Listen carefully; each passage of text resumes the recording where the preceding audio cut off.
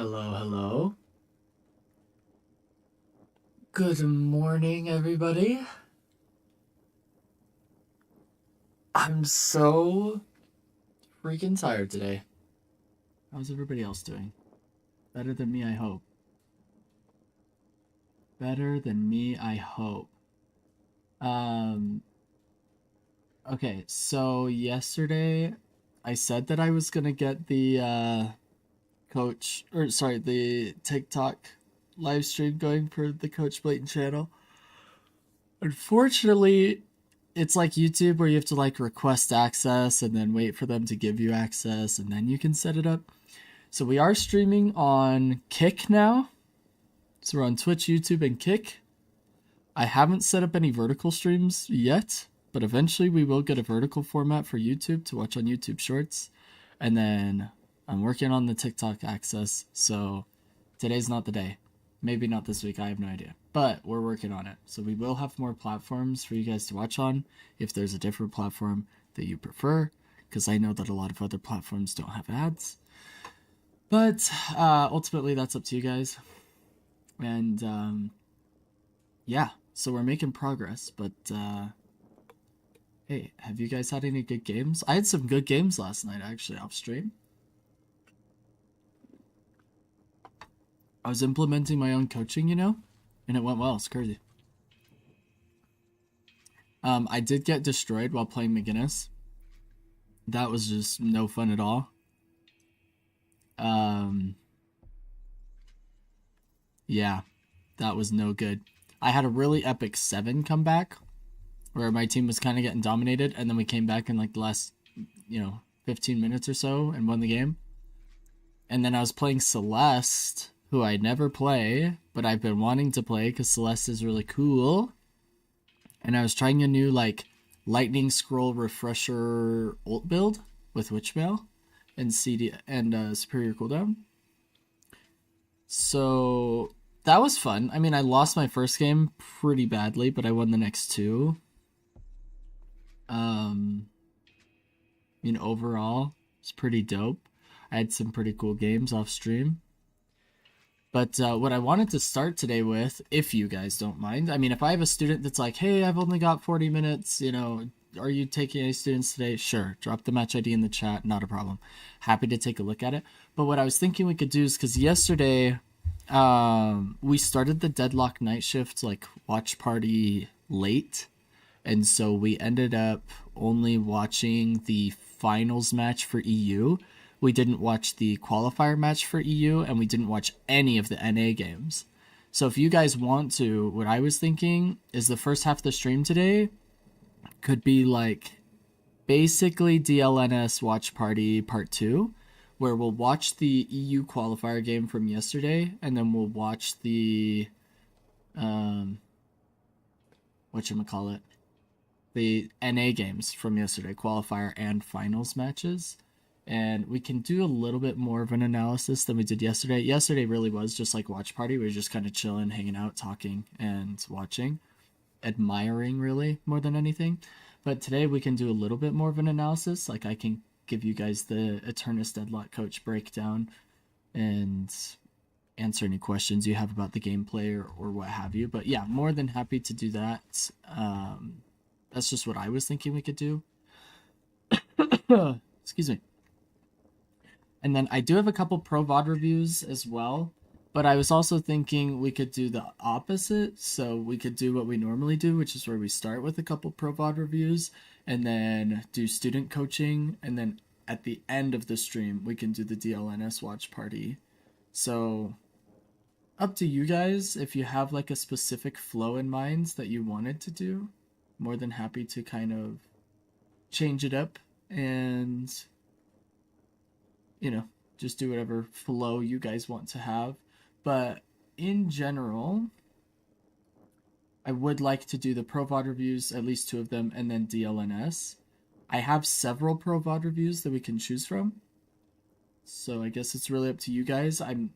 Ideally, I'd like to do the ones we haven't done before. So that would be... today I found a good Sinclair one from the number 7 North America Sinclair. We still have Vindicta. We still have a couple of Yamato games, and I can let you guys choose which Yamato game you want. Um, we have a holiday game, and I found an Apollo game from Generic Ed Boy, who's like one of the best Apollos in North America, if not the best. Wait. Oh no, Generic Ed Boy is number 7. But still, I mean, he's like still one of the best Apollos right now. Um, so we can kind of choose. I was thinking we could do like, since Sinclair's more of a support in Eternus 6, or it's how he's played as like support ult stealing bot, we could watch like Sinclair and then something a little bit more exciting like Vindicta or Yamato. And then on another day we could do like Apollo and Holiday. You know, just kind of split it up between like pick hero and then more Spirit Nuker or M1 Hypercarry or something. So it's like more passive gameplay and more aggressive gameplay, and we kind of split it up between the days. So we have two Pro VOD reviews that are fun to watch on stream, but you know, not two like support VOD reviews back to back, if that makes sense. I don't know. I think people would get bored if they're watching support VOD reviews all the time. Just the ideas that I had in my brain. Okay.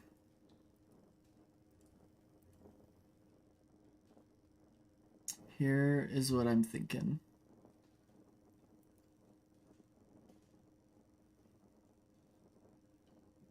Let's do this. Let's do the DLNS on the second half of the stream, most likely. I actually don't know how long I'm going to be streaming today because of how tired I am.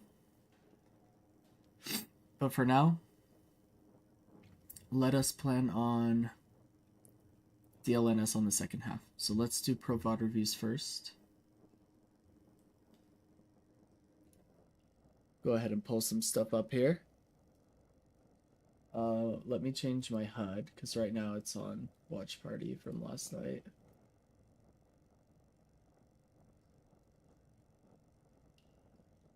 Okay.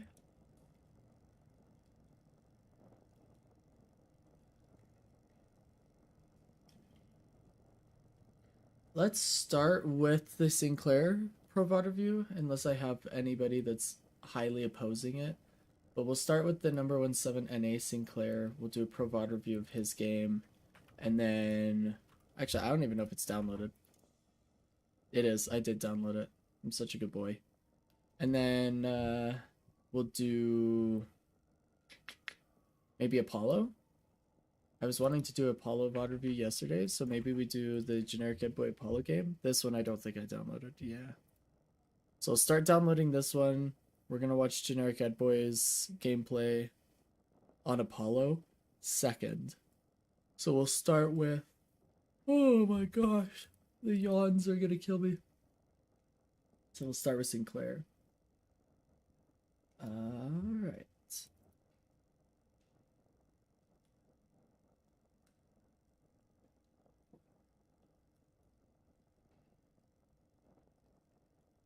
I was trying to find some other games today.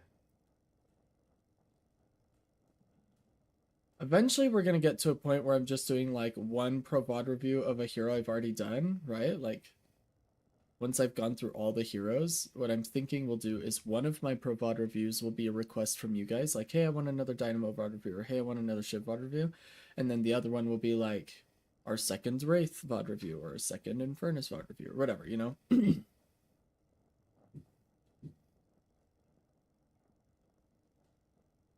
Because I want to make sure that on the YouTube channel we have like pretty up-to-date Pro VOD reviews based around the current meta, since meta changes so often. But because there's so many heroes to do all the time, and that's only going to increase, I have to do like at least 2 Pro VOD reviews a day to make sure we're staying on top of that, if that's the goal. Honestly, I don't know how realistic it is, but it's where we're at, you know?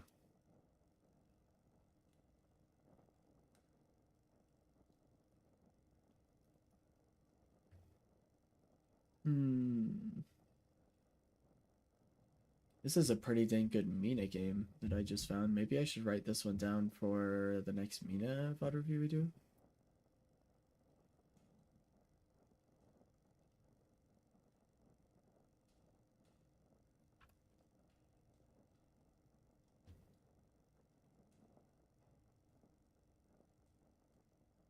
Let's take a look here.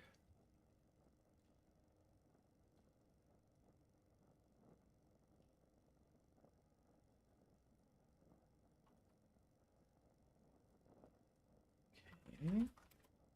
Found a rocker playing Mina. Is he on the leaderboards? Let's take a quick look.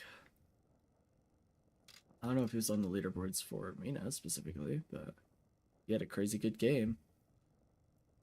I don't see him top 20. Should I even look at Paige? Last time I was 6'7" and you guys made fun of me. Probably dropped now. Yeah. Guys, maybe I need to go back to just one tricking Paige. This whole learning new heroes and D-ranking because I'm playing heroes I never play is clearly not going well. I'm gonna drop out of top 100. I used to be top 50. I probably should push like top 10. Probably the way to go. Okay, what were we gonna do? Sinclair. Sinclair. Let's start here.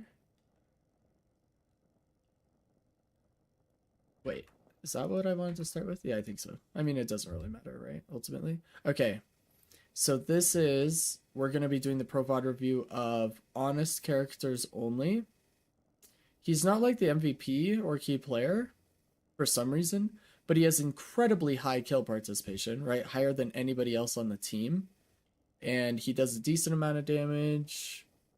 And Sinclair is mostly an ult bot, utility bot, so we don't really expect this kind of performance out of him or anything. But either way, this is Eternus 6. He's beating generic Ed Boy. He's playing with paid actor, Draven, Duo. You know, these are people that we're familiar with and High Eternus. So, Pro VOD review of honest characters only, the number 7 Sinclair North America at the time of recording this. Let's go ahead and give it the Eternus Deadlock Coach breakdown.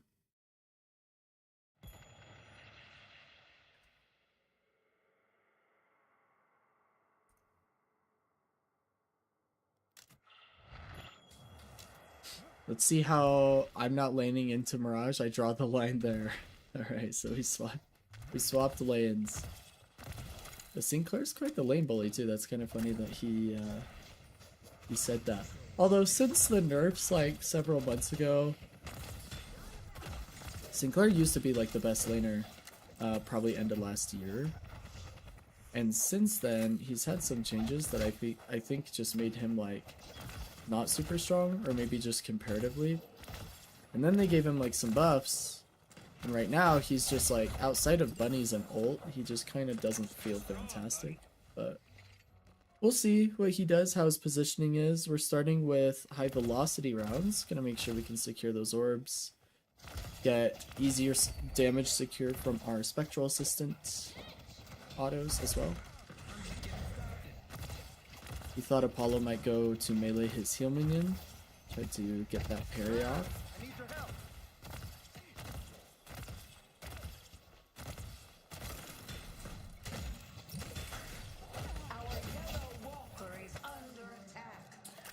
I was theory crafting, him punching the minion reminded me, I was theory crafting a punch page build. So I already have one, it's a meme.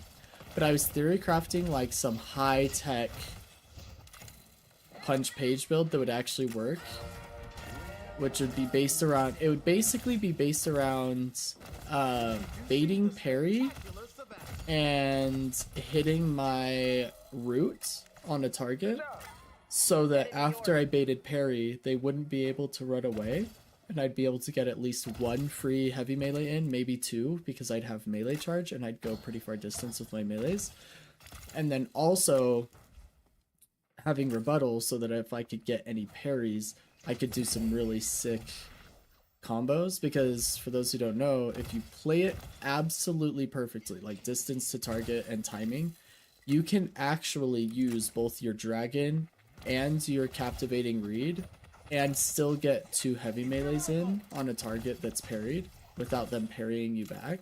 But it's like a super tight window. So I was thinking of like using this crazy high-tech parry timing deal and baiting parries with heavy melee canceling. Stuff like that. And seeing if I can make it work. But again, this is one of those moments where it's like, every time I want to test these builds in Eternus, I just get absolutely dominated. Because my elo isn't meant for that garbage. So, I don't know, I'm caught between a rock and a hard place. I definitely don't want to create an alt account just for that. Look at all that damage he's doing. Jeez. 300 damage to Infernus, I think? Now, between Wave and Infernus, he took about that much damage too. So it was probably a net equal trade, but still. I like his use of the assistant in a spot where he can easily get damage off on the enemy. Usually people will put it in a spot where you get a lot of verticality. I see the enemy.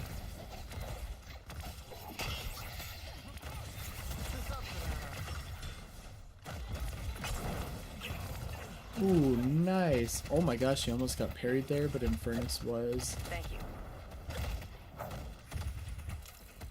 Infernus was a little late. Oh my gosh. Trying to get that heal minion to apply some more pressure. Also clear the wave. That way, low health Infernus will have to take damage from the wave. Oh no! Holiday does go down.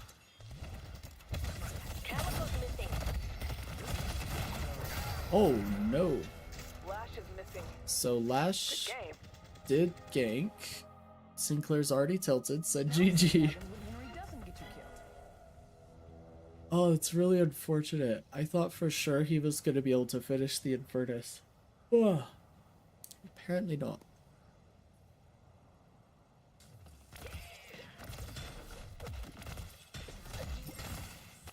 This is a scenario in which you actually don't want to get the heal minion first, because you just take extra damage. Holiday gets punished again. Unfortunate.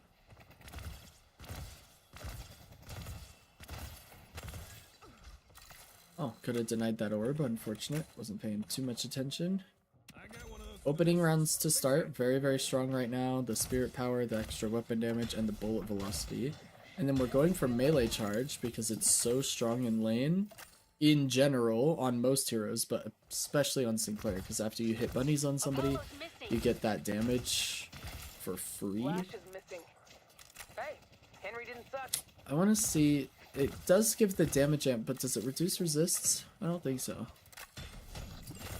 But they do move faster as a bunny, so you need that melee charge to keep up with them.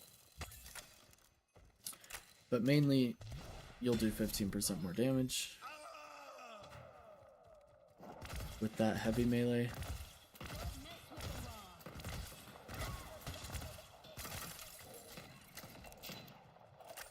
Introducing the magnificent Henry. Don't worry.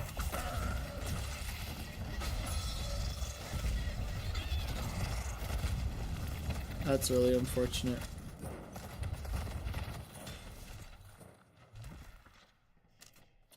Nice movement to get away from the Infernus burn, so we don't actually get that passive procced on us, but Holiday is really struggling.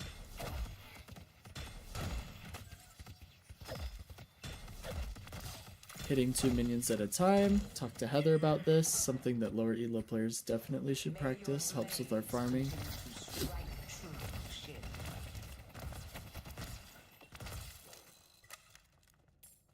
Then he comes and clears the wave, since that's the most important objective in the game.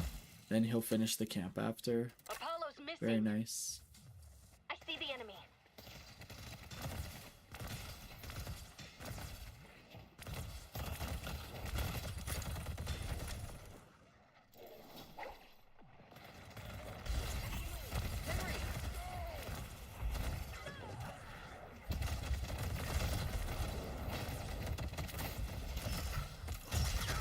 Oh my gosh, I can't believe he went down and Infernus got out there. That is so unfortunate.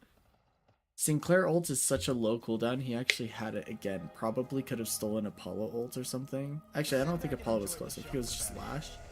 but probably could have tried stealing a Lashel and picking them up and throwing them back into the Guardian. I don't know, but really unfortunate. This is a rough early game. Sinners are up. Holiday is right on the Sinners at 8 minutes, so we are on a good timing. We haven't been able to get any bridge buffs or anything because of all the lane pressure. We need to make sure that we are paying attention, however. Oh, good patience there from him. Knows that Apollo's going to riposte, so intentionally waits it out. Ready to unleash the swarm. What was I saying before that, though? Oh, we need to make sure that we're communicating our failures in macro. So, like, if we have too much lane pressure, can't get the bridge buff, we should definitely be communicating that to the team so they know.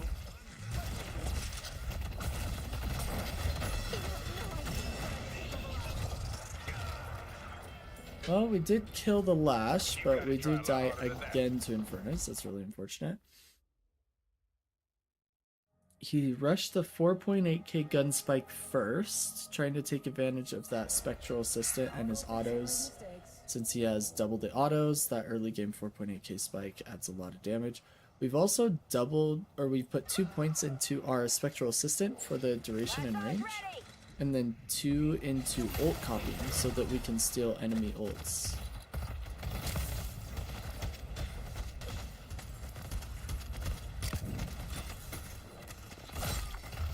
Ooh, looks like we're going down.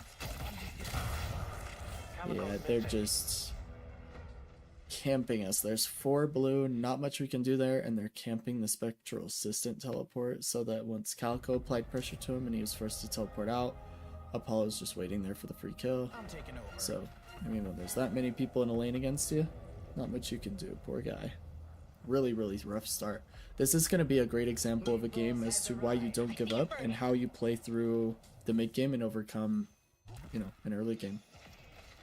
And we're actually doing okay in other lanes. Like Silver's got 11k souls. She's actually highest net worth in the lobby right now. So as a team, we're actually even, you know.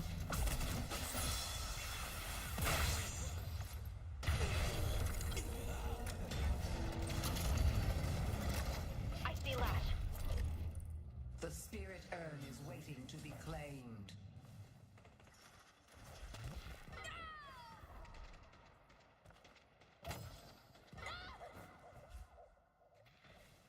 There's no escaping Has me. become a problem.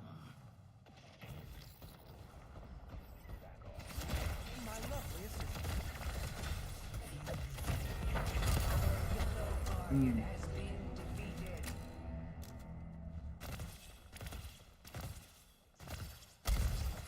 So their Infernus, played by Generic Head Boy, is dying for the Guardian there. Enemy team is running the urn. Most important objective on the map. We definitely don't want to give that up. Knocks no stress on cooldown. Now, whether we'll make it there in time is a different question altogether, because our team would have to knock it out of their hands or delay in such a way that Lash doesn't go for the depot immediately. But we are heading over there to try and contest best we can with our team. Knocks no stress, almost ready.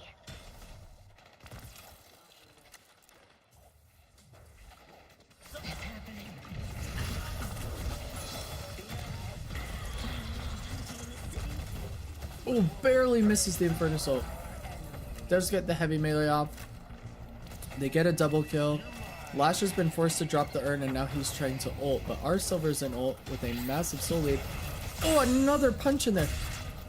Man, he's getting away with these very, very aggressive heavy melees that are not getting parried, so he's able to get so much damage off. Great fight overall. We got, you know, 4 kills, I think, so 4 kills, denied the urn. I think we lost maybe 1 or 2, but net positive 2 or 3 kills. Really good fight, and then we now have a 4k soul lead. Very strong. Knocks no stress on cooldown.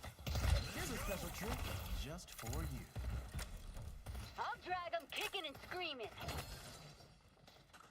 I see Apollo.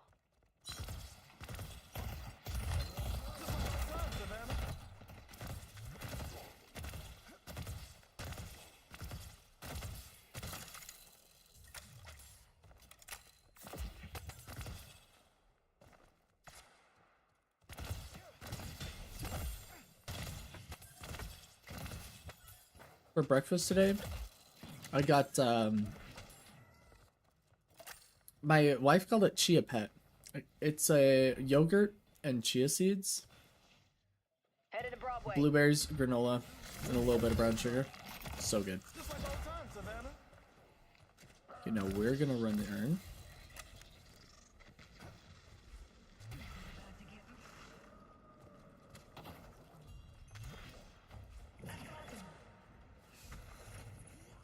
Most important objective on the map. We denied it from the enemy team, but now we want to make sure we're getting it. Now, our team is kind of distracting this side of the map. They've got 4 players over here, so we've got a 3v2 over here. And Paradox is going down over there, so we're going to be able to distract even longer. But now we're in a 3v3 because Mirage ulted over. Our green guardian has been defeated. We're backing up.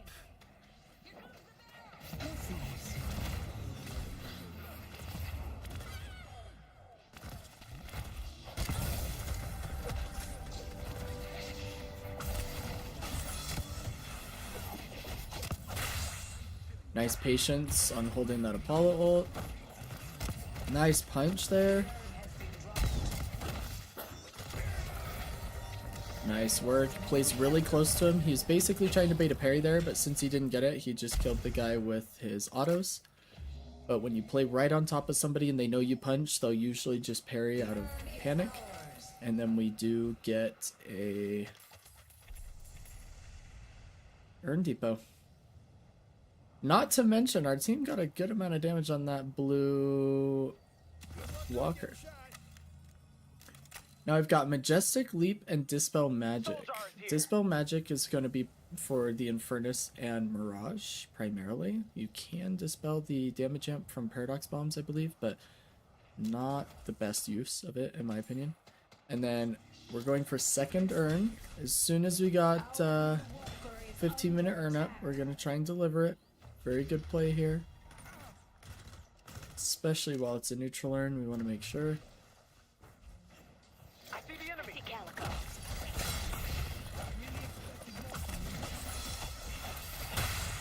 Nice ult. Steals Apollo ult. And it's back up in 30 seconds. I mean, this is just disgusting. Because he gets to steal, like, the cooldown reduction or whatever of enemy heroes. Sinclair ult, in my opinion, is a little bit overtuned. I think he needs to be buffed in other areas, and then that needs to be nerfed, because I think his ult is a little bit too strong.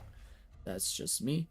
Our team has so much pressure across the map, except for these 2 waves. I mean, obviously, these 2 waves are pushed up pretty bad. But we're pushing them back here, we're pushing them on Walker here, we get a free Urn Depot. We're now 10k souls ahead. So we are just building that lead, making up for that early game. This is why lane phase isn't like a make or break, because if you can just get a couple good coordinated fights around the urn. We got 2 Urn Depots so far. We denied their Urn Depot, got our own, got the second Urn Depot at 15 minutes, and now 10k soul lead after that rough early game.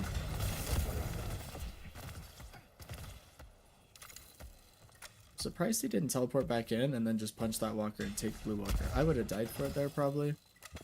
But I am an aggressive player. I would have been willing to die for blue walker. Although not entirely necessary, obviously. They'll be able to get it another time. Maybe even just backdoor it without a wave because it's so low.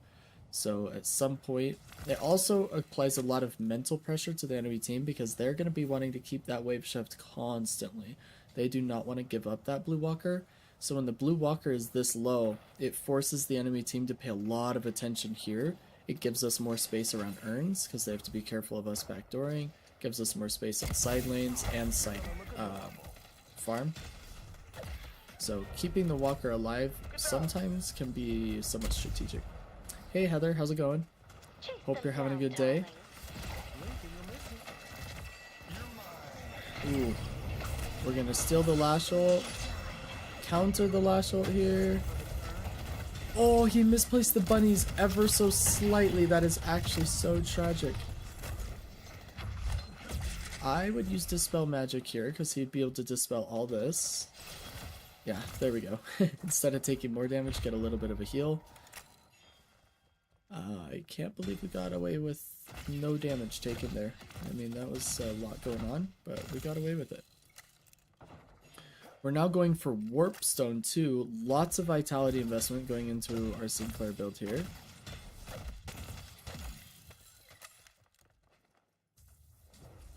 And lots of utility based around us being able to survive, have mobility, get around the map, and take advantage of any given ult that we want to steal, right? We would be able to steal a Lash ult, Majestic Leap, get that Lash ult off, steal a Mirage ult, TP across the map if we need to, steal an Apollo ult, stun some people, maybe get a kill, steal an Infernus ult, contest the mid boss with our bunnies, you know, lots going on here. Let's get to work, Savannah. Sets down a Spectral Assistant in advance because he's looking to get aggressive. Doesn't see any kill potential, teleports out to safety because he'd already set it up. Very strong play.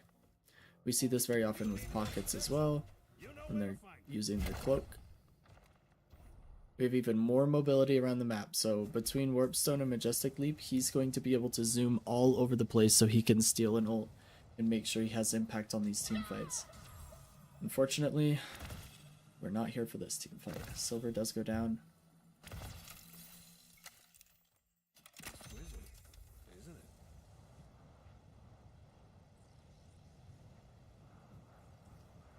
Heather, we're doing a pro VOD review of the number 7 Sinclair in North America. Ooh, that Calico almost goes down.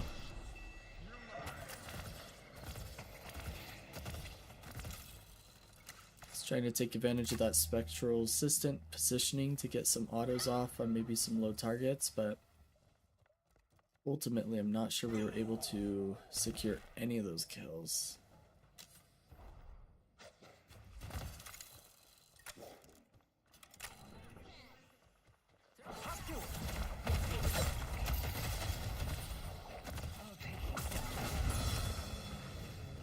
Oh, he went for the Calico ult, but unfortunately he was unable to hit her with the first burst.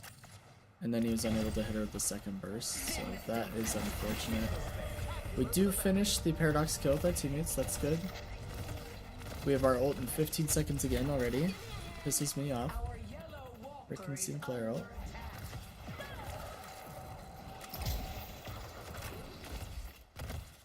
We're using our verticality to avoid any damage from like a Lash ground strike or just make ourselves hard to hit.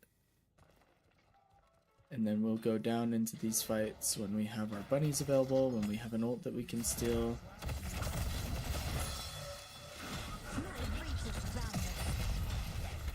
Ooh, we do go for that second melee.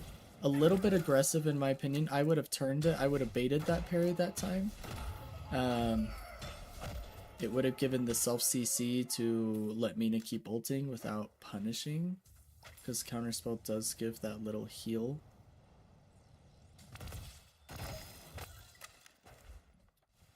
Yeah, see, he parried, he even said, made you stand still. So Sinclair was heavy meleeing to force him to parry, to force him to self-CC so that Mina ult could keep channeling. Although in that scenario, you'd already seen Counterspell go off, so you knew he had it back. I probably would have baited the parry. Like, I would have turned my punch.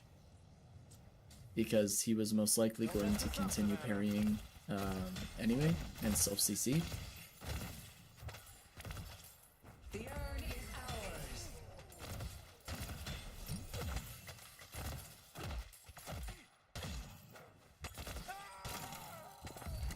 Your mind will be born. Oh, that Mirage has quite the attack speed going on.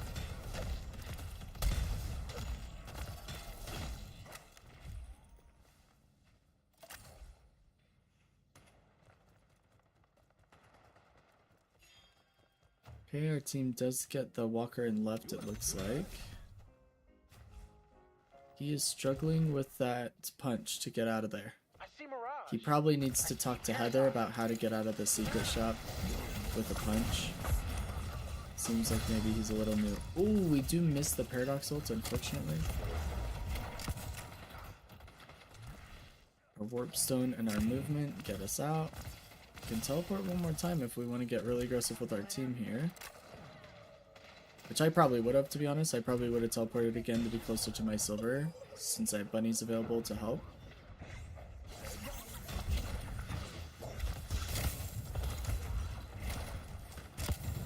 I would have tried to grab an Infernus ult here.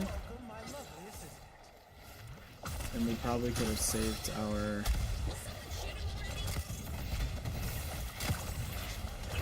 Ooh, well played. Start with a stun from whatever ult you can steal, then into bunnies. So, stun, punch, bunnies, punch. Very big damage. Nice. I'm a pro now at Secret Shop. I know, this pro VOD review we're doing, he's even missing these punches to get out. Definitely could use some coaching from Heather, I think.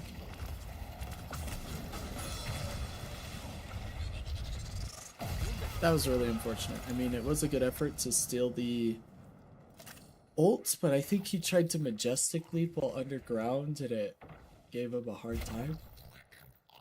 So we didn't actually get any value, but it was a good effort. This is a high level play to stay around at 270 HP and not reset. I mean, he's staying there to give his team more value and help out in any way that I can. I would like to see him stay for the bridge buffs. I don't know why we're resetting now that bridge buffs are coming back up. Pull back. But I guess his team is over there, so maybe he's communicating with them. Maybe he's not looking at minimap and clock. Maybe he needs Heather to coach him on that too. They really are rather pathetic, aren't they?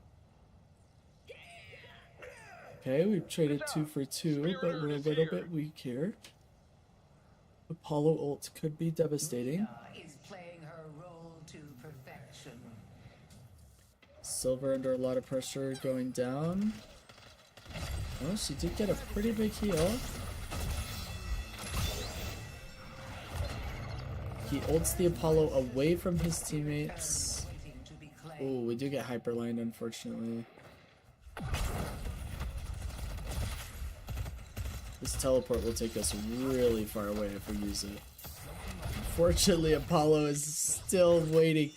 That is like the second or third time Apollo has just waited at our spectral assistant for the teleport. Really unfortunate. Good use of his movement, using these wall jumps and air strafes to get as far as possible, as quickly as possible.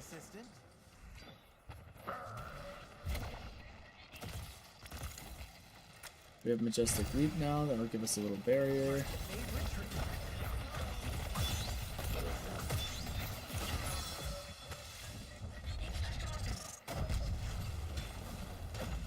Ooh, double heal minion actually gets us back in this fight. It was like an 800 heal. Ooh, warp stone away from the Apollo ult. Bunny's on the lash.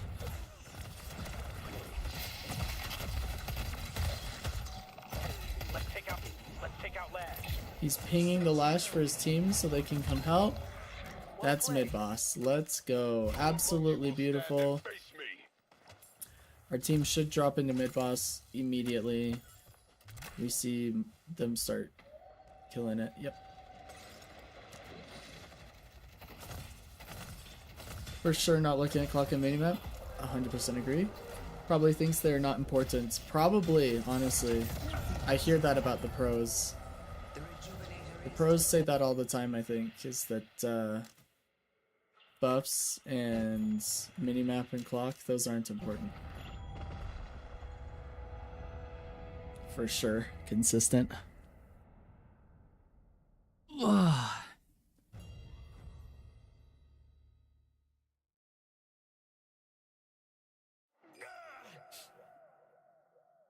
Alright.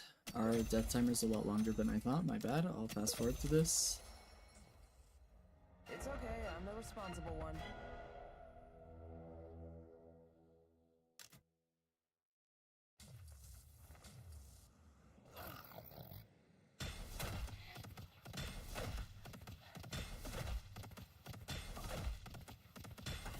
This is a pretty quick game.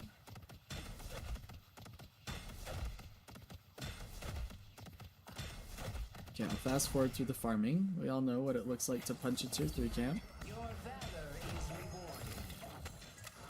Gives the sinners to his teammate. Just got enough for Diviner's Kevlar. He just got 1,000 souls from Diviners. Still in the ult. I see the enemy. Go back to normal now that we're fighting here.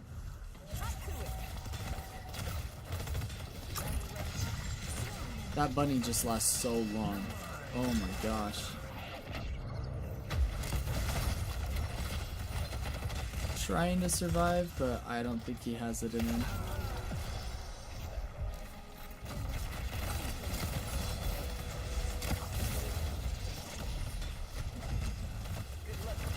A greater expansion really coming into clutch with that Infernus ult, making it much wider. I think we're gonna die for real. Oh, we stopped ticking. I think we're okay.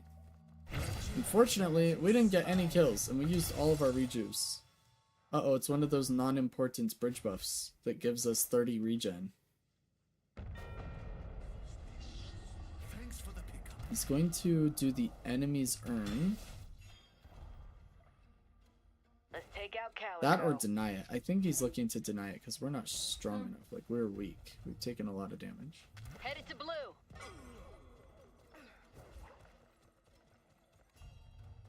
What are you doing?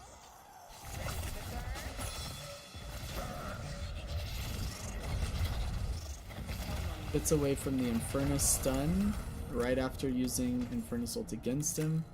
Warp stones out to not get counter stuns. Beautifully done. Our yellow walker is under attack.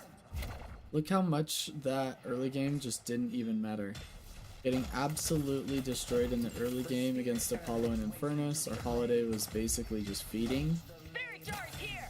And in the mid game, we prioritized the urn as a team, get a couple of depots, and then got a soul lead that we never lost. Headed to green. Lovely assistant.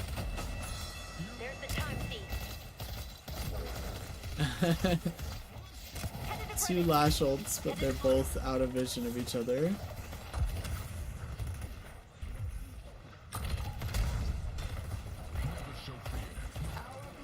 Trying to run away, because they're trying to knock this urn out of his hands so they can grab it and deposit it, but unfortunately Wardenal is just going so hard in the paint that they are struggling to keep up.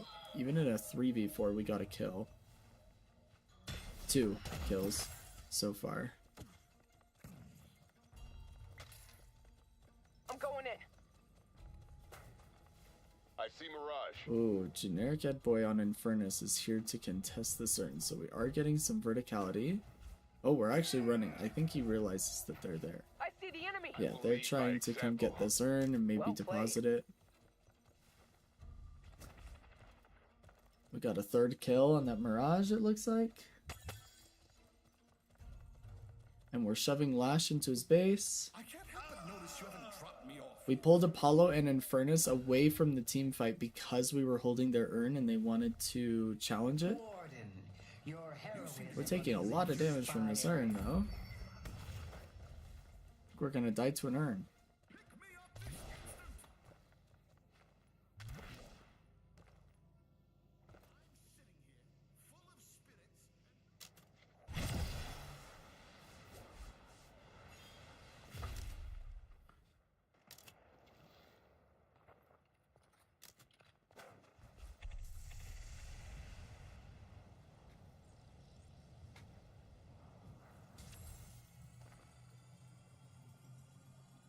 Great job.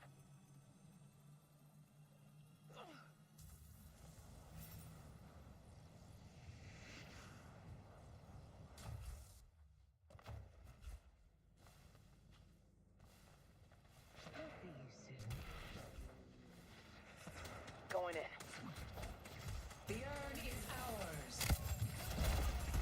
Alright. Infernus goes down. We're trying to steal an ult that we'll be able to use. Oh, we do miss the Paradox ult, unfortunately. Taking a lot of damage, so we back up a little bit here because we don't have mid-boss. And mid-boss is up really soon. We're actually probably going for it right now. I think it's up before Eternus comes back, and we're just going to want to take that 6v5. I imagine they're going to force it. Yeah, there goes mid-boss. And we're going to drop down and force mid-boss. Now, they may bait it. So, because of the Apollo ult, the Paradox... actually, Paradox doesn't have ult. But because of the Apollo ult and the Lash ult, we may just get the audio cue and fight. Although I doubt it. I highly doubt it.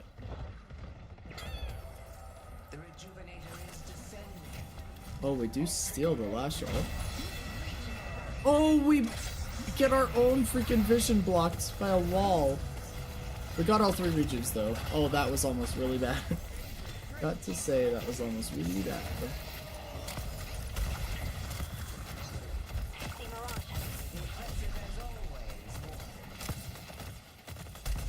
And it looks like this is the enemy team wipe that gets us into base and ends the game.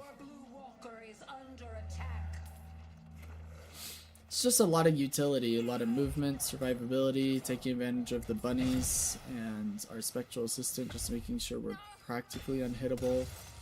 Stealing ultimates, getting in and out with the ultimates that we steal, waiting for the...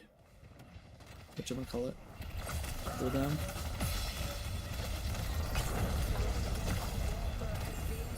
Unfortunately, Eternus does take... oh, we missed our bolts drastically. Eternus does take our walker, but because we've kept him away from his team, we're just taking his base.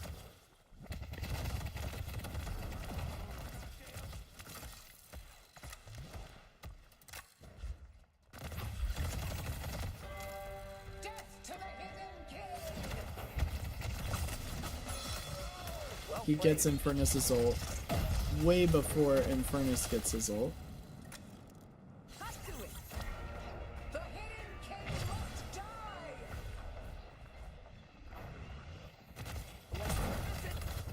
Continuing to fight him.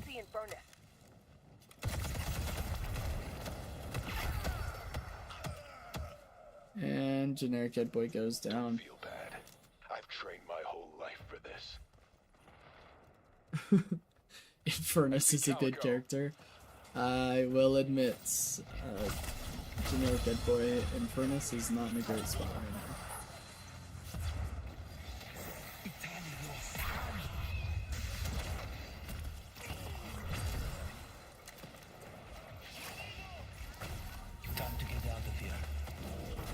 Canceling that Mirage ult, not letting him TP out. And the bunnies are the kill. Patron is down, and now we win 6v1, 2 rejuves. Well done. So this is actually a really common way to see Sinclair played in pro gameplay now, is where it's a whole lot of ult stealing and then mobility in between, making sure you're not dying so that you can get as many ult steals off as possible in a single game. So even in a short game, pretty much once or twice a minute, you're using somebody else's ult.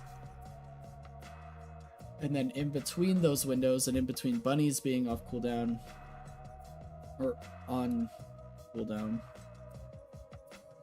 we are moving around the map, making sure we survive, you know, just hitting from distance, using our gun and our Spectral Assistant, any other util that we buy to maintain survivability.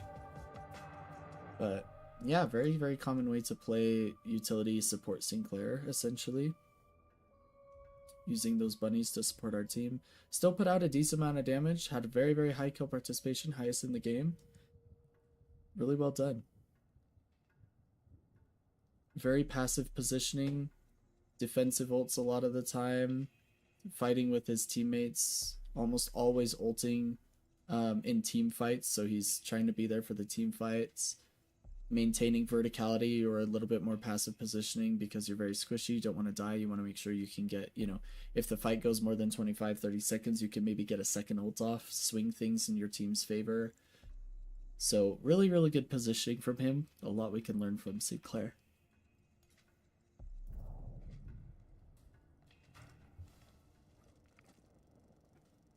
Alright.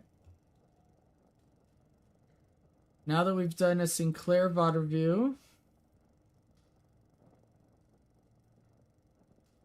Let's send, since generic Ed Boy just lost, we'll watch one of him winning.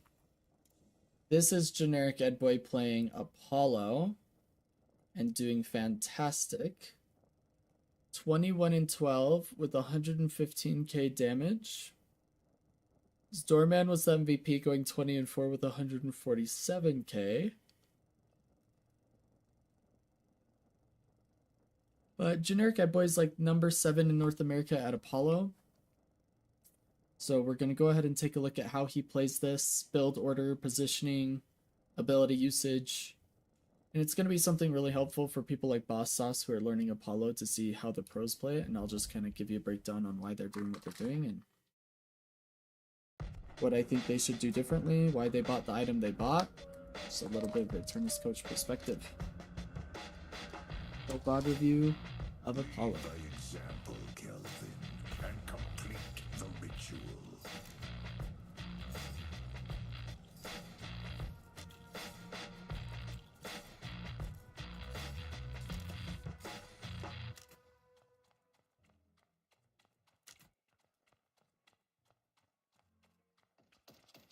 The sigil of my family will protect me.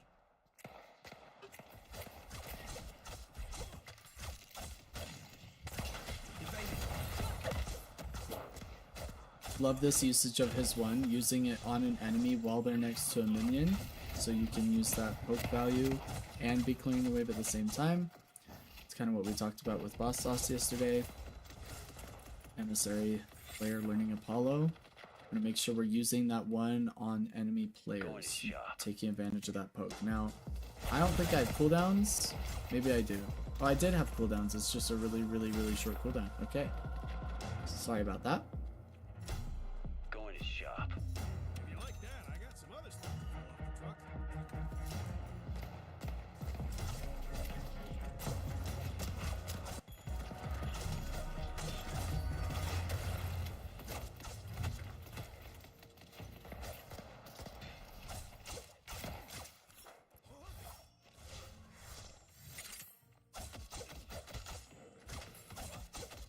So I talked about this with Boss Sauce, but putting that first point in disengaging sigil plus Mystic Burst just gives this, you know, about 160, 170 damage burst.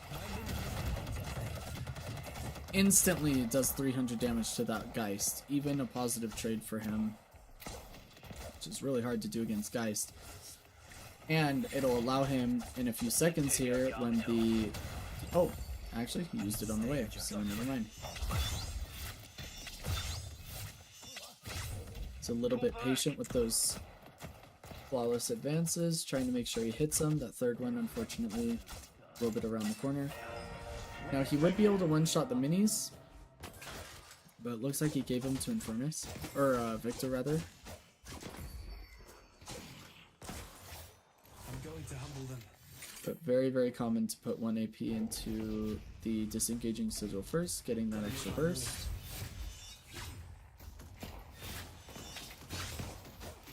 Holding that third one to see if he can get a little bit more value than the first two, since he missed. Unfortunately, got no value out of the flawless advance.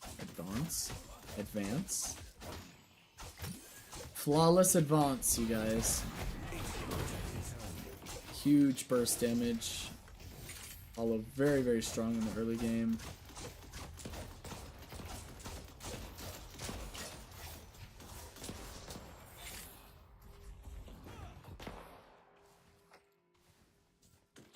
Thanks. After this wave, we're looking at minimap and clock. We know that our minis are going to be back up.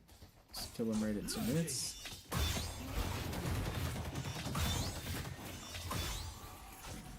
$300 damage to Geist, a positive trade.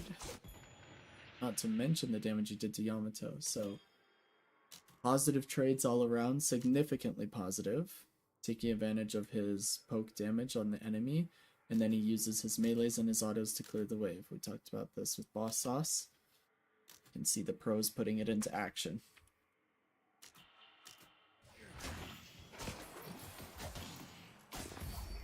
Hard to stop an opponent you can't hit. Stay 2 steps ahead of death, my friend. Minis will be up any minute. We did kill them a little bit late, so here we are. I'm actually surprised to see that he's not just killing them with disengaging sigil because it would one-shot him, but I guess he wants to keep that for the enemies.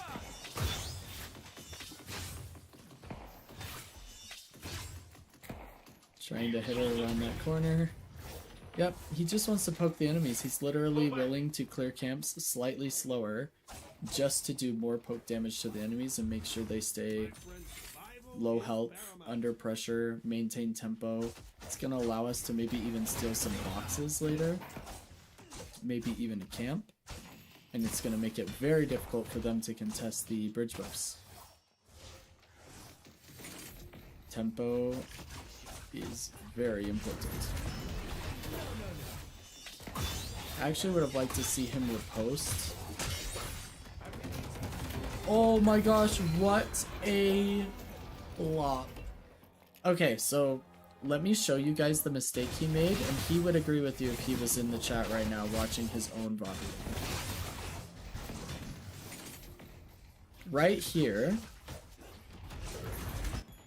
if he riposts, he would be able to stun her and reduce the damage he takes after this grapple hits him, and then use his combo to kill her and get out without taking as much damage from her in the tower. But look. He just took this damage that could have been riposted. Then we start getting beamed by the tower. And we're still trying to kill her. What an absolute fumble.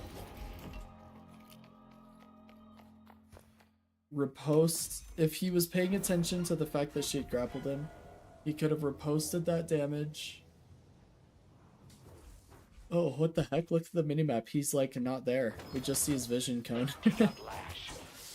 He could have riposted the damage from the Yamato, and then he could have maybe even weaved in a light melee, used his disengaging sigil, and then started using his flawless advances, and he would have killed her and gotten out.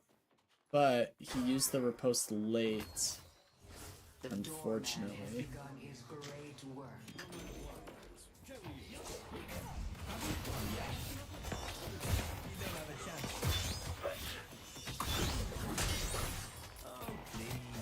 I'm gonna go back because I don't have cooldowns, which is annoying.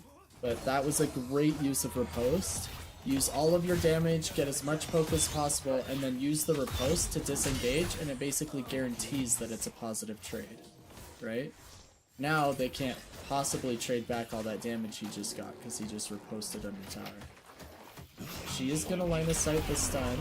Ooh, we do get Geist ulted. That's really unfortunate. Well played from Geist. Old habits die hard, I'm afraid. Yeah, when you're Victor and you're trying to plan a death, like you're getting aggressive and you know you're gonna pop your ult, you gotta be careful because we want to make sure that, ooh, Lash is here to punish us. That's unfortunate. It's important to try and die as out in the open as possible when you're Victor because people can line of sight your ult and not get stunned. Unfortunately, Lash gank does give them the 2-for-1 trade on us.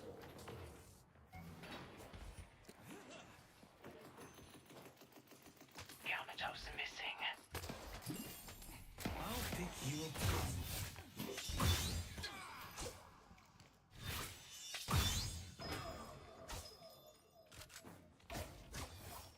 Poking the Geist any way we can. Keep as much tempo as possible.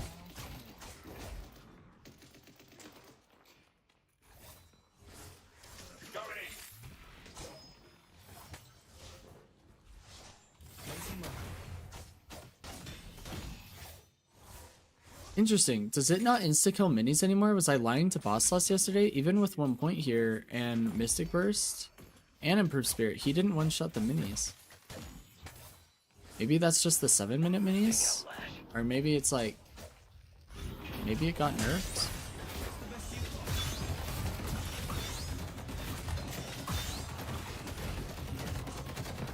Ooh, it was a tough trade. Geist does have upgraded life drain, I believe.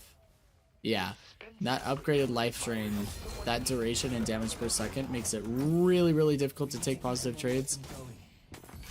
Very clutch to get that heal minion.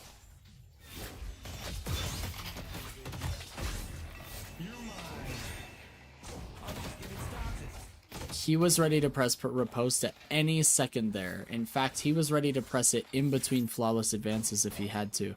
If he went for a ground strike or ult, he was going to be able to riposte that. He was waiting for it at any second, anticipating it, not reacting to it. And we didn't even need to use it because Lash ulted from around the corner, unfortunately. Do a small little box route, get just enough souls for what we're trying to accomplish. Unfortunately, Victor goes down.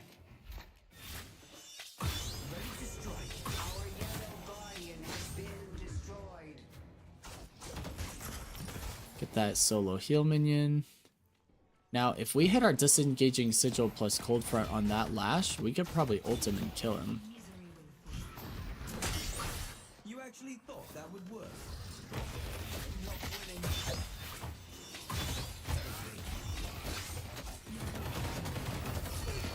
Oh, it's unfortunate.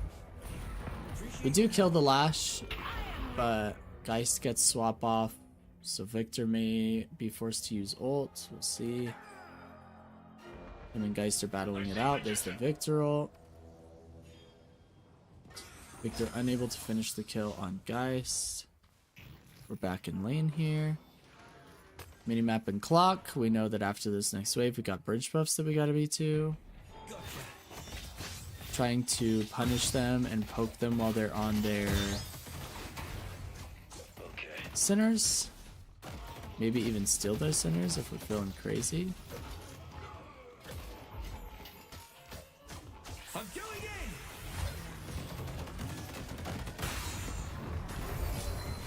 Wow, very well played. Very patient there on the... she has another charge of life drain, so she just kills us. But very patient on the ult cast there, making sure he hits it, making sure he doesn't just send it and waste it impatiently. Very good use of the ult here. We're going to head to another lane. We're going to go help out our doorman over here, as he is fighting a couple of them. I'm not worried about someone. I see Yamato. For silk scarves.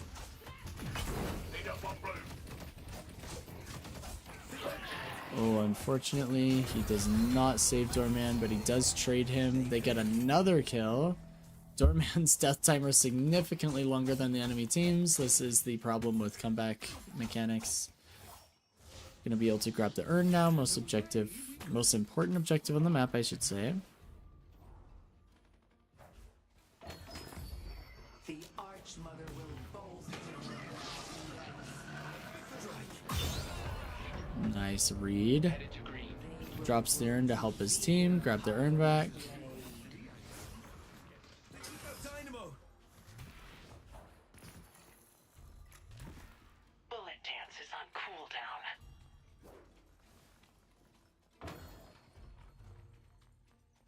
I see Sinclair. Fortunately, they do not want to give this.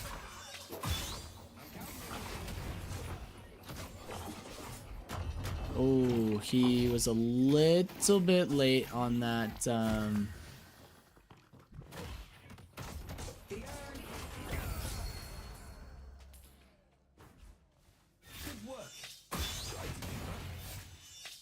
little bit late, or early on the riposte, not late. Sorry, guys. I'm trying to watch and analyze and talk, and I'm tired, and it's not meshing well today. Let's take out guys.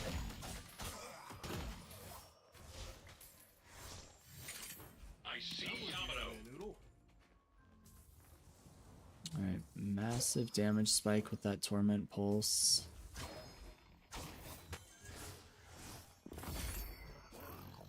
I'm not going to hold anything back. Let's take out Eternus. That is agreed. gonna CC the Geist, and she dies to the damage. But even if she didn't, she was so low that Victor probably would have been able to kill her before she got in range of anybody to swap. So very strong use of his ult. And that's super high objective damage from his Flawless Advance. We'll take a look at AP orders so far. Almost always do you fully upgrade Flawless Advance, very strong. He's got 2 points in his ult for the reduced cooldown, and then he's got a point in riposte for the reduced cooldown, and a point in disengaging sigil. This was our first AP point. This is for the poke in lane and farming camps. I get to define the We do have enough for our next buy, so I'd like to see him buy after this next wave. It's so weird that we don't have him on the minimap. Like, it's... there it is. Map view is, like, really screwed up.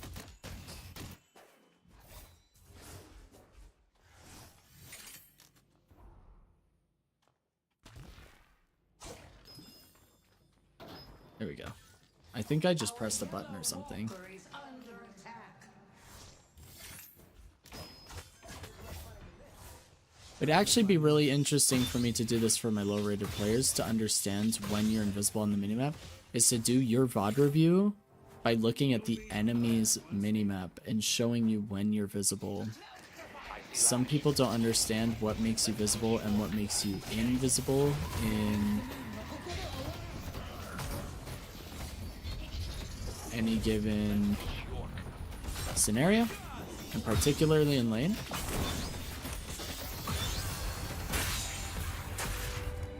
Ooh, nice counter ult, so he doesn't take any damage from Sinclair stealing the Apollo ult. Very well done. You have to be very quick on that. Most players don't know that you're invisible on the minimap so long as you're not shooting the minions or being shot by the minions. So if you just use abilities or items on the minions, you don't show up on the enemy's minimap. So, like as Paige, for example, if I have Alchemical Fire, let's say I'm building that this round, and I just use Alchemical Fire and my Dragon on the minion wave, but I was never close enough to the minion wave for them to target me and hit me. Dang, wow, what a kill.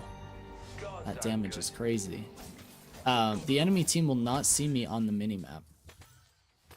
I did this with McGinnis yesterday, is I purposefully shoved the entire side lane wave, only throwing turrets out and playing far behind my wave, so none of the enemy minions targeted me with their guns, and only my minions and my turrets were killing the wave.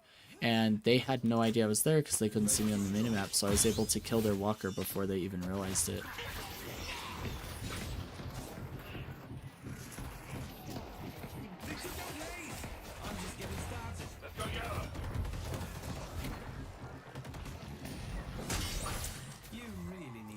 Nice riposte, good escape, just backs out.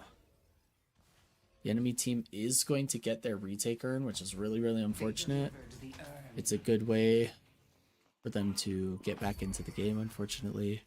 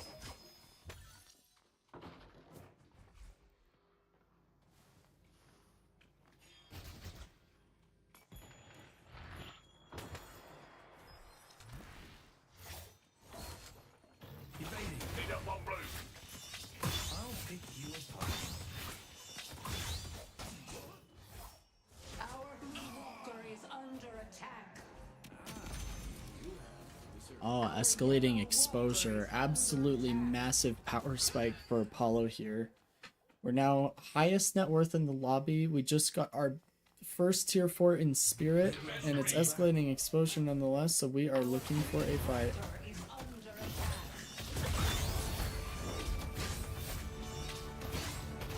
Ooh, in my opinion, he was a little bit too eager with that third flawless advance. Should have waited a little bit longer there, been a little more patient. Maybe gotten around the corner. I am gonna go back. I'm sorry, I don't have cooldowns. So we don't have repost for about 7 seconds when we get ulted.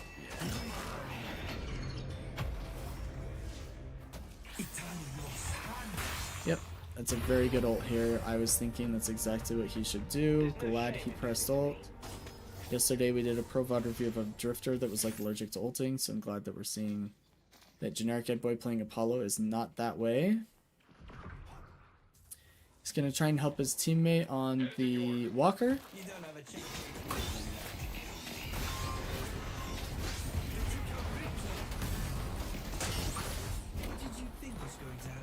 Using Warp Stone and Riposte to get out as best he can. Oh my gosh, he doesn't get hyperlines there by the Geist. That is very nice. Oh, he does get hyperline that time though. Ouch. That was a risky move there to go for the second jump pad with Geist chasing us. That was very risky. We had already gambled and won once. I will not be forgotten. Go ahead and take a look at the mini-map as we fast forward here, see what's going on with our team. Enemy team gets the mid-boss. Very unfortunate. We do have 2 walkers to play under during this mid-boss, so we can try our best to play under those walkers, get the extra resistance you get from playing underneath them, give us somewhat of an advantage while we fight the rejuves.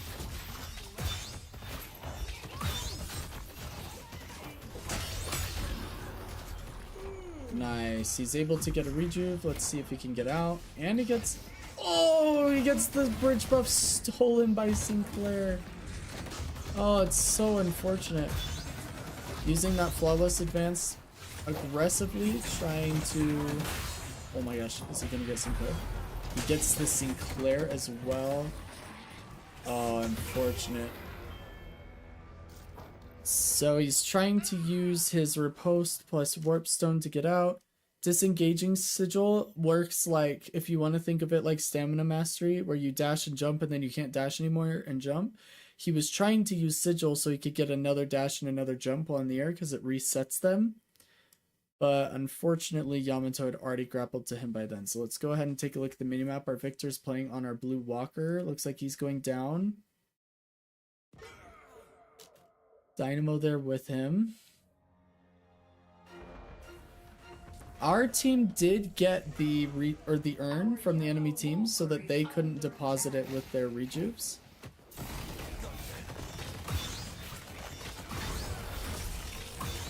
Great kill. Absolutely insane damage. Very well done. We're now going to be the ones delivering the urn because we are 5v4. And we will be 6v4 before they have anybody else up. And we kept both our walkers alive, so they did not get a whole lot out of that mid-boss. They did get a lot of farm, a few kills, and they did narrow that soul lead a little bit, so unfortunately the enemy team is now no longer behind in souls, but this urn should give us a little bit of an edge if we can deposit this. Absolutely beautiful from that bebop.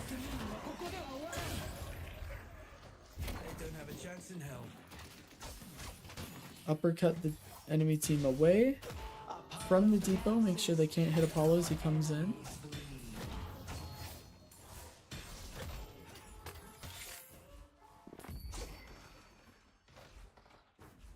Headed to blue.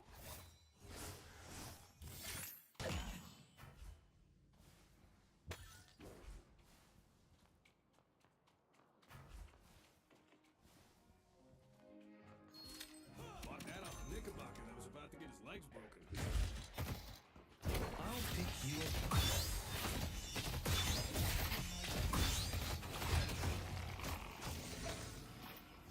Oh, that rescue beam from Kelvin. Oh, unfortunately our riposte gets body blocked, so we get no distance and we just get killed. Let's go ahead and fast forward and see what happens to our team. Dynamo is now getting chased by 3 of them. He's going to go down. Playing under that blue walker as a team. Victor's ult gets procced. We do get our blue walker. Hayes trying desperately to defend that last walker.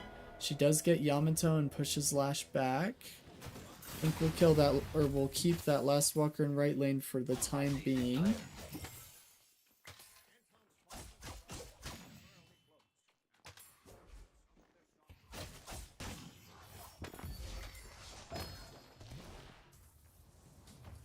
We just got Tank Buster and cooldown reduction on all of our abilities, not just the imbued abilities, so that is very nice.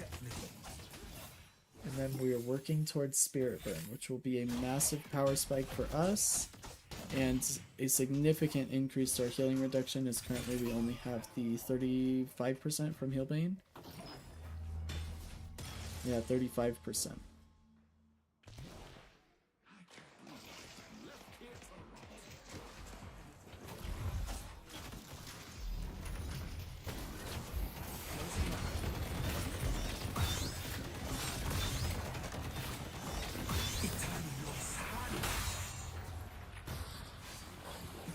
Lots of damage. Unfortunately, Kelvin did not go down quite yet.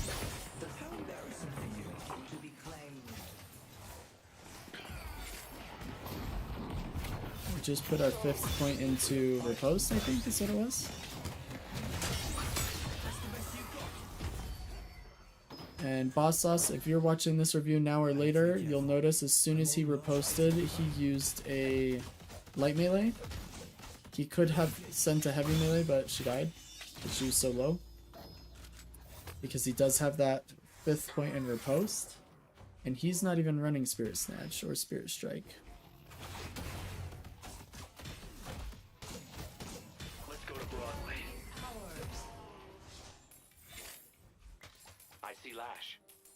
You got a punchable face, but a wallet? Mid-boss has arrived.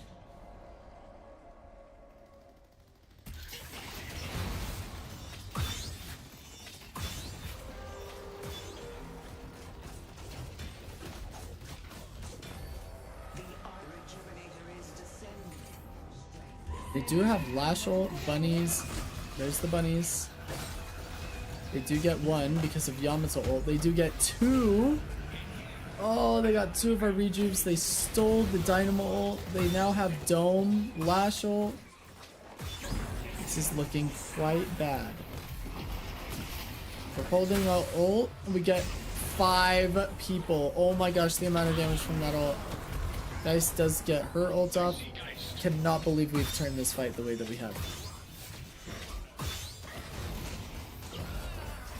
Unbelievable. They got 2 of our rejuves and instantly burned our rejuve by killing us as Apollo. And we still came out on top there. Absolutely beautifully fought from the team there. And a massive ult. He was so patient to hold his ult and he hit 5 people with it.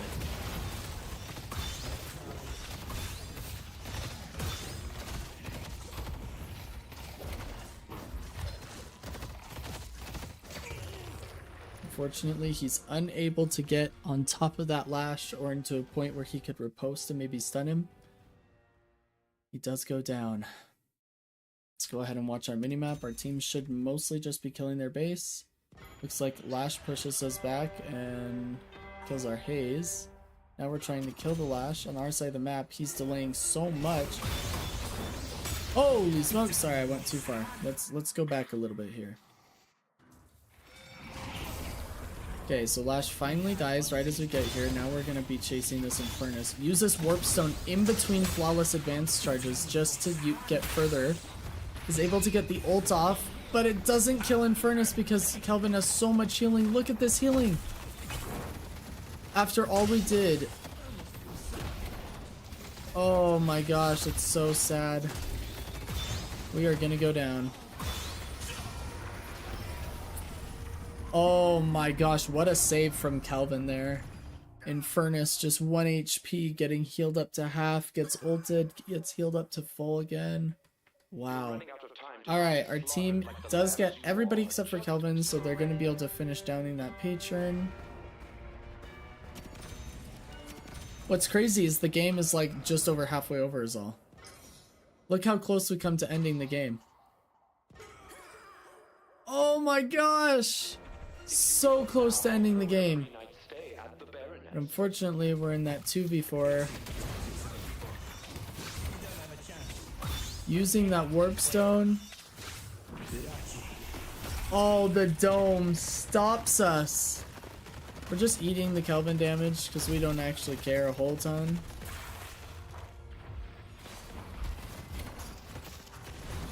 And I think we're gonna die again, I'm not gonna lie to you.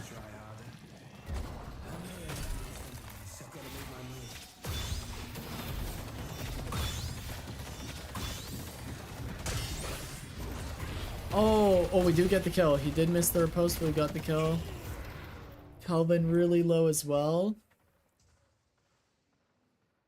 Wow, unfortunately they just keep trading us. We're just dead a lot here. Our team trying to get that urn. We were able to get the urn. However, they get our walker just from wave. Oh no! Did you guys see the minimap and the clock? Oh, they got that just off of a wave is all. Simply because we're not paying close enough attention to our waves. The most important objective on the map. Ooh, Sinclair with the unstopped counter Sinclair ult. Oh, our riposte gets stopped again and we die again. Oh my goodness, we are throwing this game. We have such a big lead because we keep getting urns. The enemy team does have to back because their patron is dying to Bebop and Doorman and Wave. So they do back. Looks like they're gonna kill us. Some of them are getting mid-boss too. Only half their team came back to defend. Bebop getting chased. He goes down as well. And we are back. Enemy team grabbing urn after mid-boss. If they deliver this urn, they'll officially have the sole lead. Such a crazy game going back and forth. I love this usage of Warp Stone to constantly be getting closer to his target. I like him chasing this Kelvin around.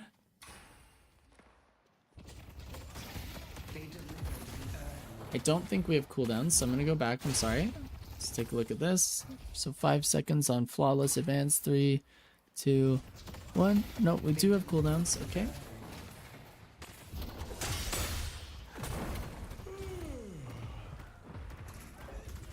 Taking a lot of damage. And use that flawless advance. I would have turned to try and get my ult off on that Yamato. Force her ults. We're gonna proxy the wave, get that heal minion. We disengaging sigil, nothing. Happens to the best of us. Makes me feel better to know it happens even to professional players.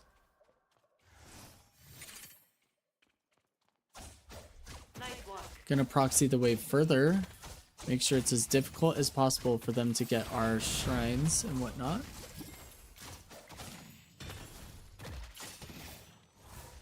And these healing minions are keeping us alive, so we don't have to try and go through the enemy to reset. Unfortunately, we are losing our base. Get 1 kill. And that is Geist's cheat death. Hopefully our team's able to finish that.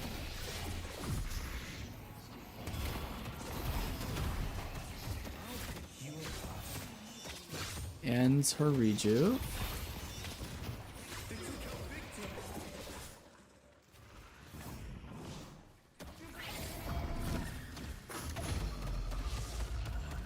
Solo Dynamo ulted, okay.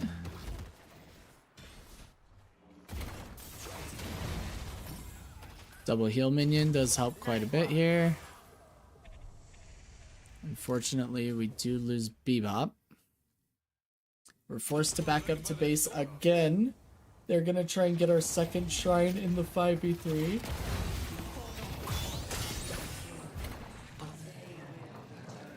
Good usage of mobility, and we now have E-shift as well. Oh, we get hyperlands. Another dynamo ult. And we go down. That Sinclair is putting in the work. We'll fast forward. Looks like they get our shrine, down our patron, and then they back out. We chase them out. We do get a kill on Kelvin, who DCs, unfortunately. I don't know if he DC'd before or after the death. Probably after, but... Gonna instantly clear the wave with our sigil. We're gonna push one more wave, because Daddy Deathy did tell us if you can reasonably and safely push the wave one more time, you should. And there's nothing more important for him to be doing necessarily. His team is pushing a 6v5. We would like to see him go there, but he has to make sure that his lanes are healthy. Otherwise, we can get backdoored. So we're going to make sure our lanes are healthy. This is going to allow us to get mid-boss if we want in the numbers advantage until Kelvin's back, even though they have 4 really good pit ults. Everybody but Geist, actually 5, but 4 alive. So I would like to see them bait the mid-boss unless they're confident that Dynamo ult is going to be stronger than the enemy's Dynamo ult. Bebop even goes down.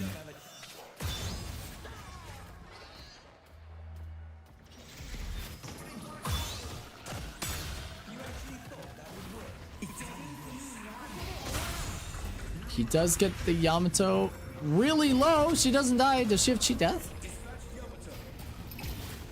No, he just literally got her to like 1 HP. He is able to kill the Lash as well. Our Doorman is very low. Victor about to proc ult.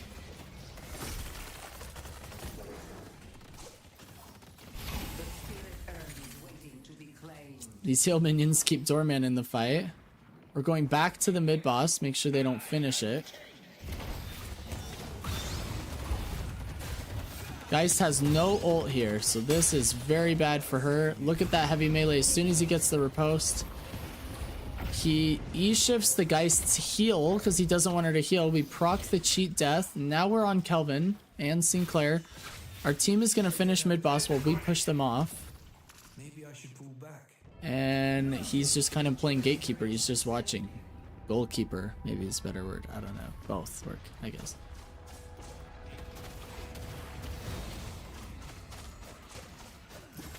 Sinclair is ulting our team as Dynamo, it sounds like. I see magician. We don't even have the soul lead after all this. We're going to be able to get Indom. Really, really big item for Apollo. Just adds to his annoying survivability with riposte. And E-shift as well. So generic Edboy definitely taking advantage of Apollo's kit and augmenting his survivability so he can maintain that high damage output and high pressure. We don't even win here.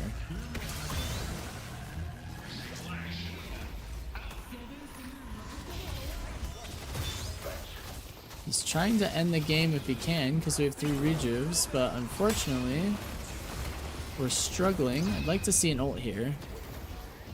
No? Here comes the ult. Oh my goodness, he lived. We're gonna do a lot of damage to that Infernus here, but no kill. Go back into the pit. Unfortunately, we're taking so much damage, it looks like we are going to use our rejuve. No, we get away. We're going to full reset. Let's take out Infernus. We don't want to use up our rejuve if we don't have to. And we have to clear a wave so we don't get backdoored. That is basically going to be a quasi reset. I mean, the amount of heal minions, yeah, I mean, it pretty much just healed us full. So now we can buy an upgrade really fast and get back, use the rest of our boost. Our boost is still active. This is your zipline boost icon, in case you're wondering, for my lower rated players. So it's running out. He's able to get back into the fight quickly and instantly into the fray, pushing that enemy team. I would have liked to see a repost on that Infernus, since we knew he was going to dash away. Instantly cancel it with a stun.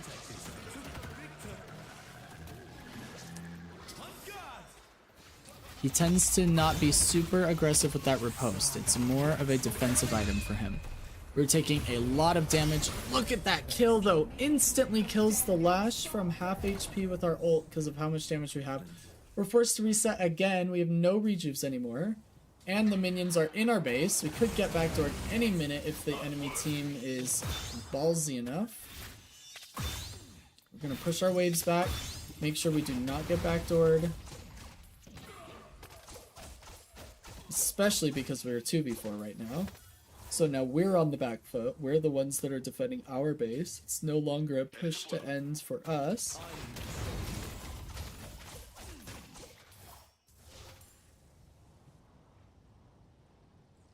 What item will he get now?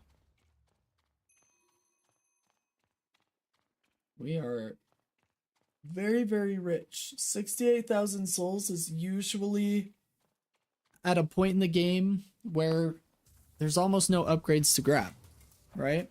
He could sell Spirit Resilience for like Witchmail, for example.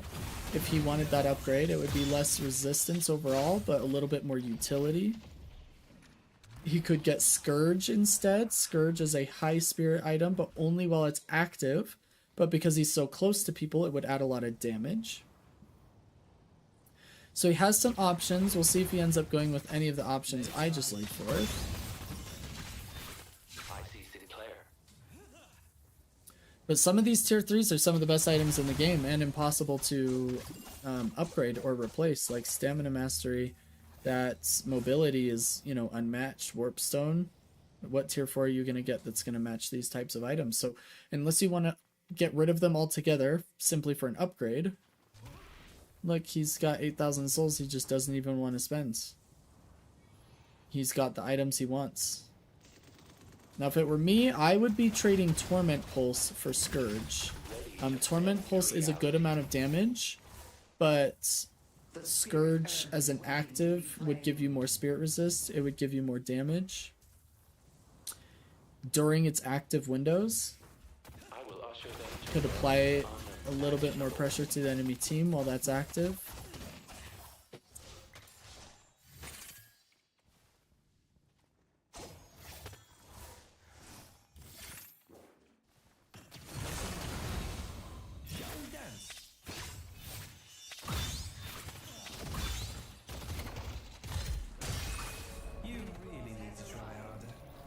Using our mobility and our riposte to get out of a dangerous situation. We definitely don't want to get picked with mid-boss up.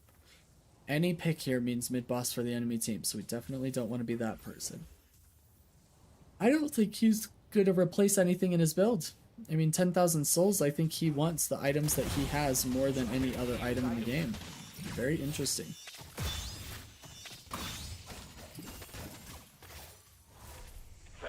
Personally, I would probably replace Spirit Resilience with Spellbreaker if I just wanted high Spirit Resistance.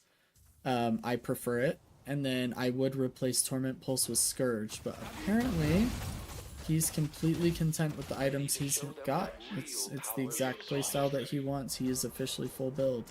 And has been for about 13,000 souls. So 63,000 souls in the way that he was buying and selling items. He hit full build. Our team is going for a mid-boss, and we are not there. Because we are forced to be clearing waves. We cannot be backdoored here. We have to be very, very careful. Our team gets 1 kill. We get Yamato.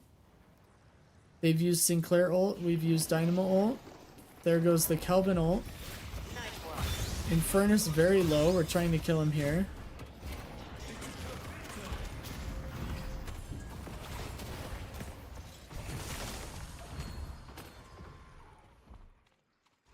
We're looking for an ult opportunity where we can hit as many people as possible, but they are all jumping around these corridors.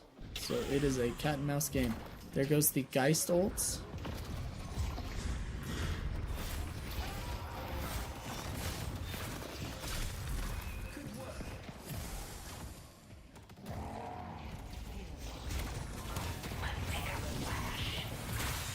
We get the ult off on Geist. I think yeah, she just has so much resist. She's not taking very much damage here. There's the cheat death.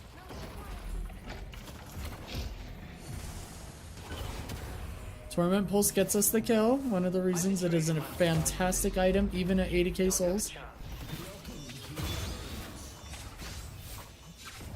I would have liked to see him be more patient with that third flawless advance and use the warp stone that is currently available.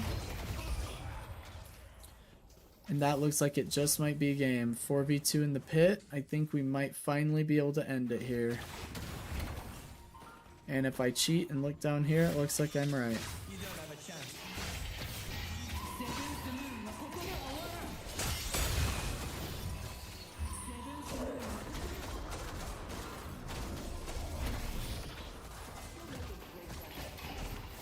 I'll pick you apart.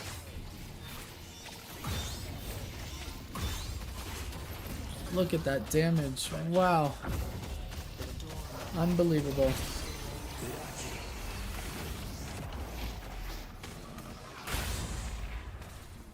And that's game.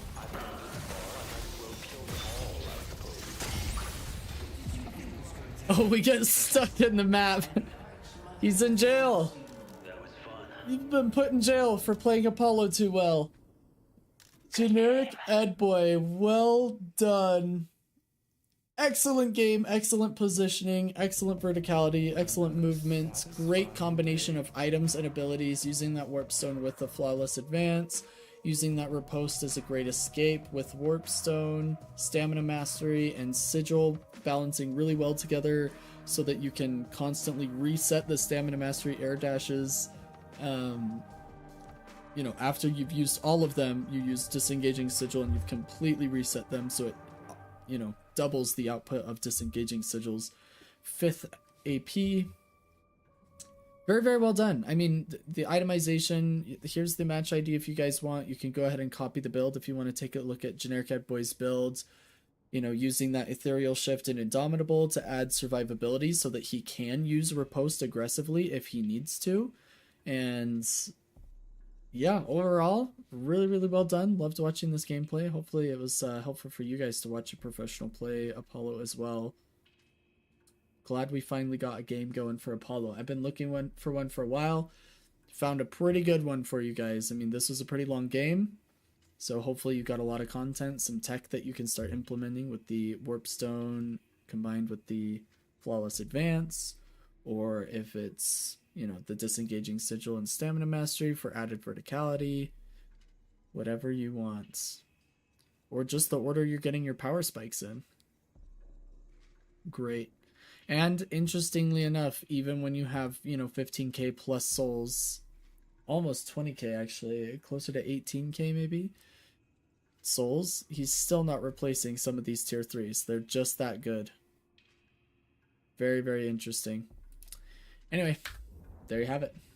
Ladies and gentle cars. Okay. I haven't had any students drop in with any match IDs. So I'm assuming we don't have anybody that wants any games reviewed quite yet.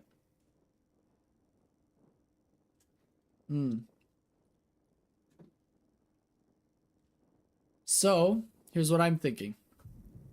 Until I do have students drop match IDs in the chat, which actually, now that I'm thinking about it, I was going to add a bot, like a Stream Elements bot, that like once every hour or so, every 30 minutes maybe, it would just be like reminding you guys, you know, you can drop a match ID in the chat.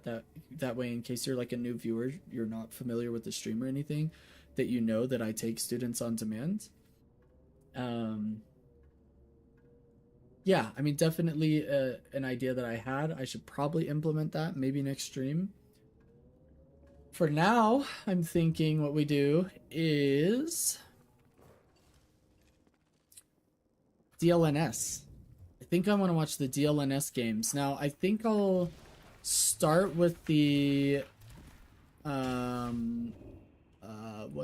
am I looking for? The DLNS EU qualifier match. Now, I watched the finals, so I know who's going to win the qualifier match, but I'd still like to watch it. I think it'd be fun. So let me go ahead and find it for us, and then we can go ahead and take a look at that together. We can do a little bit of a analysis. I don't know how much we're going to do.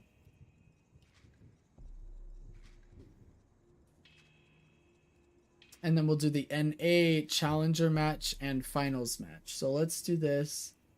So NA Challenger match, NA Finals match, and EU Finals match.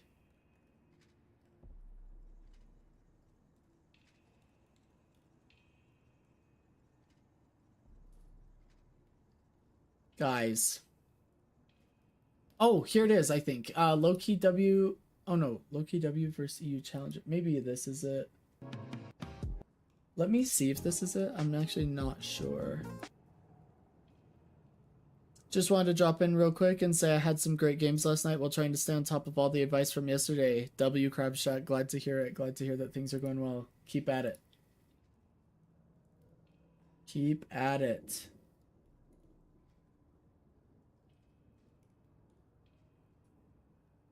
Alright, unfortunately, the video I found is the EU Finals match for DLNS. I do not see the EU Challenger match, so we may have to start with the NA Challenger match and then do the NA Finals matches and call it from there, you know? Crab Shack, I hope the notes are helping, man. I hope that you keep getting some good games. Slow and steady. Slow and steady.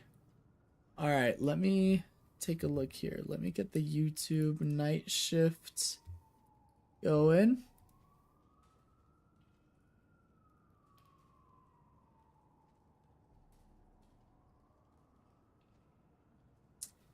Let's go ahead and change our HUD. So we're no longer doing Pro VOD review.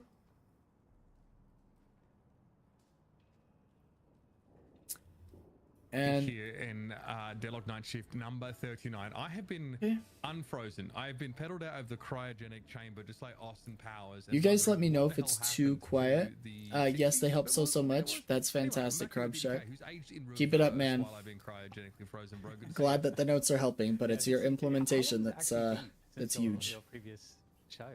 So let's go ahead and take a look at this. This is just the broadcast start. Let's skip to the draft here. And you guys let me know if the video is a little bit too quiet, too loud. Up to you guys, but it looks like we're looking at melee creeps versus FPSL. Especially if you're not first. And this is the best of one, so it's just sudden death. Whoever wins this goes to the finals match. This is from yesterday, so no spoilers if you already know the outcome. Melee creeps banning Victor. There we go. We get the respect. And FPS Lounge banning Pocket. Because the first pick a Pocket at this stage, I mean, if you guys saw EU, that's not something that you consider outrageous. Probably a smart play. So they're taking that out of the picture. So we've seen Ido. I think last week he tried Great Talon and Apollo as well. So now with Victor and Pocket banned, we do see melee creeps with Doorman. It's probably going to be Ido on Doorman if I had to guess. Spirit Burst definitely like highly valued right now, but also just could be Saya, I suppose, but we'll see if they're playing support Doorman. Most likely it's going to be pick Spirit Doorman, and that's going to be Ido if I had to guess. Obviously getting that sort of foothold on the map is crucial. Snapping out Mirage here for FPS Lounge, and no huge surprise for them. Yeah, obviously a bit of a go-to. Also something you kind of want to take away from John, you know what I'm saying? Yeah. It's going to be interesting to see what John actually plays. I think sometimes we forget his versatility. He's been in the M1 jail for quite some time, but Silver pick is not too surprising. Silver and Mirage on FPSL. I think it's interesting right now with the current meta. The picks and bans look very, very similar in every single match. In a human form, but we have this very fast-moving, like high-tempo meta at the moment. I think Silver really adds a lot for that. And Shiv, speaking of like spirit damage and just strong frontlining, Shiv provides that, goes really, really well in any comp deck that's trying to go late as well. Yeah, still just kind of as dangerous as he always was here. Also, Fishcake is a big Silver player, so seeing that taken away, no huge surprise. This might be an IDO pick here. Apollo is going to be locked in. Talk about trying to draft comps that have really nice early pressure, which sort of makes that more macro-oriented objective game a bit easier. The likes of Bebop and of course Apollo here, who is really dangerous, and obviously connecting that Etani Losan is pretty dangerous. And yeah, both teams here try to snap up these strong early laners at that pick 3. It also makes the question of like what the idea is with so PSL Lounge got the strongest pick hero, and Yeah, I'm Melee curious Creep's got with, like, what will happen Apollo. with Lash as well, because I do think Lash is really, really good. I could see, always see, you know, Lash getting taken away. Banning But Venator is Venator's actually gonna a go away, and I heard, pretty Jason asking the question interesting in the pick. broadcast, you know, what's the deal with Venator? You know, why are teams kind of, and are they sleeping on Venator right now? But I think it's kind of that he's a slower tempo hero that doesn't have quite as much mobility, and so I think Warden has been favored in a lot of cases where maybe you'd slot the Venator in for that Warden. Melee Because he creeps don't has want that the ability Mina to counter. hit a faster tempo, and obviously he gets really, really tanky late game as well. Gets really good, health off of the boons. So yeah, I would expect to see probably a Warden maybe in its stead. Yeah. Also, there it is. Warden snapped up straight away. One All curious, right. I guess, thing we're seeing come out of EU is that priority of Wraith is starting to climb a little bit, right? She's starting to become a little bit more coveted, and obviously has great escape, has, you know, potential like wide-ranging CC, and can be really dangerous gun carry those later stages. Absolutely. So melee creeps do get Lash. I know it's kind of nasty. Apollo Lash, Shiv, Doorman. I'm kind of liking what melee creeps have going on at the moment. Again, you know, FPS Lounge, they've got some strong pickups as well. I'm wondering if we're going to see the Kelvin. I think it's a good shout, and I think Kelvin is really, really strong with the Viscous the dome is support. always going to be like, you know, very decisive in these objective fights, and especially, you know, with the Lash, you know, playing up against a Shiv. I don't think you'd want to, you know, chance the Shiv Kelvin combo. Still pretty good. I wonder if, like, yeah, obviously Hydration's a known Warden player, but we saw him bust out that Moe and Krill. Sinclair, love seeing this from NA. We didn't see Sinclair at all during the EU matches that I saw, so glad we're seeing the Sinclair, especially into like Lash, Apollo, Doorman, etc. Extremely potent ultimates on the other side. Adding that pickle to Bebop, interesting. I mean, Sinclair grabbing a Doorman ult, like after a Bebop hook or something, you know, is just like insta picks, insta delete a character from the map into an instant 625. Like we said, Celeste mobility with that hero very is high so spirit strong nuke on the objectives meta. that you just mentioned. And Sinclair is such a And good Paradox one. is their Sinclair pick is just hero, so legitimately extremely strong. I You know, do to think even we're going to ignore be his seeing a ultimate, little bit of all the pick rest of his Doorman, kit's but very, mostly very good right support, now. or not mostly And, support, you know, so mostly it can set up utility the and Dynamo spirit pick, Doorman. for example, you Pick can block Paradox, Kelvin support pick quite Viscous. nicely, due to the old steals. So I think, Utility you know, and massive support value. I Sinclair. like, you know, Warden, Sinclair, Pick Celeste. Bebop I think that's with I feel like no FPS support Lounge kind of won necessarily. I on mean, the Sinclair back is end, going you to know, be the if I support, had to kind of, you know, pick a winner in that respect in terms of value. but no healing So, support, I don't guess know, I this should is, say. They don't I have think this is an Kelvin. exciting draft, Mitch. I think both teams have really good compositions, and Man, I've been trying to play Celeste, but she's hard. Amen, Crab Shack. I played her 3 times, so I played 3 games with her off stream yesterday. And I agree, she is such a fun character. But my first game, I got absolutely slapped because, you know, learning a new hero in Eternus is an absolute miserable experience. And then the next 2 games, I did pretty good, did okay, and we won the game. But she's super fun. I like the mechanics of her kit. I like her zero gravity movement. I don't know. I really like her. I think she's fun and interesting, and her ult is crazy good. I got crazy value out of one of my ults the other day. It bounced around like all 16 times, and I got like 3 kills off of it, and we were able to push a walker because of it. It was crazy awesome. But you know, I really like her, but she's difficult to be good with.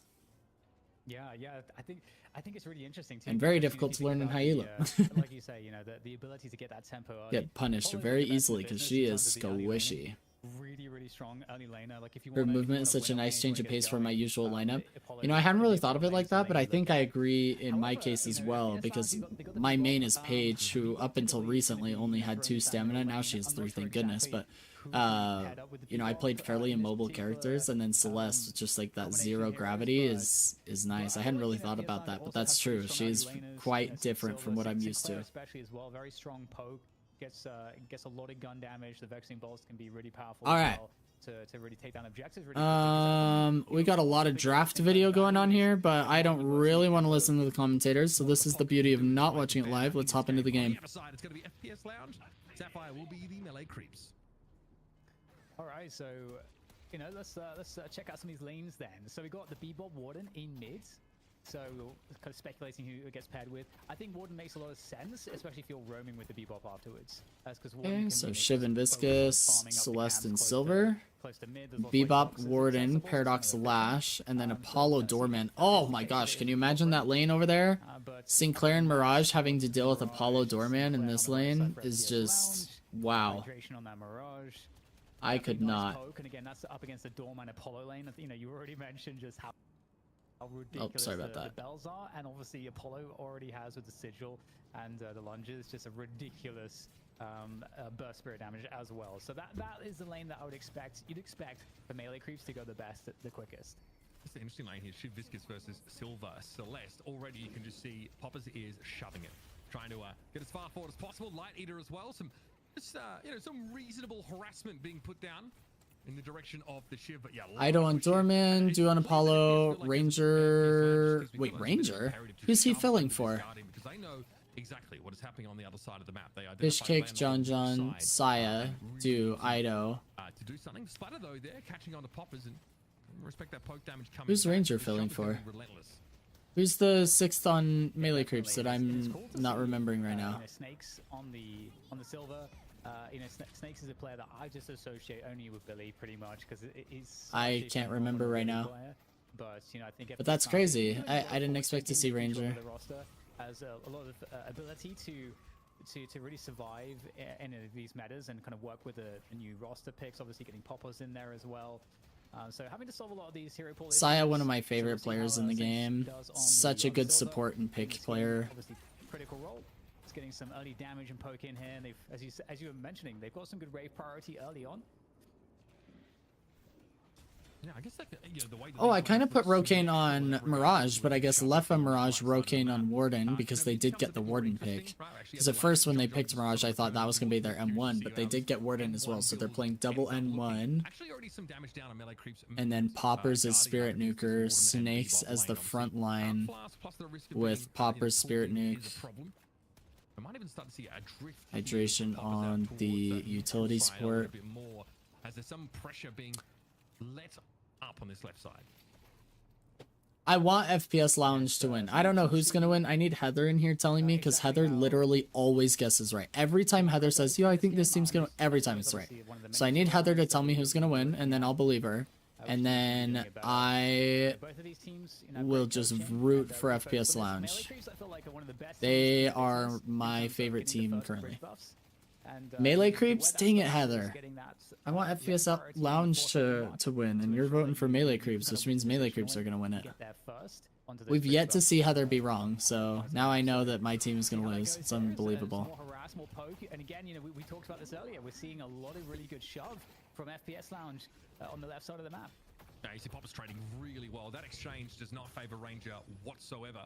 And even Fishcake tried to intervene there, but in general, the Shiv is definitely feeling the pressure somewhat. Again, this kind of aggressive shove on the left side of the map might open up some opportunities later, but here it is. Carbine catches. Oh, jeez. Low main in the middle of the map. This could be a little bit dicey. I just noticed Low Main is playing Bebop. Oh, he died in the middle of channeling the hook. John was about to be pulled under Guardian, man. Oh, Rokane is chasing this, though. Is stuck by Rokane, and so it is. This now leaves pretty low health Warden left to try and get away from this. Oh no, this is so bad. Saya just chasing him down.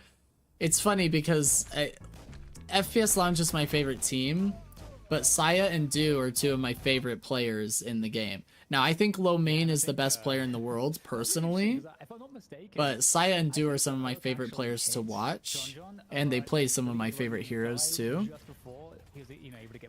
So it's like, I've always been the kind of person that, like, I loved watching players, and I rooted for players more than I rooted for teams in general, right? And I think that came from me loving, like, music or loving tennis or, you know, things like this where there's a little bit more individuality. But we've really locked down both bridge buffs, man. Wow, melee creeps got both. They were 3 and 3. That was crazy. That was awesome. Worse in that middle lane, Sai is going to get himself that survival buff. Even when I would watch professional games, so like my brother and I would watch Smite, which is another MOBA from Hi-Rez. We would watch professional gameplay from that game about, 8 years ago, 9 years ago, when we were really, really into the game and absolutely loved it and loved the professional scene. Oh, nice kill, dude. Yeah, the delay damage is going to guarantee the elimination. What you expect from And this even way, then, FPS like, we Lounge, just loved, like, we loved a specific team. Like, we really loved Hydration Soar. is making a quick trying to get on it, but there And was no chance. Ido's gonna be able to catch we them out. loved That watching means, them play the game. significant pressure on that Guardian. It's But slam, though, as John John's in gonna general, start this part. we loved watching That's the way specific he looked players at the more Brocade. than He's definitely teams. seen better So days. I've always been that Very way. poorly as Melee creeps get active So like if in two Saya of the do or three low main lanes. change Find teams, you know, success like I would still root for them. You know what I mean? Yeah, Saya seems to be having a really nice start to the game. We do get the roam back into, well, not roam, but the return to the defense of that left side tower here for FPS Lounge. They've been doing so well on this lane. We'll see if they're able to, force back melee creeps once again. And I'm curious to see what the build will look like for Ranger. We generally tend to see Viscous be quite splatter oriented in the current meta. It does a lot of damage, and you can kind of play quite well if you cube max off of that too as a support. See Kinetic here, alongside the opening rounds for Poppers, as they were being shoved back a little bit there by Fishcape, but I think it was just Oh, trying to that ult negotiate from is a position of gonna power. go hard in the Shining paint. Wonder. Oh yeah, Absolutely Fishcake from goes Melee down. Creeps indeed. Fishcake's gonna be brought down. Poppers gonna be credited with that elimination. Love And that back from to business Poppers. here, Very well done. For FPS Lounge, finally in their strong lane, but is that really going to be enough? You look across the map here, good damage on that mid guardian of melee creeps, but it's the right side. Snakes and Poppers are Concerning for doing really well in FPS this Lounge, lane. But again, if they can sort of keep things at status quo as they are, take 2 winning lanes over the one any day of the week. Yeah, and looks like a catch here onto Ranger. Yeah, I Oh, think we're gonna be nice out of that one. kill. So again, keeping this pressure up, really good stuff. And I mean, this Guardian is going to be taking some pretty significant damage at this point. Diving in. Guys, with if the we had a lightning snack burst, cam, it would be and on the right finish now things because off. my Just wife don't just care that brought he's in just some standing there, food. like, has to slide his way forwards, but still is going to be under a lot of pressure. But the Guardian's what they came for. The drift across instantly. Ido is heading over towards mid. Looks Whoa. like there might be a timing to take a fight as it first Guardian was All right. taken down on the right side. We got of some the map. leftover Panda We're Express. with Rocane, who's definitely aware. I think that something might be afoot, but can he Got do some anything orange about it? chicken Rocane connects the and core ham bell fried now. rice. It's getting ugly. Ooh, Ido gets the kill on Rocane, Upstairs he unfortunately. goes. Sire able to chase him down. That is nice rotation here in from the doorman. Hyperbeam in play. Call bell simply thrown out. We are going to be headed off to the Baroness Hotel. It's a connection there on the Bebop. Looking very, very good for melee creeps to continue to snowball this. You've got to respect, though, that Poppers is in the vicinity, though. It doesn't appear like they're looking to put too much more aggression down the Amber side. And we had some really good shove as well from Dew on that Apollo on the right side. So he's going to be eating up the opposing team's jungle. FPS Lounge will lose some money there. And in the meantime, once again, this battle in this left lane rages forwards, rages on. And Poppers is going to go down off the roam into mid. I like that sort of, okay, so melee creeps actually just sort of calm things down. There's like a hotel stay that ends up getting used on the Bebop, and then they just like cancel on the aggression. They wait for John to come back off respawn. I think he maybe even zipline boosts in, and then they're able to take another fight. As FPS Lounge is still kind of milling around. Oh, Hydration getting no value. Hydration tries to copy it. Now he's feeling a little exposed. Oh, he's under a lot of pressure. Guardian. He's likely to be And he putting goes their down. carbine Oh, that's so through, and tragic. that is Sinclair out of the fight. This is ugly for FPS Lounge. I'm not going to mince words with you now. Melee Creep's able to pressure this down pretty effectively in time, as they've managed to get ahead in terms of the life of these Guardians, and all the while Do is getting Melee far. Creeps have a pretty 8.8 decent lead right now. Souls just chilling that right hand side of the map, and now he may even look to rotate in. And you got I don't know if you would call it greedy necessarily, but or if it's just John stuff. But as I say that, we'll get the Nice pull pick there from as the Lomain. Guardian is taken down. At least some kills are traded off. FPS Lounge looking to try to get as much value back here as they possibly can. And Bridge bots are coming. Tani Lo-san, it's not going to find a kill at least. Now, looks like some damage on Low-Man off the back of that here, but yeah, this is unfortunate for Do. Going to be dropped down. There's surely a bag to be spilt. Another big ult from Poppers. Love to see it. I think into you know, the rabbit hex. So nice little combo there between Hydration and Low-Man to secure that initial pick, and Do comes in a little bit late, a little bit Celestial, staggered out, or so not Celestial, really Celeste hard to movement go. is just really entertaining to watch. Too much to turn the fight, but already buffs are coming up. Melee creeps, as always. Alright, FPS Lounge actually got one of the bridge buffs, and it just so happens to be the only damaging bridge buff at this stage in the game, so On the side here, they get that casting buff on the Bebop, and there's that hyper beam. maybe we can get back in this. Oh, Snakes comes through. Oh my gosh! Oh, Ido just got absolutely mutilated. Poppers does get the urn, and he's getting out with it, which is huge. And they've done a really, really good job here. Off the back of that initial mid-fight here, Mitch, they've positioned well and they've won this fight, it seems. I don't think Ranger is going anywhere, tries to cube himself here, but he will be chased down. These Rabbit Hexes from Hydration have been pretty darn heads up. Over the hands, though, of Poppers right now, as FPS Lounge looking to really start to stretch their legs. Technically, it's in Melee Creep's territory here. And we'll see if there ends up being another fight off the back of this now, as looks like Poppers has found his latest victim. It's Do, who we pinned our hopes on to really be a factor in this early game, brought down, but there might be some reprisal here for young Poppers as he tries to slip away. It's John coming out Poppers strong. goes down. Out, but there's a lot of pressure around this Trade fish cake. now for FPS Lounge. They only have Snakes Mirage is in the super vicinity. low. Can he get out? Free real estate for Melee Creeps for the time being, and they are going to make use of the Nope. absence of Snakes opponents. goes down. So this was a really interesting play because, you know, FPS Lounge are like, okay, you guys are going to go chase after the end. We're going to take this left side walker, but they haven't done too much damage to the left side walker. They've basically been traded for that damage in their own mid walker, and they've lost the urn. So it looked like such a smart macro play, like a min-max macro play, but it's backfired enormously as now Melee Creeps will turn in that stolen urn, and they've completely turned around the game. Yeah, the Doorman shenanigans are reaching fever pitch on this right side of the map. Left trying to pursue here for a kill, but this might be a dangerous prospect. Light Eater, though, good damage being put down on John, but Ido to the rescue. Mirage finally brought down. Hotel Stay also apportioned very well in this situation, but Hydration is going to be able to bring the latch down regardless. Oh, Popper's going down, yeah. That detonation after the fact is going to be pretty darn devastating.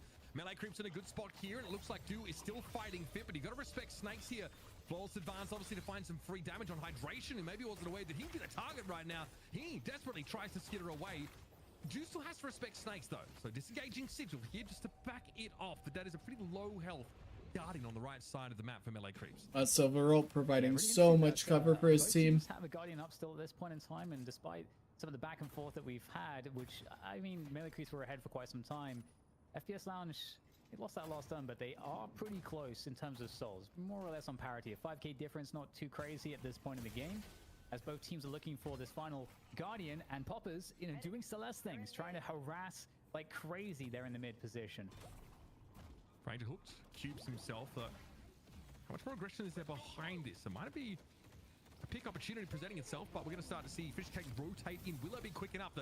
Well, left is going to be a problem as well. Big damage, and still somehow Rangers going to be able to get away now. Oh my gosh. Swap, and Leffa has simply been caught out. FPS Lounge. Saya with the bomb and the ults, just absolutely nuking Leffa in the silence too. Is Ido, of course, that audience participation. You're getting the job done, bro. He's trying to get the heck on out. Let's turn around towards this left side Guardian, though. That's about to get pressured down. We're crossing over there now on board with Fishcake. Low as he is, we're going to rely on his teammate to get some more of that Guardian damage down. But there's a Traveler in here from Leffa. He wants to fight, always looking for an opportunity. Blowman able to bring that Shiv down, though. It looks like FPS Lounge have successfully defended off the back of this Mirage ult. Yeah, I mean, they've actually kept that Guardian alive as well, you know, going to the 14th minute. We are starting to think about these bridge buffs in the next turn soon. But with that said, we've got the high ground positioning here for the harass from Melee Creeps. As you get to see John on this lash. Oh my gosh, is Ranger gonna get out here? There's like no way, right? There's definitely some chase here. Ranger, once again, finding himself in a pretty compromising position. Once again, it's going to be Fishcake to the rescue. Same question though, is it going to be enough? Nice. Ranger will be brought down this time. Fishcake though fancies a bit of argy-bargy. It's a low health Silver. Binding Word actually going to be catching on. He's trying not to get ulted by Shiv. A lash to get to their intended target, and some jukes here from Snakes to stymie that attempt. Fish had to use his ult defensively. Both teams simultaneously going for walkers. Melee Creeps getting We're too low, gotta get out, yeah. Huge Let damage Rocane on finish both what we sides. That's started. Crazy. They're going to get both. I don't think they get both walkers It's because this insane. walker Actually, healed the maybe other. We can see a save happen now as, Oh, they do get both. Zip is the defenders of Melee Do we die Creeps. for it though? The Because trouble is Ido and Creeps Ranger are because there. They lose Question. both walkers, and also in the midst of all of this, Lone Main's he's got a 7 kill streak on that Bebop as well, having a fantastic game so far. Yeah, maybe an inflection point. Lone Main playing Bebop makes me happy, man. I've been really enjoying playing Bebop. I suck at him, but I've been enjoying it. Surely not long for this world as Ido brings him down. There's 2 players for FPS Lounge out of the game. They're not in a great part of the map, though, to really benefit from this, and FPS Lounge are already ready to defend that right side walker.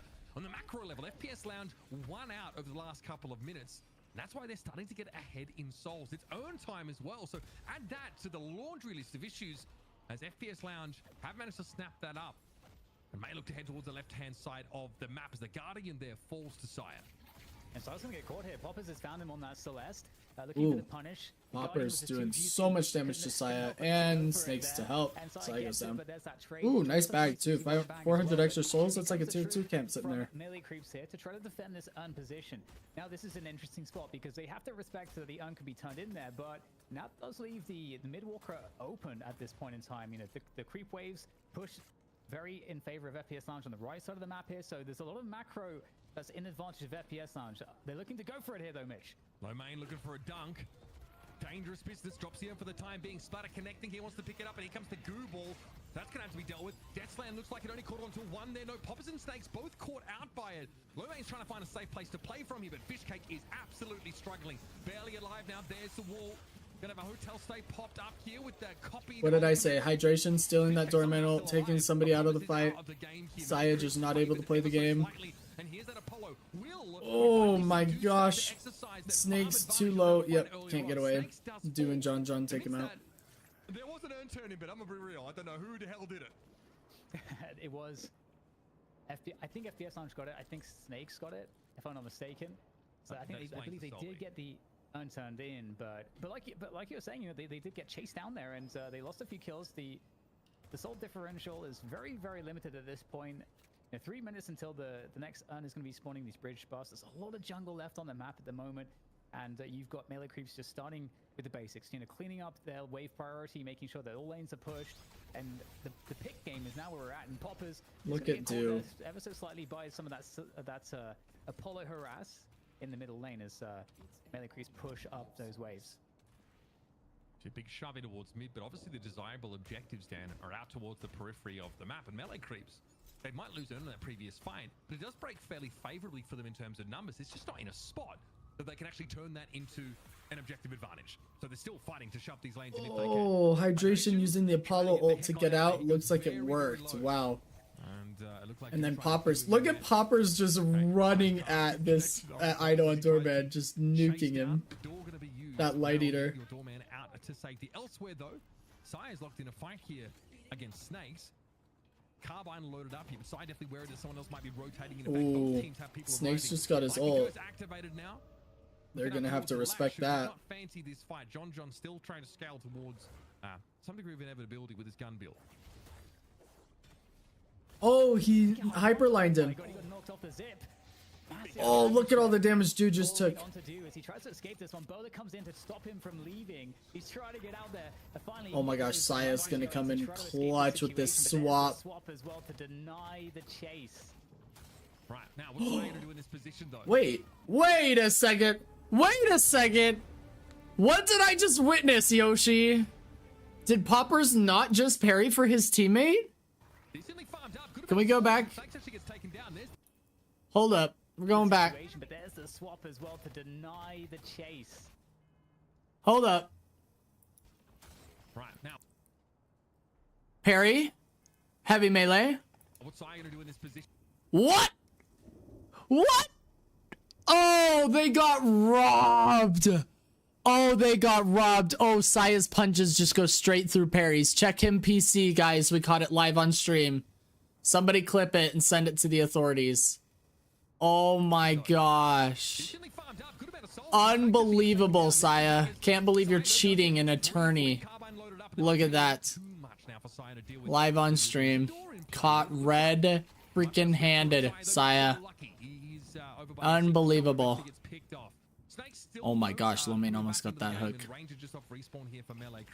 There's still this 2-1 Walker lead now as melee creeps starting to struggle in the longer fights, but oh, I feel like that's really can be attributed to the key nice kill on John. Right at the start there. I think we're gonna go for mid boss because all they have is dual, but we've got bunnies, Rocane, Poppers, Snakes, Bebop. Nothing at this point is kind of a difficult scenario if you're FPS Lounge because they might lose it all here. They have to go for the mid boss contest. Doorman scary, mid-boss control, obviously something that Melee Creeps' comp can manage. Well, yeah, that's a very reasonable time to pause the game. I wonder if this is attack pause. Do you guys think that this is like a... Oh, he's stuck in the wall. Dealt with. As it stands, though, this is about to get a little bit messy. Melee creeps Okay, I thought it was maybe coming attack off pause. that zip line. Is He's stuck in the wall, bro. Oh, what the heck? Set up in advance by Ido. That's the problem, hey? Oh, I see. He's stuck in the. I mean, what is that? That isn't okay. They're gonna call. Okay, they're gonna call ready here. So what becomes of snakes? It's got to unstuck. Nothing. They hit the unstuck command. Yeah, gonna be obviously unstuck after for- the unpause. Okay, well this is pretty bad. Last stand in play though. Oh god, that is brutal stuff. Melee creeps steal all 3 rejuves. Ido obviously And suffering Snakes as a is result of, still stuck in a wall. In that final, melee creeps are definitely favored by. Oh no! Are we still stuck? We're still stuck. He's got to be spamming the unstuck command. Oh my god! Was it the door? Like some bug interaction with the door? He's sort of locked in place. As soon as the door dropped, he got out. That is actually classic Ido agents, low main. PS Lounge, frankly. Oh, that is so tragic because we could have won that fight with Snake's ult. But instead we had to play a 5v6 and they stole all 3 rejuves. I can't. It's just so painful. That's so bad. That feels so bad. Well, listen. Well, this is the problem with the video game professional scene. Kind of We do rely on coding and internet connections. Like, didn't Melee Creeps lose because Ido DC'd last week, right?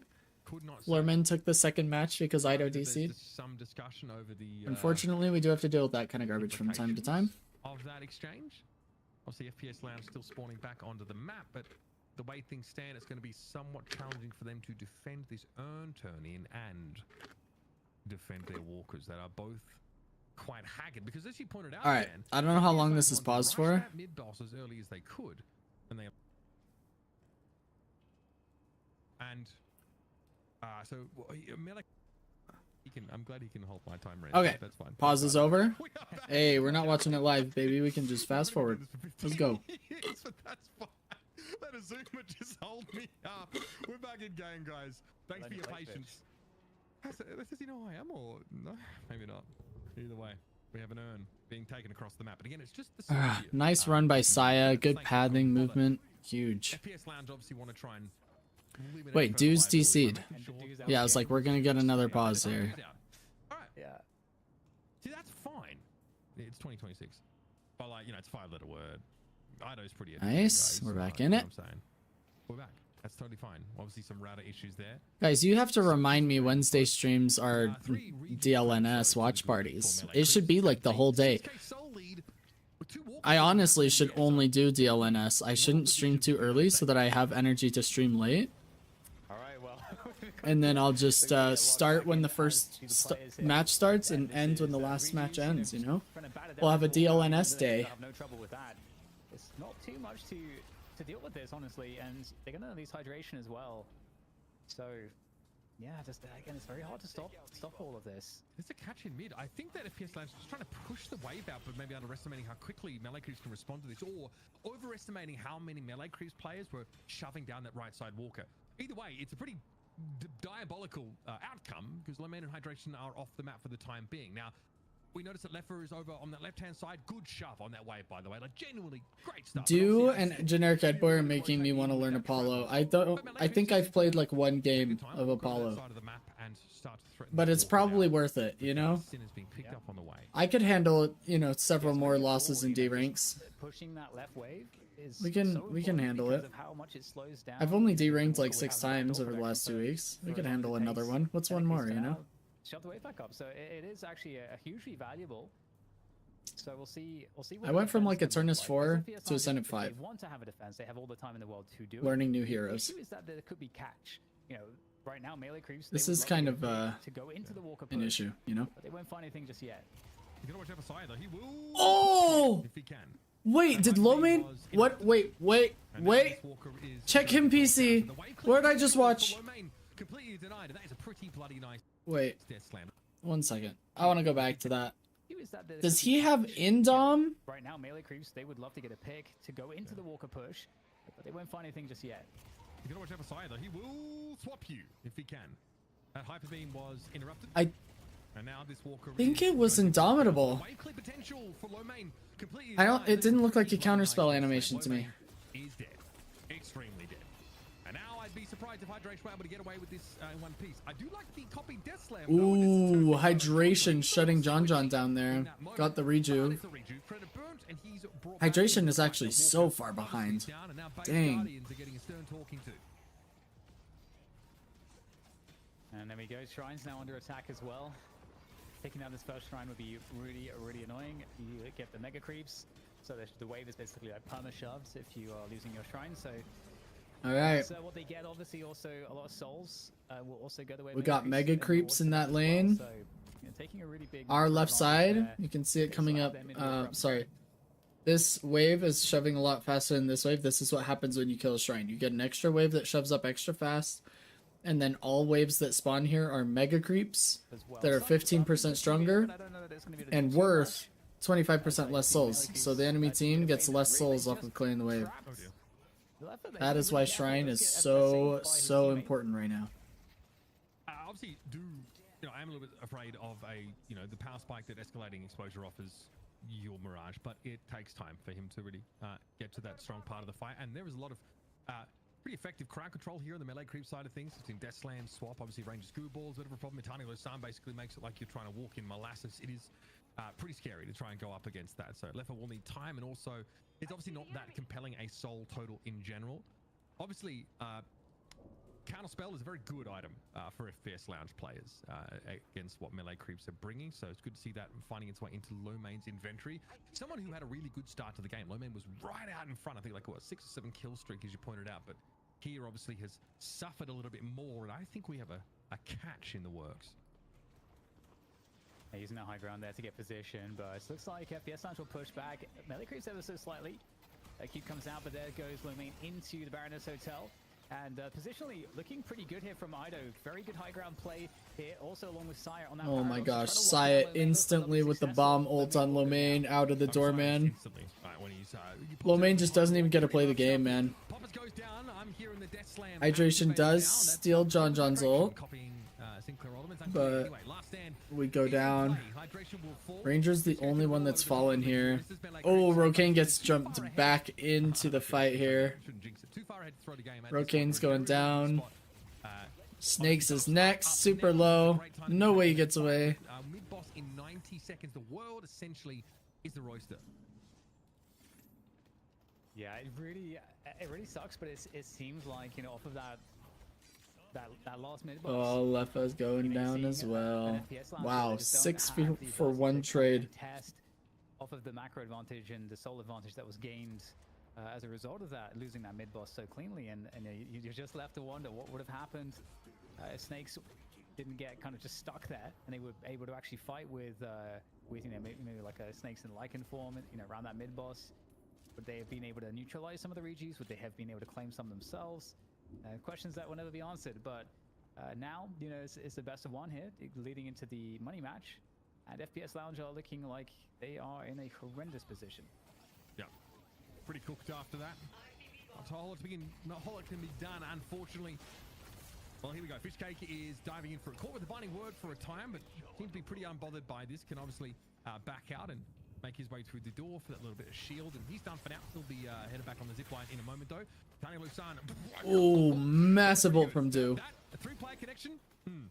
Love to see that. Obviously, denial of healing plus massive damage after a short delay. That is FPS Lounge left reeling. Gonna prep for mid boss now. Yeah, able to get spawns any second. As well. Back onto there it the is. boss, like you were suggesting. This is a nice reward. I mean, FPS Lounge kind of in a position where they actually have to challenge for this once. They do have Hydration, who does have the Rabbit Hex, so melee creeps should be very aware of that with the position. You don't want to just everyone group up. That would be the worst. They're dropping it. Don't even want to bait audio cue. They just want to jump back up and push them back. Say it again. Bundle and save on insurance. Liberty bibbity. Swoon. Swoons. Yeah, melee creeps looking quite dangerous here. Leffa trying to make his way over that left-hand side again, just trying to scrounge up as much farm as possible. There are sinners on the map here, so plenty of reason for it. There's also the small issue of, the mid-boss. The extremely phallic guarding of the rejuve credits, so certainly want to make your play for those. Big damage damage here on. Ooh, Idol goes down. You just hate to see it. John caught by hook there. Maybe something in this fight for FPS Lounge. Oh, Rokane is gonna go down before he can get ult off, isn't he? Oh, he got ult off, but he's still gonna go down. There's Rokane going down. Oh, Popper's ult is just bouncing around though. Fighting desperately, Celeste, in this fight to keep FPS Lounge in it. But after Ido went down, Oh. in a pretty healthy spot. Ranger there briefly cubing himself. Hydration goes down. We don't have any prospects for a significant trade. Poppers is going down. Ranger's kind of low, but Sin is cube. Yeah, very, Do pressuring. Snakes is gonna go down. Dang, FPSL just keeps losing these team fights, man. Just too extraordinarily just chunky. As a shit. Heather, I hate that you're always right, man. Every single time you guess somebody. It's gonna be melee creeps against floormen in North America. Unbelievable. Really awesome. More than that, Mitch. You know, now we're this. We're looking at troopers just smashing a shrine down by themselves. That's crazy. The Hidden King's forces defiling this place. Unreal. They will be diverted, but there will be some assistance now. John looking to shove the rest of the shrine in. And of course, there will be some presence here for melee creeps. I don't know. You've just got a gift. You just know more about the game than anybody else. Constantly able to guess who's winning. This game out. John here, obviously. I also feel like you just guess it's always the team with Lash, and that team always wins. Maybe that's your secret. Maybe I'm onto you. We call that the Rumple Fart Skin strat. Rokane falls by the wayside. And an insurmountable soul lead over to melee creeps now, as it's really just a formality. It is. Oh, Heather, I figured out your strat. I thought you were psychic, but you really just know how strong Lash is. Okay, now I get it. They lost that mid boss with Snakes kind of stuck behind the door. You know, I felt like Rokane maybe wasn't. I've considered playing Doorman too, because Spirit Doorman is so strong right now. I played with the Doorman the other day where I did like, I can't even remember who was playing. Let me think about it. I don't know, but I was like, I did decent damage on the team. I was like maybe second damage. And then our Doorman did like 30k more than me. And just kind of owned. Arguably a very different way, but you can see just why Who was I playing? So coveted here. And this is what I can't remember who I was playing. Kind of, you know, damn if you do it wasn't Celeste, and it wasn't McGinnis. 7. I was playing 7. Even with my 7 ults, I was like doing so much damage, and then Doorman was just significantly better. Oh my goodness, you guys, that is game. Melee creeps took it. I gotta say, you know, I was very impressed by what Let me find our next game here. This is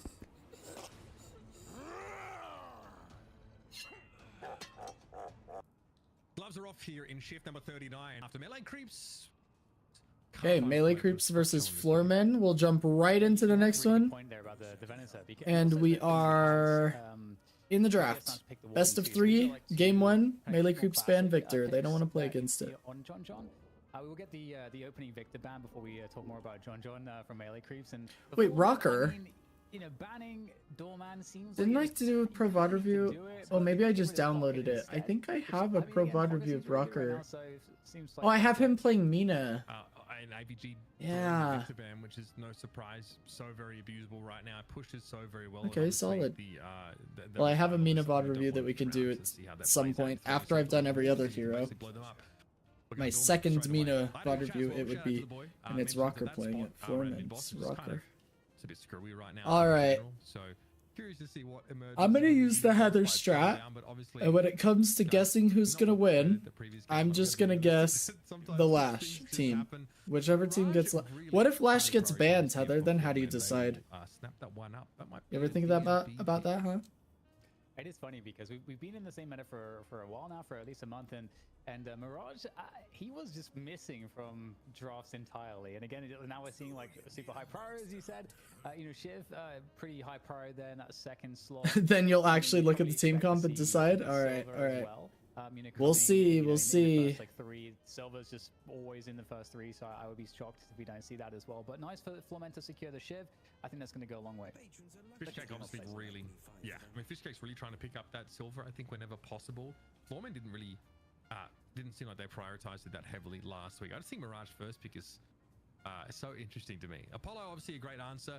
The Apollo Doorman lane is insane. It's going to give melee creeps basically a default strong side here. Oh, Yeah. there's the silver Fishcake's pick. going to have that silver as well. Silver, Apollo, I always say this, on a lane goes really, really hard. It's super nasty to play up against. It's usually an auto win with good players, so we'll be curious to see if they end up playing together. Doorman, obviously, you know, just like you said, and we saw it, very strong in that previous, you know, laning phase as well. Bebop, Florman do always get the nice, you know, Bebop pick. again, kind of like it's like somewhat of a pseudo frontliner in some sense, not really like an actual frontliner, but someone that has a big HP pool, can kind of brawl close range. And I'd pick the facilitate Apollo picks or in the Celeste gun. team if Is very Lash is reliable banned. damage at the What if moment. Apollo and Celeste are on different Marcus teams, ban, that's an Heather? interesting ban to see actually from Floorman. Now what? We, like last week, I swear, like FPS Lounge played it once in their game. I know we saw it. Like, yeah. Floorman like worried about who are they worried about having shut down by combo here? Mina the ban for melee creeps. So still obviously now that Ido's you know, got that Doorman locked in, perhaps Amina not so highly prioritized, especially because you don't want to give this to AVG. That would be bad. That would be very bad. I mean, the Mo's definitely good at shutting down Mirage. You know, Mirage with the Wow, tornadoes, Floorman very, with very the hard double to pick. lock down these days. Bebop You know, and multiple Paradox. tornadoes Double and- pick heroes. and, Interesting. regenerate a lot of health if he's able to sustain and fight. So you kind of need to, you would like to deal them instantly, and so I could see Mo being a good solution for that. So I might have to go Sinclair here now. Just still some pick potential there, obviously, with copied ults, but Paradox has sort of been taken away, one of your premier pick options. Your opponents have Bebop and Paradox. I think melee creeps would like to have some pretty dominant lanes, and now start integrating. Melee some creeps scaling do get the potential. I Warden think to Kelvin answer as gonna be M1 picked and up. Yeah, Kelvin as that's scary. support. Seeing him like being sort of picked up now a little bit later on in the draft order is a bit jarring to me, but we saw Kelvin look pretty good in EU. Yeah, I do think Kelvin is still really strong. He's not played quite as much because I think people are playing supports a little bit less in general, but Venator! Oh, I'm actually so excited to see this. I think Venator is so slept on, man. John would be playing the Venator or the Warden, so we'll see him on the Warden for sure. Yep. But yeah, First round pick ban, Apollo 41% and already a very 80% nasty, pick ban rate. You know, first 4 picks from melee creeps.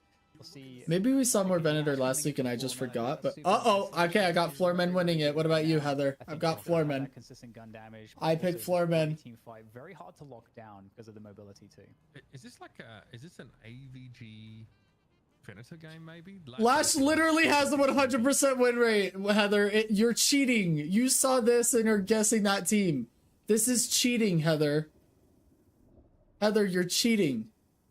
Somebody ban her. Ban Heather. Somebody time her out. Unbelievable. Can't believe I have a cheater in here.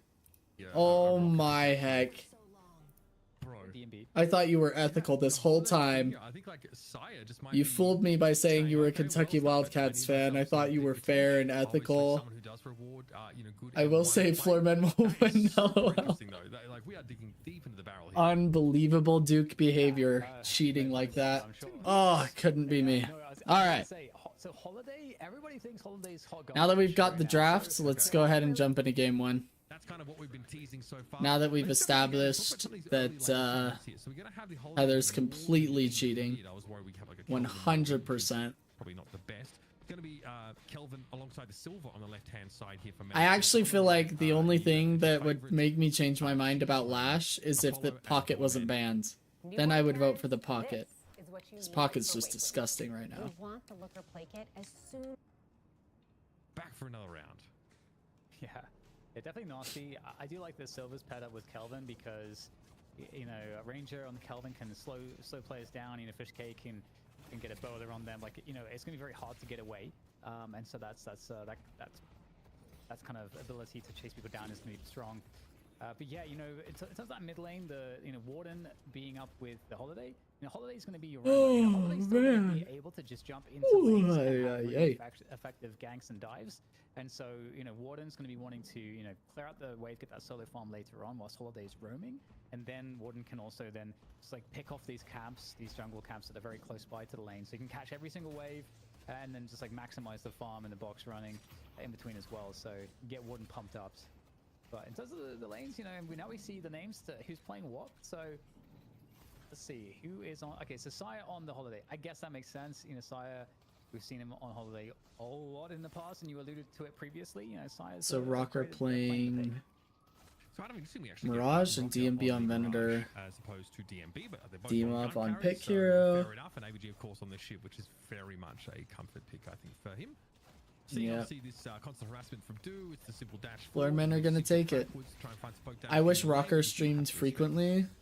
Agreed. I saw a game of Rocker Boss Sauce. Maybe you heard me say it earlier. I don't know, but oh, by the way, Boss Sauce. Earlier today, I don't think you were here, but I did a pro VOD review of generic Edboy on Apollo, and I'll try and post it soon to the YouTube channel, or you can go back in the stream VOD and take a look at it. It's the second pro VOD review we did this morning, and he was applying a lot of the concepts that you and I had talked about. Huge. But yeah, I just did the pro VOD review I did earlier. When I was looking for it, I found a game of Rocker playing Mina, and he like absolutely dominated the game. So yeah, I definitely wish he had more content that we could pull off of. So we'll probably do his Mina VOD review eventually once I've done all of the other heroes in the game, so I can say at least have one. Don't worry, Door will get you out of there in no time. That's the box running coming to its natural conclusion. With that said, though, looks like Sire might go for. But I am excited to see him play here. To go for a potential gank because left lane for Floormen is pushed up, and Sire can jump in on top of them with a jump pad and some barrels. We'll see, what the formula is here. Guys, who's the 6th player of Melee Creeps? Why am I swear Ranger is a fill. I thought Ranger filled for somebody. So it gets caught out pretty easily. Sai is actually going to be credited with that elimination. Is there somebody else? Worthwhile rotation in there. Rocker's always been a good player, even in Apex. Yeah, excellent player. Excellent player. I never saw him in Apex, but he's an excellent player for sure. That's some early value from your Holiday player, and it's a timing that you don't always expect, and it's really powerful too because this. With that rotation over towards the right, the left-hand side. God help me. But now obviously they dropped scouts. That's what it was. Oh, so is Ranger now just a part of the team? Ranger's like a little bit later, as much as John first string now. Down, and he does at least get a decent amount of souls off for being the solo player in that lane there. You think so? There is a price to be paid for that's who it was. Scouts. I forgot who it was. Because I remember last week Ranger was filling for Saya in the first game. Saya wasn't able to make it for the first game. Apparently, as much as possible. How is that less confusing? Also another silver. There's the opening rounds here, of course, being snapped up. So again, still a lot of pressure in mid. This Bebop and Mirage lane, a bit of a nuisance here, apparently for melee creeps to deal with. Some flawless advanced value there. Riposte activated. Not a natty parry, but still much the same idea. This is just shove. Again, the sigil being used on... Du has also been owning on Apollo. He had a great first game against FPSL. It was cool to see Lomain fill in for Floormen last time. Yeah, was that last week or 2 weeks ago? I think Lomain, if I remember that was 2 weeks ago. It could have been last week. But yeah, when Lomain filled in for Floormen, it was like they were mega stacked. Having Lomain on Floormen is just too much, man. Actually, Floormen have managed to get their way onto the bridge regardless in time for both of these buffs.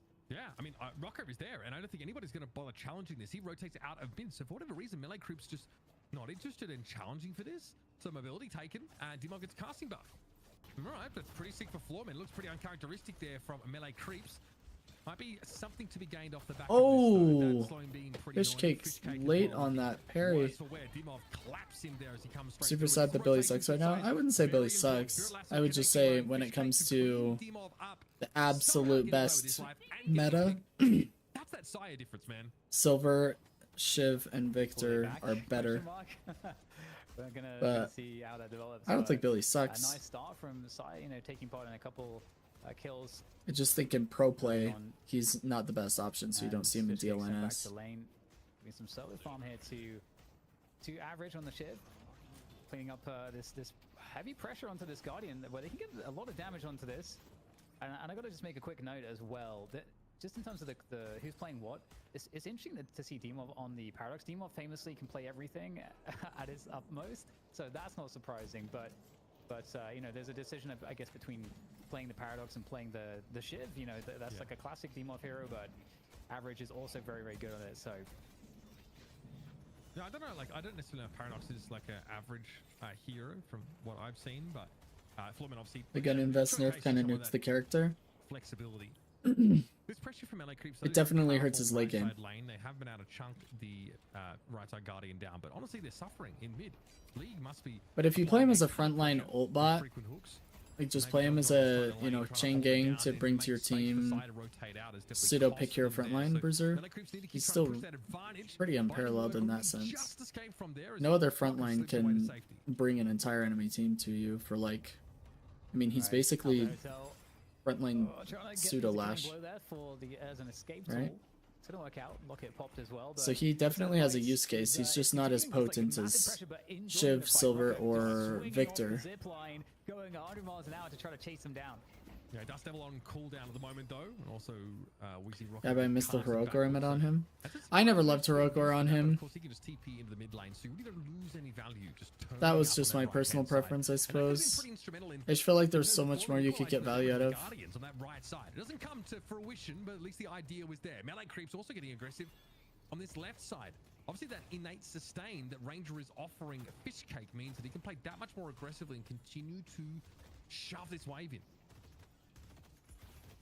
Ooh, the trap being set there by DMB, but there's the kick and the swap from Demov, and this is making things a little annoying. Just attention split between these two locations, trying to get some cheap tower damage in the meantime as well. Like it was built on Together and Heresy's built for him. I know it was fairly popular. I just never liked it on him. Also just generating kill pressure on Ranger, who obviously can heal this back up. He buys a healing right to that effect. He's also got a frozen shelter, but you know, make it a little bit harder for Melee Creeps actually to be the it's more than one way to skin a cat. This is Ido just breaking the game bit by bit. Big pressure on this right side Guardian as expected, and once they get freed up, things start to get a little bit haywire, especially with Dorman's hijinks that he can inflict. First and foremost, he's going to try and take some creeps. He's the frozen shelter on the left-hand side of the lane. No, Venator is in there like swimwear though, and Ranger is struggling. Ooh, this Venator damage is owning Kelvin right now. Though, to keep them alive. Fishcake is going to fall, and unfortunately, the Kelvin. There he goes. That is a dominant showing for There's the double kill. Left side lane, and a great rotation. Ooh. DMB turns up at just the right time. So close. Oh my god, yeah, great. There's the kill. Jeez. Well done all around from Floorman. That 3 for 0. And then we'll trade Guardian. It helped keep tempo on him. The movement speed was a lot. Yeah, I mean, Heroic Aura, even now, still gives like a lot of stats for 3200 for sure. The bullet resist, the movement speed, the attack speed. But in my opinion, it was better used on supports to augment heroes, and I just did not love it on him as a frontline. I don't know. It's just personal preference. Like, I just much prefer you be getting point blank or combining other things, like whether you're getting like Fleetfoot or like in conjunction with something else, melee charge. Is going to be snapped up here by average. It's like, it's just opportunity cost. In my opinion, it just wasn't fantastic. That already has that in absolute spades. It was used well. I just never preferred it. Looking to get the edge on those buffs and chasing away Ido. This is really good work. Just going in with the killing blow, closing the distance. Oh my gosh! If you hit that third knife, that might have been a kill. Unfortunate. If it's going to be enough with the barrier provided by the door, looks like Ido's going to be fine. Those were built alongside it. No, I know. It's the idea of like trading souls, right? Like you built that alongside it. But if you're building that alongside it, then you're augmenting items that you already had. you could be spending 3,200 on something else, right? Like if I have Heroic Aura and Fleetfoot, what if I just had Fleetfoot and something else, right? Like nothing's coming to mind right now because I'm focused on the night shift game. If I was to like stop and think about it for a second, I'd be able to give you like examples as to why I didn't like it. But like there's just other items like that you would get, in my opinion, that it was opportunity cost. Who doesn't really fancy heading any closer to the turn-in location right now?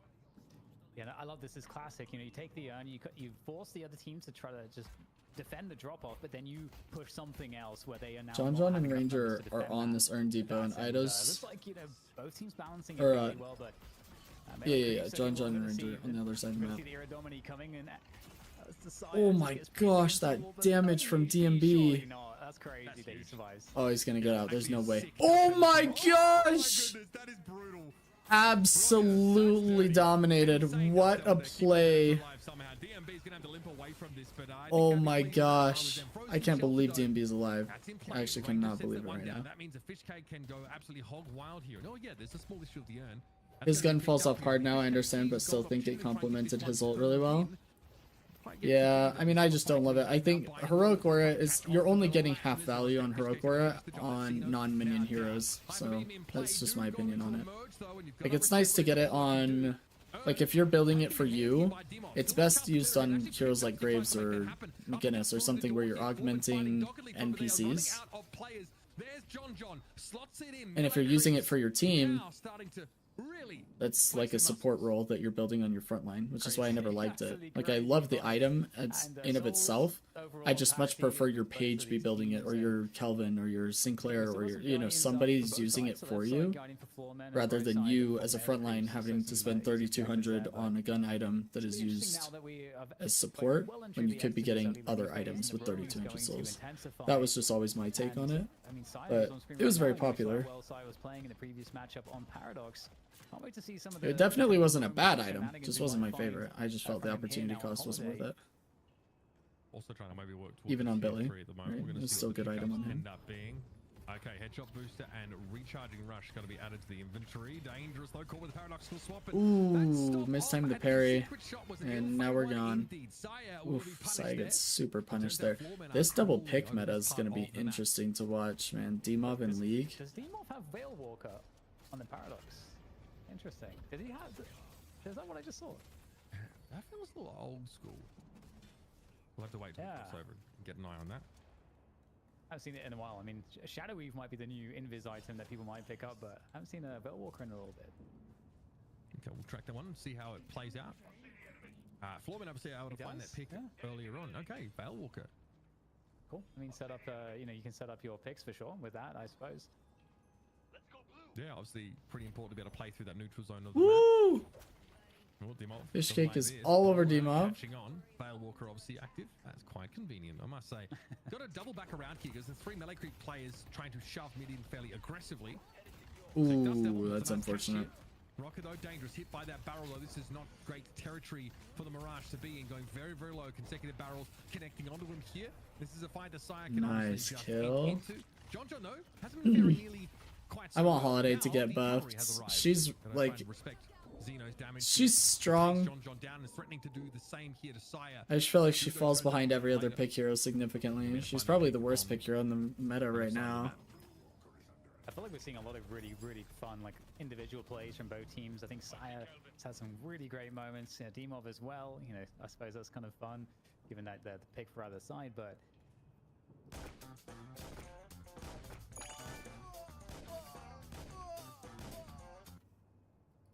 In terms of objectives right now and just overall macro, we've got definitely more priority across the map in favor of floormen. And with the buffs coming up, that's going to be important. And trying to chase down Demov is hard with the kinetic charge there, as well as the Veil Walker. It's definitely hard to get the chase. There's collapse here from Ranger. Interesting. I don't think they're quite able to draw a beat on Demov, and yeah, 15 seconds away from the buffs here, we're going to start to see things get a little bit more volatile on this side of the map. A little bit dangerous thing for John, who just got hooked in on that left-hand side of the map. That might be an opportunity there to create a lead. Zeno also suffering intense scrutiny here from Fishcake. And so this area is crawling with melee creeps players. Now they really fancied this bridge. And obviously that urn has just now... The other bridge buff was not contested at all. That's interesting. And Really well played uncommon. by melee creeps, but in the meantime, you know, focus on bridge blast. What about your Walker? The left side Walker's going down. It's just Silas here for melee creeps. Yeah, I obviously not really in the position to do anything about this whatsoever. Good pressure on that Walker. Obviously, Earn taken up here by melee creeps, but behind his Floorman are really focused on the larger game at hand. Also, Sai's got to watch out. There's a Death Slam coming in by Xeno. Still pressure on this Walker, and it is going to be taken away here. That's, of course, that extra inventory slot. And Floorman are going to be positioned still to fight this Earn turn-in location. AG, though, kind of part of the plan, I think, for Floorman. So lacking him will hurt. Oh, Xeno's going down. Double back on this left-hand side and get ready to fight. It'll be 3 versus 4 unless Dimov is able to rotate in. And looks like Xeno just got an all-expenses paid trip. Yeah, no way out of that one for sure. And the Earn is looking to be find his way into the deposit spot. Ranger with the 3-man ult here. As well, really causing problems, isolating a league, and looks like an easy turn in for melee creeps. So they're going to be losing, of course, the Walker, but they're getting something in return. Yeah, Dimov never came inward in the end. I think he was maybe I had a different idea or simply was working on some of those neutral camps. This now means melee creeps that can transition off the Earn straight into this Walker. Taking league down is a huge boon for them. And meanwhile, Floorman are a little bit more scattered. They're trying to respond now, but it's a question of whether they're going to be quick enough. And yeah, this is a separate fight going on as AVG has found the silver. But there's some shenanigans going down the left-hand side of the map. Dimov and AVG, though, finding kills. And now this pressure starting just to mount owning because here. this Paradox is on the chase. Carbine comes off cooldown, which means that this Warden is in deep trouble. John really has nowhere to go. Binding Word would only delay the inevitable. And Floorman coming back, keeping their Walker healthy on that left-hand side. Feels like they're starting to find some key edges. Yeah, I love just the scrappiness, having all these fights across the map, these hit squads, and both teams do have. I think Floorman got a Walker and they're still behind in souls because of that Earn. It's unfortunate. The Bowler really good at chasing down with Rangers, Ice Beam, but on the other side, you look at getting away from a Shiv and a Paradox and a Lash. That's like very hard as well, and a Bebop. It's a lot of like fun interactions here, but. If we look at the overall macro state, it's very, very even in souls, but Floorman really looking overall better on the macro at the moment. Big push on the left lane and looking to find priority in the mid lane, but I like how it's been protected nice. By melee creeps. Do They're movement really here. Everybody off, zoning away Floorman from this middle side of the map. And with all that said as well, there's a lot of jungle left on the map here, Mitch. So there's a lot of opportunities for both teams right now to try to find an edge. It's a pretty insane soul difference. It blew out to 8.3k, which in the context of this game is quite significant. And that is, of course, with melee creeps having taken sort of 0 walkers out of the equation here.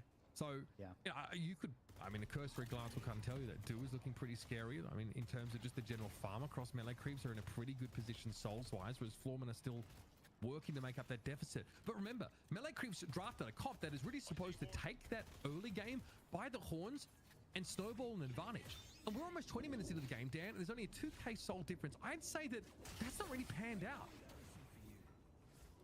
Yeah, it's super interesting. I mean, Floorman getting that edge just simply because of some of these good macro Ooh, decisions. DMB in a top spot in that cage. Yeah, this right side. Yeah, he goes down. Creeps do need to get active across the map. DMB's going down. Trying to get those Iridominite ult shots out as fast as possible. Heavy in presence on the left-hand side of the map, but it's really just Ido keeping them busy. Frozen Shelter now means that they can just keep going. Oh no! This Walker. Okay. And there's really no one here to say anything about it. League can't really intervene. So is it mid? Is that where Floorman are actually? I thought Fishcake was gonna get stomped for sure. Fishcake again is trying to do something about this right side Walker, but he better hope to have a pretty favorable fight off the back of it. Melee creeps take the Walker, back away, and don't really seem to be punished anywhere on the map. I mean, they might be in trouble here. They're kind of low. They're trying to escape it, but the chase is on at this point. Floorman, do they have the ability to catch? Ooh. They do have a hook, but it's on cooldown at the moment. Looks like Si's going to get found, but it's very hard to pin down a Holiday. You got to be very crafty to find that. Like I see Holiday just sprinting across the map. Oh, League almost got that hook on Holiday, man. Just trying to shot on his Oh, Saya does get caught by Dimov though. Oh, Dimov has found the catch. Oh, this is massive. I mean, that's Saya going down. That's that catch potential neutralized entirely. And the Apollo, the most fed hero on the melee creep side, Floorman have to make use of this window. This mid Walker, surely first on the chopping block, maintain that lead. And of course, buffs are coming up soon. Mid boss is questioning. Average does go down. But AVG falling might slow things down a little bit here. That Sidewalker though is uncontested. Should be going down here. Right side Walker. But now looking for melee creeps as Yep. Si's back in the game. Du's back in about All 12 right. seconds. The soul lead has Really, now just again, good work been from Floorman. I mean, we've completely seen it neutralized across because the they're course able of to this trade the game. It's been a close sidewalker. game, but when it comes to some of this overall kind of wave control and the macro advantage, they've been making really good decisions. Now they're 2 walkers in advantage. They've grabbed the urn, and this could be this fight could be massive, Mitch. If it goes poorly for one of these 2 sides, mid boss, just like you said, is a huge question mark. I gotta say, the soul lead is still that 2k. It's been fluctuating somewhat, to be fair, but there's a bit of an ugly fight here around this. Wow, so much damage to Saya Dimov. Holy smokes. Will this be quick enough? Veilwalker, obviously, to try and give a little bit of a push here to the Paradox. Is he going to be able to get away? This Veilwalker is actually making him kind of hard to track. May have been the reason he lived, that extra heal and the Invis movement speed. Floorman going to be able to get a nice infusion of souls here for essentially free, and they should still have time to double back and defend this sort of walker through mid. Is it a mid boss? Didn't we just get the urn on Floorman? Pretty sure Floorman just took advantage of that fight that they got. The melee groups got no value out of chasing Dimov, and now it's just a 6v6 fight. Oh my gosh, 4-man frozen shelter, and everybody went down. And they parried. Oh my gosh. Ido got parried after the Apollo ult. Wow. That's a huge pivot point on this game, and suffice to say that early game window for melee creeps has shut. I gotta say, I got really excited for the 6-man Eternus Deadlock. Heather, I think we're right. I think they're taking game 1. It didn't really do anything, but what's crazy is that it actually has nothing to do with Xeno Unlashed, though, which is kind of wild. I feel like this has been primarily Dimov just owning on Paradox. But I mean, when you're trapped in with all of these deadly Floorman players in that configuration, it is just not a good look. And that vicinity. Do is on the outside. Let's go past the replay. Okay, we're back in the game. Target prioritization as well from Floorman, just really expert and a really good spot there. Just look at DMB right now, just looking to take full advantage of all the space on the map. Gets to farm with impunity. Oh, lasso through into the walker. I mean, this is not a good look here. I mean, that's one redo surely gone. Yeah, no, I mean, in fact, I mean, he just might die again. Yeah. Not looking good. League knows, I think his goose is cooked. It takes an awful long time, but unfortunately, Floorman aren't going to lose any more credits as a result of a single Beaver getting caught out. That would be a pretty legendary mechanic. Regardless, Floorman still have a pretty healthy lead, and 2 redo credits, of course. Oh, dude got caught around a corner. Dude is trying to keep up, trying to catch up, in fact. Brocker at 25k souls, DMB also there, and really, the soul acquisition for Floorman is right where it needs to be. Melee creeps are going to be playing catch up now, and commentators bring up a really good point. Rocker and DMB being the top souls on their team is really good. Can you set up a crazy doorman play, or catch someone out with a frozen shelter? I feel like you're running out of time. Yeah, and it is tough because I mean, Apollo is a great hero, but does fall off a little bit when you go into that late game. I mean, it can always be very valuable, but like you say, the scaling really is with Floorman, I think, especially at this point. And John, you'd want him to be maybe further ahead than he is on the Warden to kind of start being that very threatening kind of giga carry. But on the other side of things, you got the Venator for DMB, 26k souls, looking very strong at the moment. And right now, the majority of melee creeps huddled in this mid position. And they're ripe to be taken advantage of here, but they take a passenger through the door. Well, that's what I was kind of looking for. A play set up by the Doorman. That is a pretty good pick. That's League out of the picture. And now, oh wait, Xeno could be in trouble here as well. Alkfire going to be dropped down on his eventual exit location from the... Oh, Ido just standing in the Dimov bomb. I don't know what that was, but that was suicide. Last time it didn't pan out that well for them though. Dimov, low, but it's the only player that's really taken any sort of concerning amount of damage on the Floorman side of things, and they can still fight with their big carries. They're still in position, and now they're delivering on the kill feed. Average finds himself too. Melee creeps try as they might set up the perfect pick. Take someone to Timbuktu in a body bag, still can't win the wider fight at hand. Here's a death slam here from Xeno. This could be absolutely curtains. John reeling as he hits the ground. Nowhere to go, and Saya won't be allowed to escape either. I think this is done. Wow, dude did get this the last rejuve there for what it's worth, but if you get a team wipe for that, you're pretty happy. that is unfortunate for melee groups. Got absolutely shut down there. We're now at a 30k soul lead. Oh, hello. The urn has just spawned whilst most of the other team is dead. That's pretty fancy as well. Cool. DMB gets a gun buff. Okay, say less twin. They get everything right now. Ooh, he's taking a lot of damage, Rocker. Careful. 7k to 128.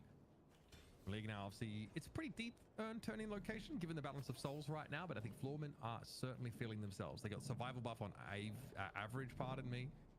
So I wonder if they're actually trying to force this while they have numbers advantage. I don't know about you, Dan, but it feels like that fight starts in about the most ideal way possible. They catch the Bebop out, they flatten him. Maybe, okay, you want to maybe catch a carry, but still. Frozen shelter. I feel like because we're not all here, maybe they're just waiting it out. They don't care that it's going to be a 6v6 fight with 30k soul lead. That's the problem. That's the problem. They don't have it in the right way that they need it. And okay, here comes the dunk. Pretty straightforward stuff. Okay, well, there might be a fight to be had off the back. Oh my gosh, they almost kidnapped him into the base. Melee Creep still playing that same tune, I guess, but it's going to be Ranger going down. So Frozen Shelter might have been nice in a few moments, but that is the Kelvin out of the picture. Melee Creeps here have to try and find ways to isolate any individuals, but we're talking a 31k soul. I mean, this itemization is pretty messed up for this Mirage. Absolutely devastating. Inhibitor with that escalating exposure picked up. Yeah, this guy is absolutely dominating. Obviously, the classic toxic bullets. You let Rocker go at you for any length of time, and he's going to strip your team down to its nuts and bolts. Melee Creeps just, frankly, don't have the souls to be resilient to this kind of damage. He is too far ahead. Hey, what's up, Pac-Fan? How's it going? Big problem, and I gotta say, the holiday performance from Sire hasn't been bad. Congrats on Ascendant 1, by the way. Let's go. Yeah, man. Into enemy territory and so on, but told you you'd be there in no time. That damage in the right places as we get deeper into this game, and we'll see you in Eternus soon, brother. And now Floormen looking to hit. Congrats. AVG, same strat. I think they Oh, Xeno just throwing fish cake to the wolves. Bro was in the middle of all the Melee Creeps. I'm not sure if that was what happened, but still, he was in the thick of things and basically came out utterly. I actually have some games to review now. Yeah, sick, man. Happy to review them for you. We're doing, we're just doing the DLNS games from yesterday because I didn't watch the NA games. We ended the stream after the EU final. So we're currently watching the NA final, no spoilers. But after that, I'm probably going to be doing some student reviews. So if you have any you want me to take a look at today, happy to review. But Melee Creeps going to run themselves out into the field. Yeah, this is pretty indicative of what I just mentioned. The soul total is feeling like it's going to be crushing. Melee Creeps still have to think about these walkers. That is their next port of call. Can they stretch Floormen thinly enough? Can they turn what in the heck was that, Ido? Just threw a card at a wall. Well, there we go. Doorman shenanigans. It really just like used to just get out of dodge here because I mean this is a horrible situation. The door gets closed, but you've taken two people with you, and the robotic hand's gonna. Yeah, that's unfortunate. I'd obviously get the unstoppable with the Baroness when you level it up enough, but I mean there's just nothing you can do against. Same I ended up playing during the NA games. Well, welcome. This is the finals. We had Floormen winning the first game. Looks like we're going to be right, but we'll see if Melee Creeps can take it to a game 3 or not. Yep, we were on board there briefly with DMB. He hasn't even found himself a tier 4 yet. Hasn't even had to. Been pretty devastating in terms of impact. Rejuve credits here being picked up. Can he intervene? Ranger got hooked at the start of that fight. Not great, so Rejuve credits being picked up. Melee Creeps feeding themselves into the wood chipper. And John, the only ones that's staying alive here, will eventually fall. I want to see Venator damage. Does not have any level of impact for Melee Creeps. John, the sole remaining player, looking like he's going to get 1v1 by Rocker on that left-hand side of the map if he gets too close. Dust Devil in hot pursuit. John obviously not exactly on a hero famed for his mobility. You don't need more features in your backpack. You just need a backpack with better features. Let me. I don't think so. Chunky boy, and well, like we are going to be going. We will take a look. The next map relatively soon here. There's not too much that's there to really contest this. Well, man, you got to respect them playing it safe, I suppose. But yeah, it's been a great performance, and I got to say, I've really enjoyed watching D-Mob. I honestly feel like D-Mob has been the MVP of this game, though. D-Mob's Paradox has been absolutely nutty. He's going to be up there. He can play anything, and he's just incredibly good on it. And you know, it's cool to see the return of Paradox being, you know, so iconic. We had in the previous match, in fact, it was of course Saya who got the MVP playing Paradox. So yep, and surprisingly as well, did so by just vomiting out damage as well, like top in kills, pretty insane player damage racked up. Dimov showing that he is just as good, and it felt like Saya was kind of forced to go with the less premium option here in Holiday. We didn't really get to see like lane dominance. Some people sort of mentioned that maybe Crackshot could just really, you know, be sleeper OP at the moment, or not OP, but just, you know, pretty powerful in terms of having. I feel like Saya should have been on somebody other than Holiday. I feel like they should have given him pick Doorman, and Ido should have played something else. Although I think Pocket was banned and I think Mina was banned, so I think Ido went for Doorman. But I feel like pick Holiday is just significantly worse than like pick Doorman. But they're playing Spirit Doorman. That's you know, you're not going to be getting Sire on that hero. But okay, there's a nice little gang coming on through, taking down Rocker on the. There's Mirage. 4 on Rocker right now. Poor guy's getting absolutely mutilated. I do think Rocker's done. But Florman might be able to win his deadass 5v6 at the moment. We'll see if Losing their base over a Rocker kill, man. There is a door in play, but a paradoxical swap might deny an opportunity for Silver to escape. No, they do get through the door. They have to blink through there. Here's a frozen shelter. Melee creeps positively cowering under that right now. But that's what melee creeps have to do. It's a good pick. Can they convert this into something more, though? Okay, tower damage being taken there by the Venator, but well, DMB is going to be back into the fight and ready to throw down once more. But where does he concentrate his attention? Florman still with 5 players to work with. Melee creeps have done pretty well avoiding any reprisal, such that Florman actually just retreat from the base. They don't want to be stuck in here. They don't want to over chase and give this lead up. Melee creeps, can they punish this any further? Might be able to. I mean, these fights have not been optimal at all from Florman. I got to say, they are down to 1 rejuve. You know, Rocker died earlier. Everybody's pretty low, half HP and below, except D-Mob. So you'd want to say there's some opportunity, but Fishcake is going to get taken out. And that was sort of, you know, them, melee creeps, taking, or turning the fight, I should say, onto Flormen, who were retreating. But now kind of the reverse has happened. We're back in the base. Flormen maybe just too far ahead. Yeah, certainly feels like that's going to be the case. I think Do dying solo to one of Florman's players out, you know, in the jungle amidst all of this should be all you need to know about how this game has gone. Melee creeps. League accidentally hooks average. With really, really powerful lanes, really oppressive lane matchups.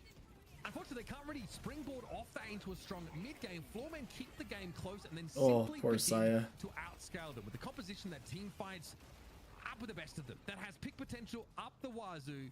That has, you know, D-Mov showcase. Holiday pick is interesting. Well, I mean, Florman got D-Mov on Paradox and League on Bebop early in the draft. So melee creeps, they got Doorman, but then they decided to go pick Holiday on top of it, and I think that was the mistake. Xeno with the refresher ult, man. Jeez. I just feel like they should have played pick Doorman and built a different Spirit Nuker on top of Ido's Doorman. Like, I think Celeste was banned, but if she wasn't, I would have picked Celeste or I don't know, something. I feel like it was just not my favorite pick for sure. All right, Florman, take it. Let's go back. Let's go to map 2 draft here. By too many souls, that actually they can beat you 5v6. That's the reality of Deadlock, and that's what that soul difference can do. And we didn't even check in on like you know, buffs from golden statues over the course of the game, which I imagine that, you know, like Flormen were really ahead in based on just how powerful they looked. Even outside of the McGinnis gotta be first, man. Yo, Pac fan, I bet you hit Eternus way quicker if you start playing McGinnis, bro. Just saying. You gotta let go of your feelings for McGinnis and just do what is right, what is absolutely necessary for the rank up, man. I've been playing McGinnis. Keep getting my my trash kicked for sure, but I'm enjoying it. It's fun to play her. He's been led through a lot today, and you can again, it's because so melee creeps does not want Rocker on Mirage again. Flormen do not want Pocket. Melee creeps are going for Ido and Doorman again. To start off things with the draft here. Yeah, okay. Well, I mean, let's see it pans out. I think it's fine in terms of like giving you like a strong lane, but we might just see melee creeps not over-index in that direction anymore. Look for some more of those more powerful scaling elements. I need to learn Pocket more now. They are in a spot with high impact. Oh, Pocket's... I think Pocket is arguably the strongest hero in the game right now. Some of that tempo you referenced that melee creeps were looking to abuse. I had a game, but it felt like I wasn't at fights enough. Again, with a roster that has DMOV, you can kind of see some interesting stuff. Yeah. You can play so much. You could watch, I mean, I think you watched the EU finals last night, but the Pocket games that they were having was just insane. You could look at their build order, positioning, etc. Paradox Silver, I could see actually coming into play here. You know, there's the Silver. And my cloak uptime wasn't great. It's hard. It's definitely difficult. to be on it, So Florman took Apollo from Dew, and they got Shiv again. Curious, like what level of priority they put on getting that Paradox. So average is gonna get Shiv. Opponents had a great pick. Okay, so. And I don't know how to soul hack on Pocket. This game, so obviously pretty natural. Doesn't have to sort of steal Sinners, pop your cloak before you finish it, so as soon as you finish the Sinners, you can just teleport out. In a world where steal tier 2 camps at verticality, so like the tier 2s on top of roofs, or I mean, in areas where there's like open space above you, like the tier 3 camps that have no roof over them, so you can just teleport away after killing the tier 3 or the tier 2s around it, that sort of thing. Not pure tier 3 camps, like not 3 tier 3 minions, but the tier 3 minion and the 2 tier 2s. Those are good camps. No Dew on Shiv. Dew is OP on Shiv. Dew's OP, period. That's the end of that sentence. Dew's disgusting. I watched MLC vs Foreman, and Dew was like 1v6ing while his team was dead. Scrims, I mean. Yeah, Dew is just... I think Dew is the second best player in the world. I think it's Lomain at the 1 and Dew at the 2nd. In my opinion. Florman got DMOV on Paradox because melee creeps got Bebop, so John's probably playing Bebop. Xeno's back on Lash more than likely. Feel like we're seeing a bit of everything in this draft so far. Unless melee creeps put Psy on Bebop, but I'd be surprised to see that. Strong team fight with Lash. You got Apollo who's notice how they both play Shiv. There's a common theme. There's definitely a common theme. Melee creeps got Venator. So is DMG gonna play like Warden or something? Because Mirage was banned, Venator's taken. Which means that could see Sire on the Bebop potentially. That would be really fun to see. Also exact same top 2 for me. I already like this way better than the previous lineup. There's a lot more. I think to this, where especially with the Venator and the Celeste, you get way more skirmishing and brawling. After that, I think it's probably Saya. I was actually just thinking that too. I think Saya's my third, but only because his playstyle is like Giga Brain playstyle. Like he's probably the best support / pick player I've ever seen. He's really freaking good. Celestia from LA Creeps, obviously that Celeste Silver combo we saw in our like challenger game, I think, and that was pretty annoying. Looked like a pretty strong lane. So DMB on Warden, and then we've got Yamato. Okay. Yamato? Devo might be playing that one then, potentially. I always hope to see it, but he's probably on Paradox. Melee Creeps got Celeste, which is really big. Right? Am I crazy? I'm not sure about Xeno's pull either. Is there a Viscous here to round? I'm kind of surprised they didn't go for the Kelvin support against Lash. Okay. But maybe it's because Paradox screwed Kelvin so bad last game they'd prefer to have Viscous. Warden also can look pretty scary later in the game. It was a pick I was not exactly expecting to see round out this composition though. Alright. Let's jump into the game. Draft is over. They've of course made some changes, right? In terms of the roster, in terms of roles. It's time to see the fruit of those decisions. Yeah, and I think Florman win it too. We'll see. Hope of hopes that Demov is on the Yamato. It's just one of my favorite things in a pro deadlock to see. And so you know we'll get the new stuff on screen. So League is on Yamato. It's League. Okay, League. League makes a lot of sense, and it does make a lot of sense that Demov is going to be on the Paradox, especially given that previous performance. Demov's Paradox was like so that's going to be so good last game. And it's kind of cool too because Demov's Paradox last game Pact Fan is just further making my argument for why I don't think Paradox is weak right now. If he's playing position 1, you know, I think leagues Crayon in was that was it position. Crayon that said Paradox But was on weak the right outside, now? you're I getting think Crayon was a really little off active, base on that one pretty if that was who it said. I So can't remember. can't wait to see that. Yeah, I think they interact better too. Yamato Yeah, I think Warden Florman's on team that comp left is gonna lane, synergize a lot Apollo better. Paradox in the mid lane, Paraswap, Lash ult, Florman, Shiv, and then Dash, Apollo but have ults. Shiv and Lash together. So these are pretty nasty lanes, I would say. Yeah, But and Melee Warden ult Creeps, in that they will mix have as the well. Doorman Silver combo, which has proven to be Warden quite ult just annoying. does so As, well when you can we group see if we can targets, get a keep lane them swap slowed or here. keep them CC'd, and our team does a whole lot of that. These two boxes. So yeah, we're getting a lane swap. Okay. Okay, League switching out over towards the right hand. I also side think of the Floormen map have a with Celeste. significantly better mid-boss contest, so And even if they this get is behind, alongside the Warden. between Lash, Paradox, That Lash is Apollo, gonna be and playing Yamato, Shiv you could on, maybe get back into on it. the So left, Melee excuse me, Creeps on the isn't right going to side, get any we're like checking free the win now. mid-bosses, So so the that's a makes the really switch big deal. over. Straight away announces himself with a flourish. His Ranger will have to reckon with the Cyber Samurai. Yeah, I think this is nice. I think, you know, the Viscous can really counter some There's of the like 0 team fight ults for MLC? Yeah, agreed. So I think that's one good reason. They're why basically going to be you want playing to off make that of swap, because you have better traits Fishcake in the lane frontlining for your Shiv. with Do nuking and John doing Okay, just see Venator, annoying in the grenade middle of the damage box. Looks or like, random Saya you picks, know, but they- we'll see. Melee Creeps are trying So to they get did John put John John for a solid on start to this Venator game. and Saya on Yeah, pick but Bebop. Rocker under some serious Ooh, pressure Rocker and does not go gonna get down. away. Once again, Melee Creeps And being Zeno is the hard to Apollo understand. Rocker Lash that on rotated Lash into this this time. left lane, I actually didn't notice getting that. battered by the Silver Doorman combo. It's got a lot of damage, that is for sure. Okay. All right, well, we'll see how. Yeah, I'll be things surprised go if they for win the- this for the match too. box We'll runs, see. If there's any ambushes. You know, it's not too uncommon at this level of play. I mean, their comp on paper isn't like terrible necessarily. I like their comp. I just like Floorman comps better. So we'll see. It's like I'm not saying their comp is bad. I'm just saying I like Floorman's I mean, better. there's no harass. I was gonna say light harass, but there's not really any harass on the box run routes here. No, yeah. Because Venator Celeste is really, really strong late game. Crimson Slash into power. Slash would have a pretty big chunk on Do, but Sprightly, as the Celeste is able to get away, Cube even used by Ranger just to. And Viscous is arguably the best support in the game. Kelvin's really good, but Kelvin's don't gets countered by too many abilities. So I really like the Viscous pick here. We'll see.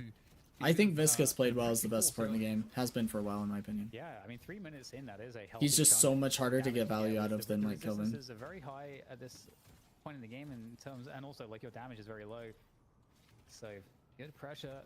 Again, Warden and Yamato. It's a lot of control on the lane.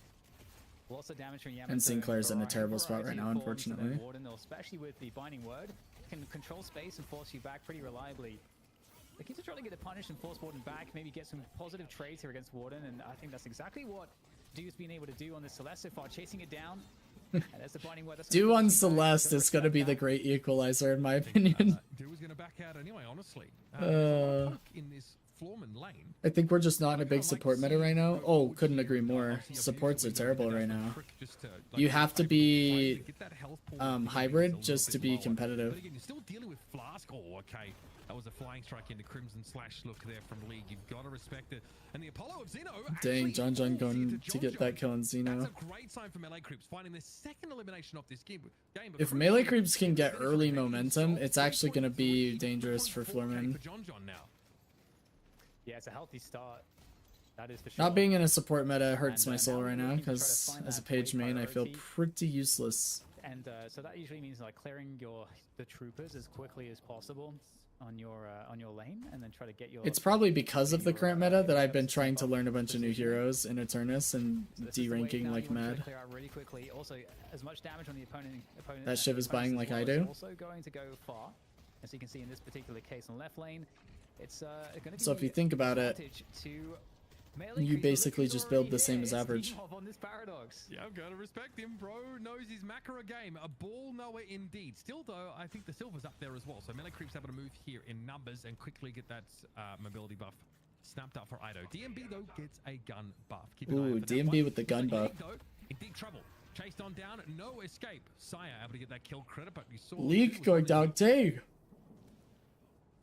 And that gun Melee creeps are moving around this map really well. We can sort of put DMB against With how average plays, sometimes that might not be a good thing. Whatever. On the team, and Most of the time he's the GOAT, you know? We all make mistakes. On who's ahead in terms of the farm, and as you rightly pointed out, John John's had a really effective start. Average is really good. In his lane to have dominance, and they've almost killed that Guardian. When that Guardian goes down in the right lane, League on that Yamato is going to start roaming very quickly and starting to try to snowball the rest of the Guardians across the rest of the map.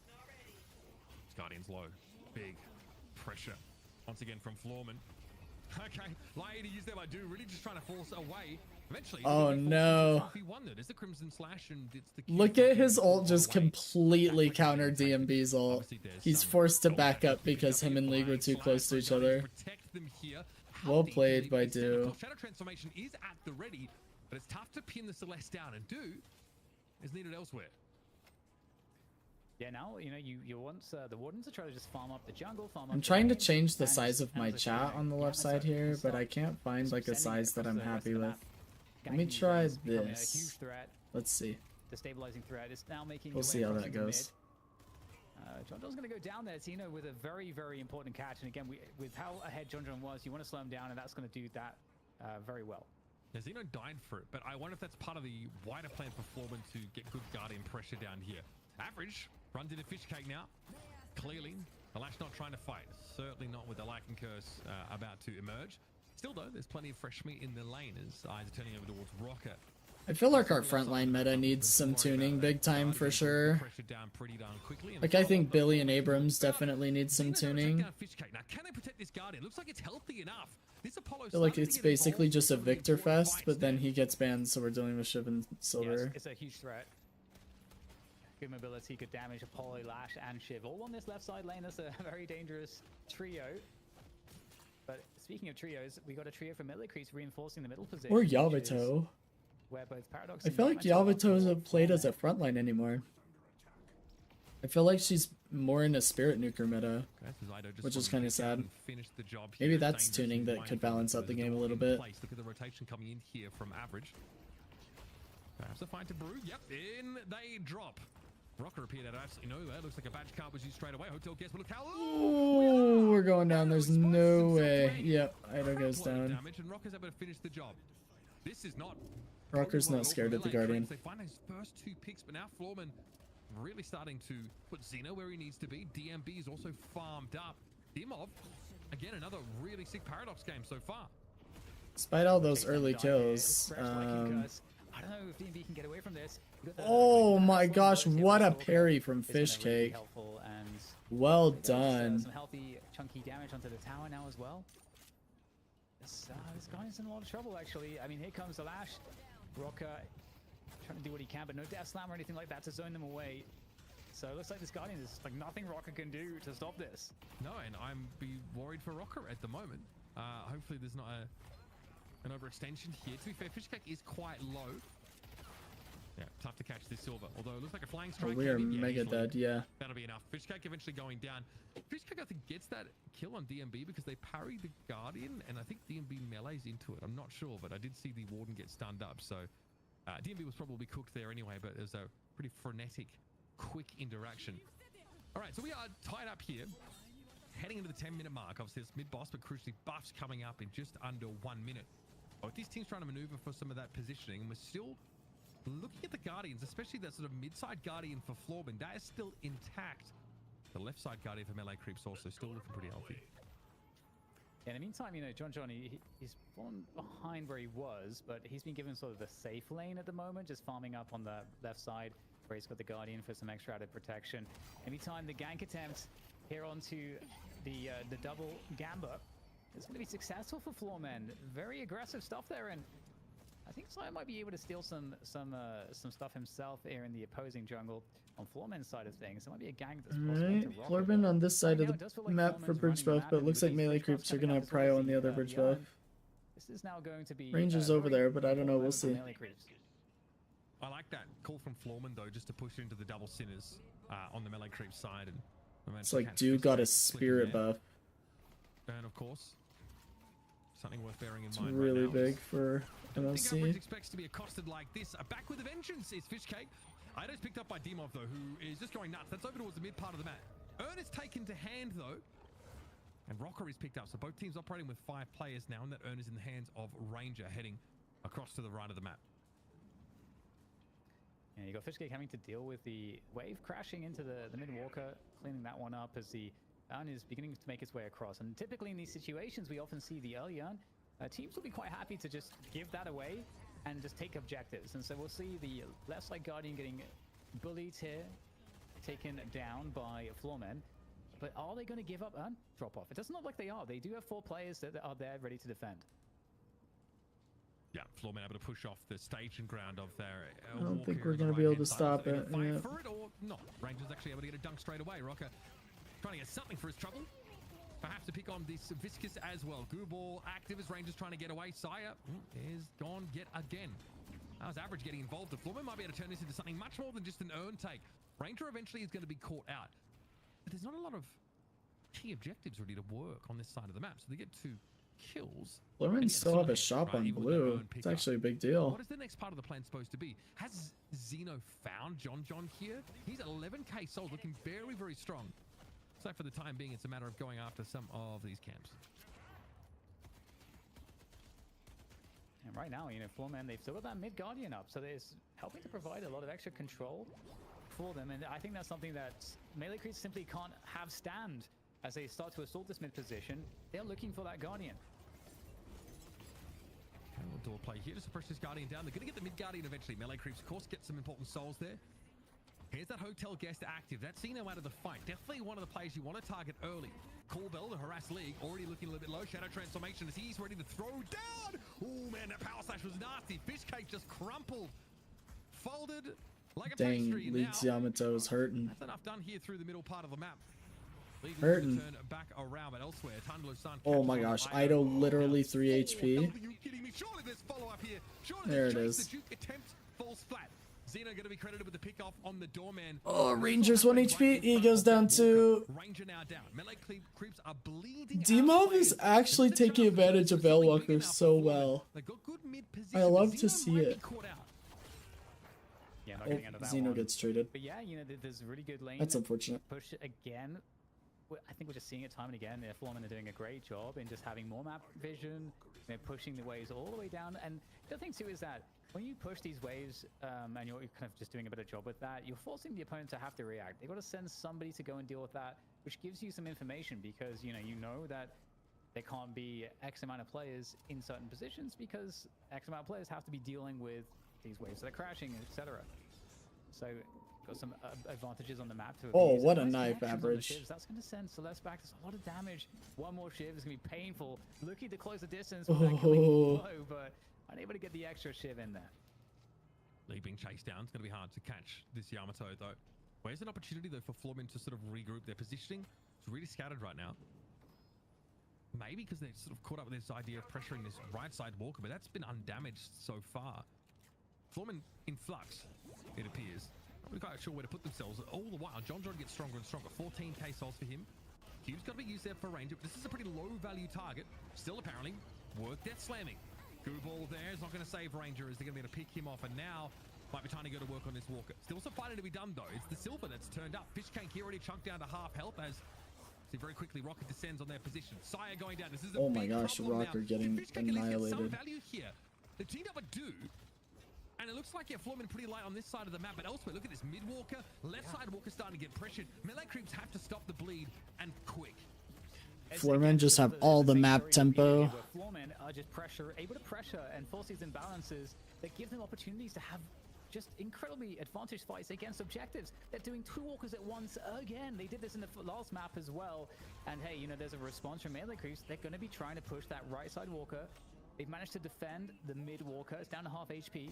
If they could get some value here on this right side walker, well, in the form of kills or the objective Bridge itself, buffs up. that would be a great equalizer. But they're not going to be able to do it because across the map, Floormen are sprinting to try to find a way to punish this. I think they're trying to get double keeping the sinners pressure on mid instead. too. So it looks like, yeah, they thought about double sinners.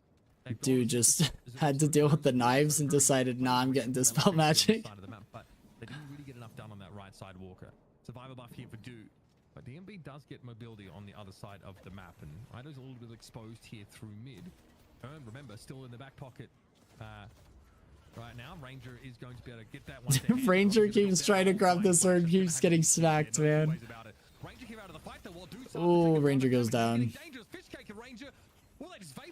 Dude's probably next. Quickly slips out, but that urn has been taken up by Floorman. And John is just desperately trying to ignore this. Studiously just trying to farm up in that mid side of the map and back away without giving up his life. But the clock is ticking for this Venator to get involved in the game meaningfully. Oh, Saya goes down too. DMB playing pressure. Dude gets out. Well played. You know, Venator can't go in without Ido stops Zeno. Taking the bullets for him, and but Floorman get the urn. Jeez. Floorman just have pressure everywhere, every which way. There's no way to get away from this, and here go the lunges again. The flawless advance to find the Celeste. Celeste again, I mean, one of the most notable heroes in the game, but I mean, you can't get away from these people. I mean, this is still kind of sick from Do. I think the rest of the lock are coming in a little bit clutch there. Oh, Do. Bro, who broke his ankles? That is insane stuff. Do. Bit of a prodigy there. I told you Do will be the great equalizer. Him and John have enough souls that they might actually be able to stay in this, but we'll see. By 11k souls, but still able to find moments of brilliance like that. That was 10k soul difference is pretty hard to come back from against professional teams. So good on the mobility herself. I think the vitality buff really helping out in that fight too. And you know, the map's starting to settle down a little bit. As you say, 10k difference, so suddenly very doable to kind of bring things back into relative control. A walker down though for melee creeps, and you've got a few minutes now until the next you know, bigger objectives. So a lot of map to be played with. Floormen have been typically very good in this situation to find fights, and that's what they're going to do on the right side of the map here again. Oh my gosh, Saya with the pick. But D-Mob is here. Dude's going down, there's no way. Oh my gosh, does Dude get out here? Oh my gosh, Dude gets out here. Ranger goes down. Average and DMB took a lot of heat. As one of his teammates was assassinated, but that mid walker I'm looking at, oh, that Saya robot arm just going through the air. Floormen have a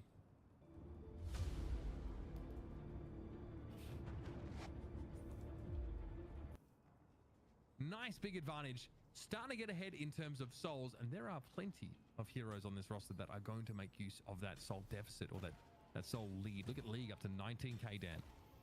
Yeah. Again, it's just so cool, the timing from Floorman. You know, they take this fight, they find this gank on the right side lane, and in the meantime, they're trying to split push. They're split pushing off of that, and it's just so hard to react to that effectively. League, I think, sort of backdooring it a little bit, you know, hitting that mid walker from the back, and now it's a 2 walker advantage that they have over melee creeps. So again, this only compounds the advantages that they get in map control, obviously the extra souls as well. So, you know, as time goes on, melee creeps are only working with less and less. That said, like, you know, just like you mentioned, Mish, it's not an unrecoverable deficit. Let's run a statue buff graphic as well. Let's see how many. Oh, hold on, we got a fight here. We'll get that run for you in the meantime because I want to look. Nice, Saya. What a hook after the riposte. Jeez. Okay, still manageable, but Xeno's able to slip away, and he got the rest of Floorman collapse into the middle part of the Xeno gets out. Dude is not there to fight. John though is. Perhaps it's time for Venator to shine. Binding word going to be prevented. Ooh, I don't know if it's gonna save him, but that was a huge rescue beam. Fish Cake still goes down. Ranger goes down. That's mid boss. Oh, Saya! Too bad he doesn't have a teammate. That was a crazy freaking hook. I think Ranger was a decent change to MLC's roster, but he really needs to work on his mechanics. That's a problem. In the meantime, you know, I mean, I don't know. It's too early to tell, but he did well last week when he was filling for Saya. But that was Scout playing and filling for Saya. He did okay. League, by the way, who is, you know, in a decent soul place, is still going to be something that you TMB just instantly shutting that down. Oh, or John rather, shutting DMB down is what I meant to say. Oh, forces the defensive ult. This is not, I don't know, this is still a pretty tricky fight. I think neither team super happy about this one. Yeah, like I think your shadow transformation there, which is a long cooldown, don't forget, over a minute to dissuade any sort of pursuit. So what do you do? Apparently it's the comms that he provides making him a valuable pick, so he probably has really good macro then, just constantly available Have, you know, 2 walkers that are going to defend as opposed for to some minimap and clock knowledge, letting his team know. Or maybe just really high situational awareness to make a comm, like when the team's getting tunnel visions and they're able to make comms that kind of grounds the team back in reality. Those can be really, really valuable traits for sure. I'd be interested to hear their comms then, that'd be cool. It's a very interesting spot because maybe we should do a stream where we're watching some scrims. as long as it doesn't result in a mid-boss, but We could do pro scrim reviews. if something goes wrong, they're suddenly really far behind. So very We'd tense, basically very just be tense watching for them. They can't somebody really stream, afford to but put a foot wrong, and this urn is going to get collected. In the meantime, if Floormen get this urn, it will be really, really bad. be careful about Sido getting caught potentially. Okay, he's going for it though. Because we were like 1k off of this being a retake urn. So this neutral urn putting us at like a 15% plus. Oh, nice try, Saya. We're just so broke, man. Everybody's like 15k soul average except for doing John John, like I said. The 2 equalizers of this freaking lobby, who are way rich, by the way. And get back to business. That's important. A lot of souls on the Celeste now as well. Do definitely position to be a... I don't know, John John and Celeste might just come do like some insane damage in one of these fights and make it exciting. We'll see. I kind of hope they do. I would like to see game 3. We're about to converge you at both sides. Looking for the paradox to be impactful, but it's a 26k souls and Venator. John John has to go hog wild here. And Yeah, that's a bad urn. MLC is under a lot of pressure here. Ooh, I mean, surely we kill League. Oh, that reach. Oh my gosh, so Resto Locket and his Crimson Slash. John John does get the kill. But D-Mob is all over him, man. Throw a trap, man. No! Oh my gosh! Oh, D-Mob was not letting him go. Into safety, but it's of course Show us Dew's perspective. Oh, Dew's ult is separating them. almost wiping the team, and Dew might go down here as well. Oh, the silence from the cage. Again, it's just so hard to escape, and One average is just so healthy. mid-boss question mark. It's gotta be. 2 of them are really weak. If they go for mid-boss, it could be dangerous. And their waves are terrible on both side lanes. Interesting.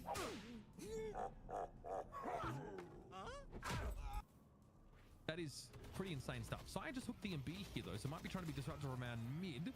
Should be a 1-for-1, I imagine. Alright, well, Saya looks like he got picked here. I don't think D-Mob...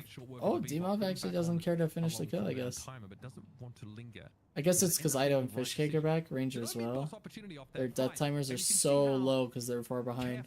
Floormen have to be about John John and Dew respectively. Especially the latter. Dew was dangerous in that fight, and Floormen had to be really careful as their souls are distributed much more evenly.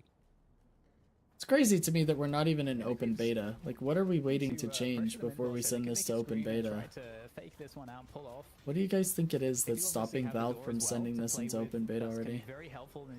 So melee creeps taking advantage of the fact that DMB is dead and going for mid-boss? Gives them the escape though, and they can duck back in and try and contest this whenever they want. This definitely feels like it favors melee creeps.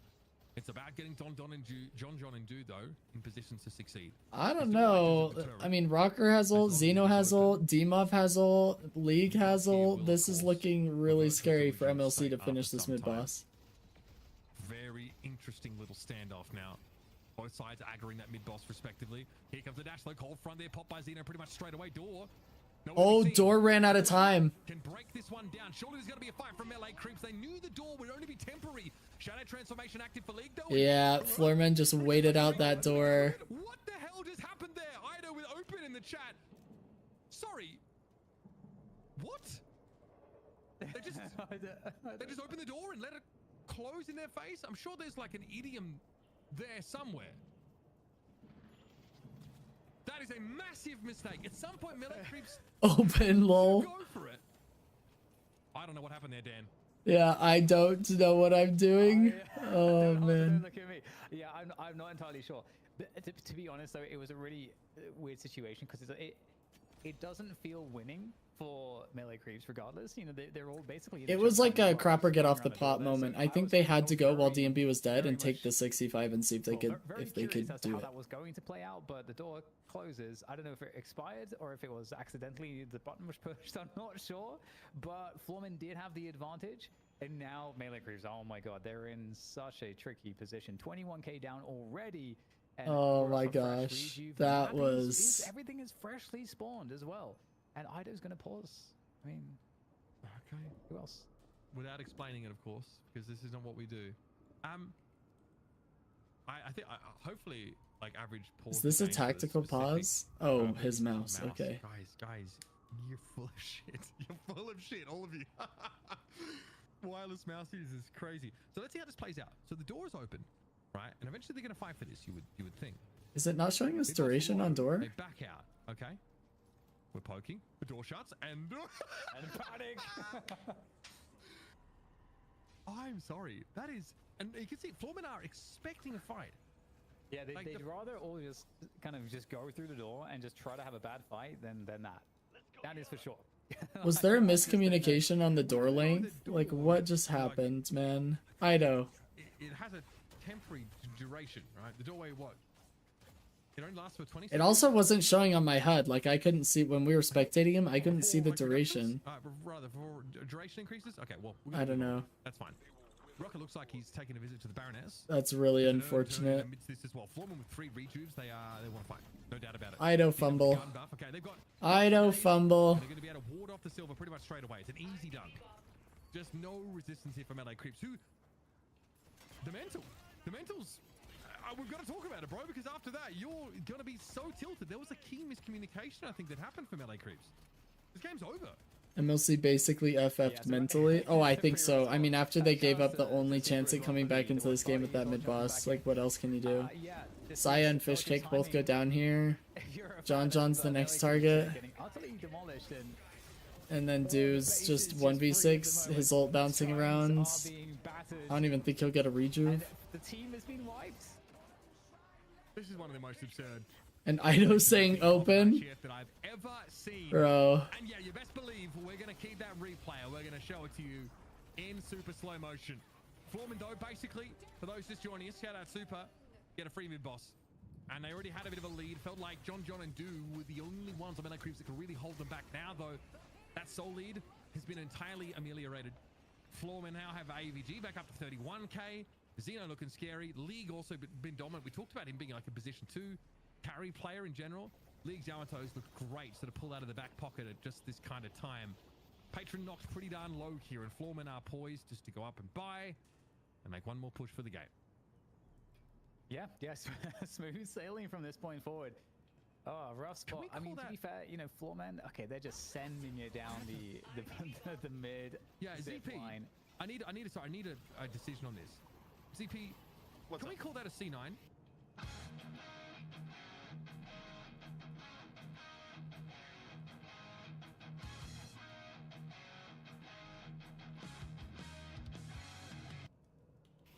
So I guess there's no game 3, ladies and gentlemen. W ad.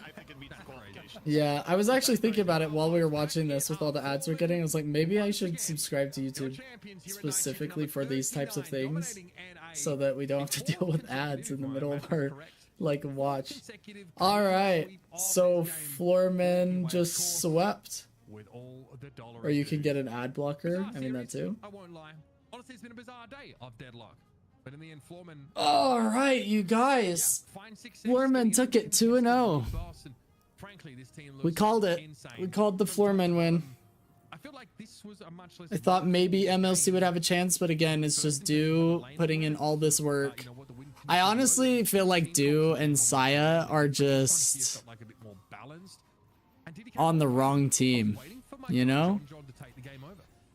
Maybe that's just me. Yeah, it didn't happen. He struggled in the first. I mean, I guess it doesn't matter like that much because it's wanted to see.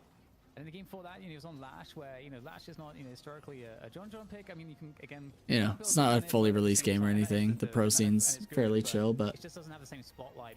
I forget about YouTube ads. I should get an ad blocker. Let me know if you have any in specific that you suggest. This kill was crazy from Do. this composition from four man. If you look at it, top to bottom, The way that he turns this fight around. Apollo and Yamato, this is Look at that. Oh my gosh. Just the only player on his team. Dang, man. One of them, and big ups to Duke, because I feel like Duke did have a good game here, but it was ultimately a tough game to be. I don't get MVP. John, as you say, Pact fan with the Ido memes, man. From ahead, he absolutely stomps. Yeah, I mean, dude's just doing so well. It is what it is. Which I think we noted at maybe like 5.5 minutes. All right, ladies and gents. And then started snowballing off of that. And that's let us do this.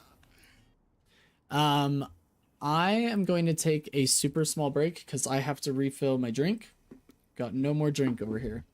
So give me like 5-10 minutes. Let me take a small break, probably get like a little bit of food as well. And then we'll finish out the stream with like student VOD reviews. So if anybody has any VODs they want me to review, you can go ahead and throw the match ID in the chat and then I'll go ahead and review it. We may be doing another pro VOD review today, but I don't think so. I don't know how much longer we'll be streaming, to be honest. So we'll just kind of see. I will be back in a few minutes, going to take a small break, and then I'll take a look at the match IDs when I get back.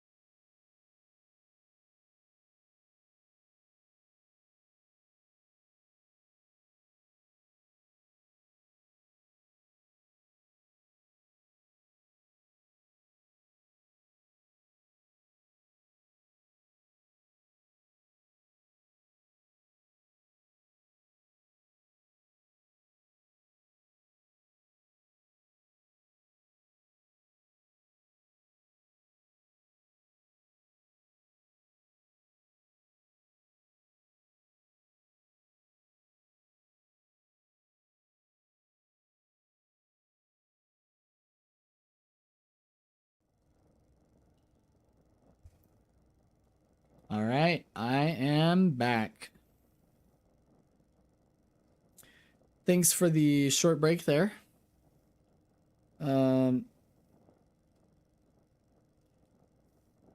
I need, thanks Heather, thank you. I need a snack cam for today. I am eating the last of my Monte Cristo and some Miss Vicky's smoked barbecue kettle cooked potato chips. And yeah, it's pretty ballin' right now. Got to say, so good.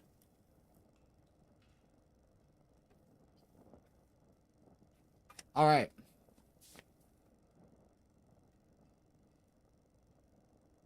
Send it, Pac-Fan. Send it my way, brother. We'll take a look. Feel like it's been a while since I've done a Pac-Fan VOD review. My guy's been a ghost for a while. All right.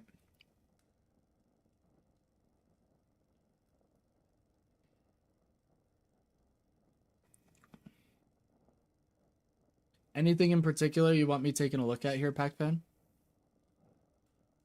Send it 4 average, love it.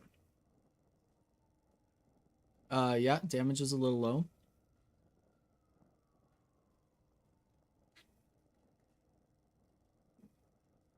How to be more active, okay. Replay not yet ready for download, Pac-Fan. We've been denied access. We're gonna have to take a look at it another time, I guess. I don't know. Actually, let me try this. Let me try this. Hold up.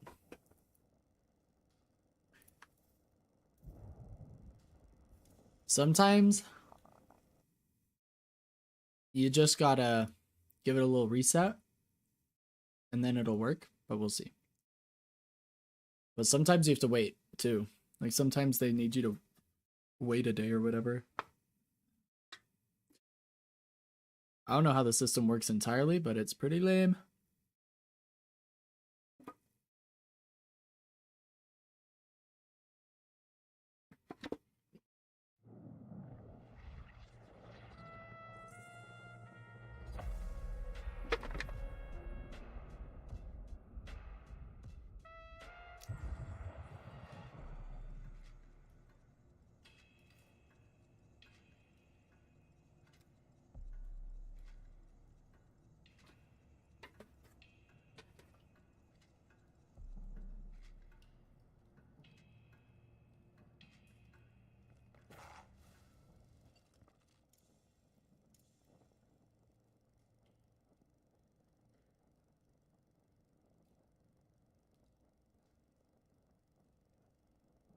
Let's hope the restart helped, because last time it started downloading and then it got mad, so we'll see.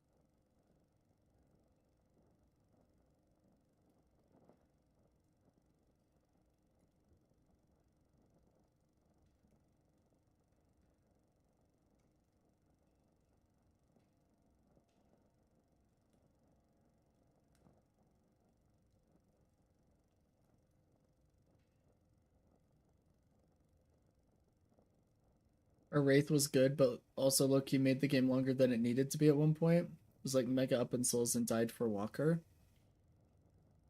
Interesting. I'll try not to focus too much on Wraith, but we'll take a look at it.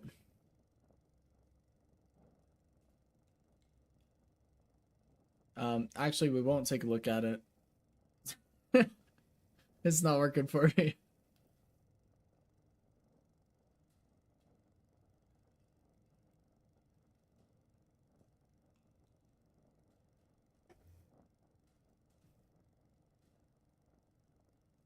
We can take a look at other matches if you want to take a look at a different match, and we can try this one on a different day. Just kind of bookmark it, maybe, and we can try it on another day, like on another stream. I don't know. I know, like, basically for a fact I won't be streaming on Saturday, but I don't think I'll be streaming much tomorrow either. If I do, it'll be a short stream late in the afternoon.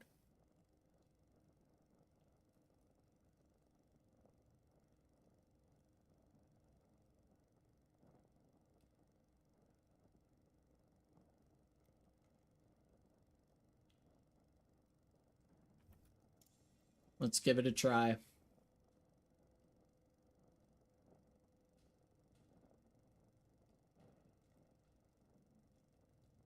Jeez.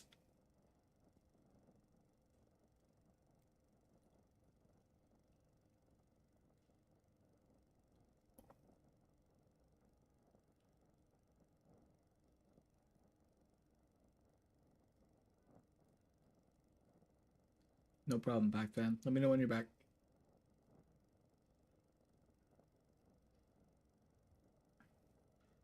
Hopefully this one actually downloads.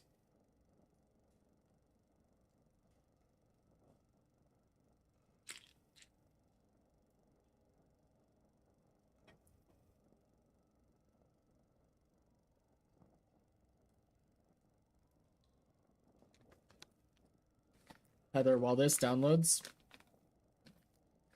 we always make mint juleps for like the Kentucky Derby, the Preakness, the Belmont, you know, the whole shebang. But we make virgin mint juleps because we don't drink. And my mom has mint in her garden, which is a weed, right? Like she doesn't want it in her garden, but it's there. And so she has like these 2 massive bushes of mint that she's getting rid of. And I'm going to steal all of it from her. Like once we remove it from the garden, I'm going to steal it all. I'm going to make a ton of mint julep syrup. And then I'm just going to be drinking that stuff like all week. I'm so excited.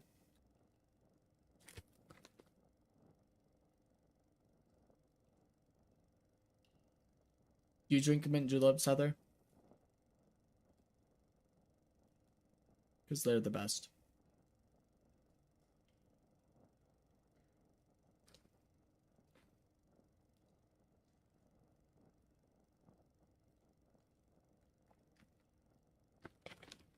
And I prefer my virgin mint juleps with ginger ale, not just sparkling water. I actually don't like sparkling water or club soda as we call it. But I did try it with lemonade for the first time, and the mint julep syrup with the lemonade actually was really freaking good. But I think ginger ale is still my favorite way to go.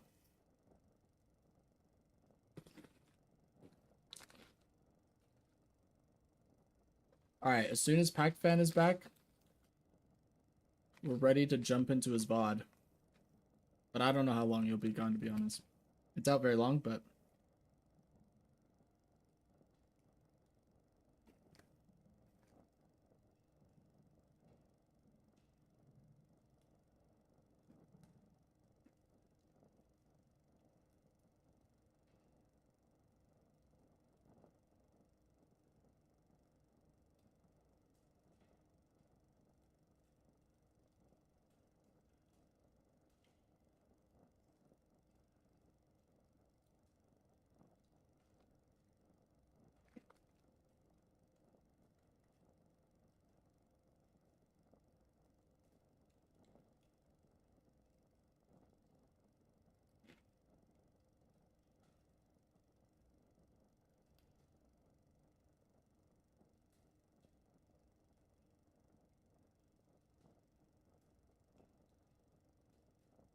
These chips are hitting the spot.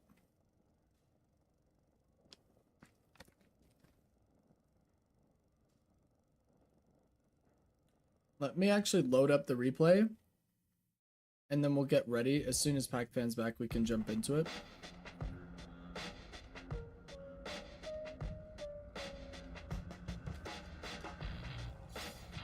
You should quit while you're ahead.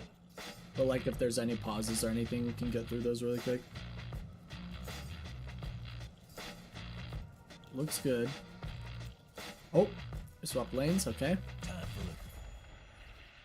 Oh, Pac-Fan's back. All right, we'll head into the VOD review then, Pac-Fan. I got it loaded up for us here. Is this a similar thing that you wanted to work on? Was this like you wanted to be more active, felt like you could have done more damage? Or is this something, is this game different from the other one? Like, what are we hoping to focus on here?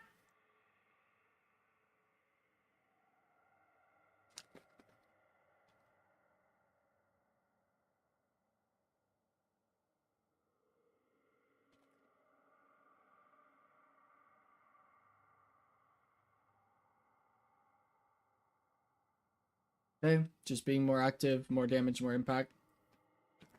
Overall positioning and timing. Let's take a look at it. Oh, I clicked on the wrong button here.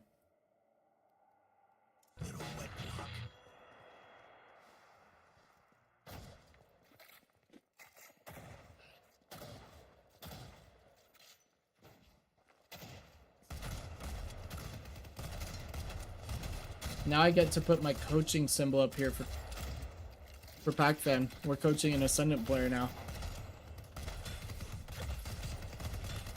You weren't losing fights but weren't being active enough? We'll take a look at it. Are you gonna start playing all scared because you're in Ascendant lobbies now? And you think you can't be super active because you're better than these guys? Blades are ready. Better not. On the inside.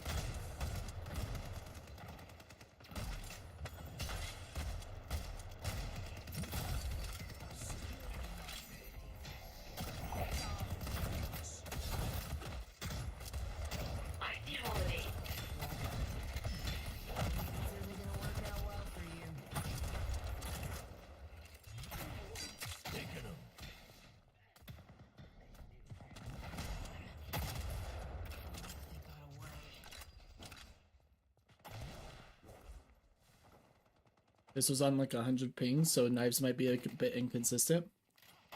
That's alright. I know your micro's fine. I'm not really going to focus on it. I'm not going to be like, oh, I can't believe you missed that knife. Like, I know your micro's good. We're chilling. I'll just focus on everything else.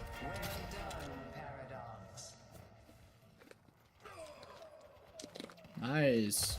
Team got a double kill. By the time they see me coming, it will be too late. That's the lane that you should gank, like right after this wave. Your team now has a significant soul lead in blue. Or Lash can, and I think Lash is going, or maybe not.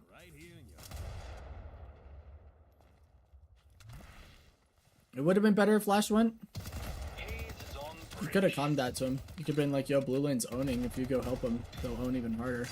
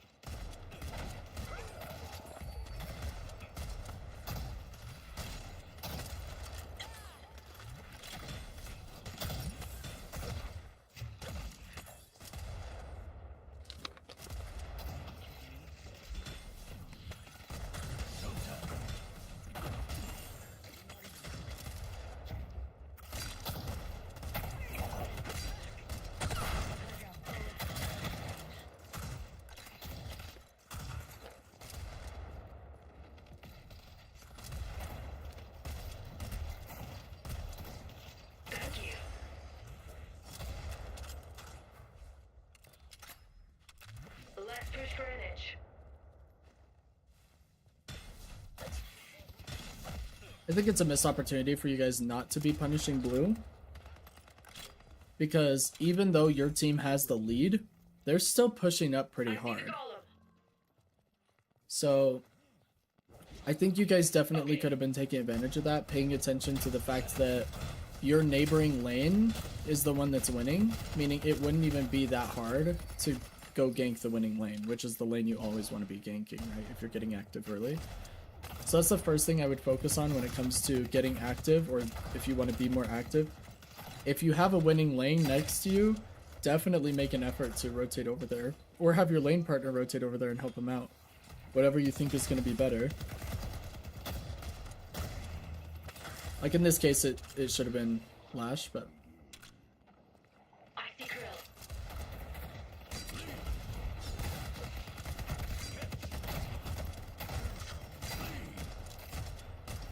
Like, your Drifter ganking here is good, but it would have been better, if I'm not mistaken, if he had ganked the other lane. Yeah, your other lane is owning right now. If Drifter's over here, he gets a free kill on Wraith. Oh, Paradox went over there, I guess, but... Okay, I mean, that's fine then. If you're just sacrificing blue and pressuring over here, that's fine, because they are ganking the winning lane. Your lane was just like... Then they shouldn't be here.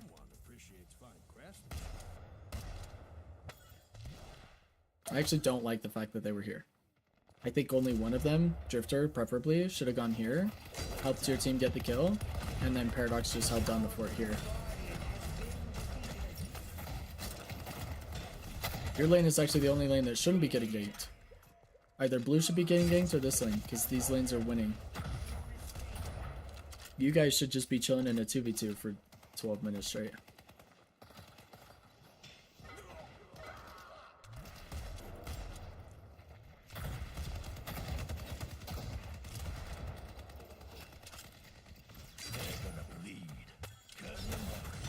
I think Pac-Fan uses his own build, but maybe he'll be able to tell you better than me.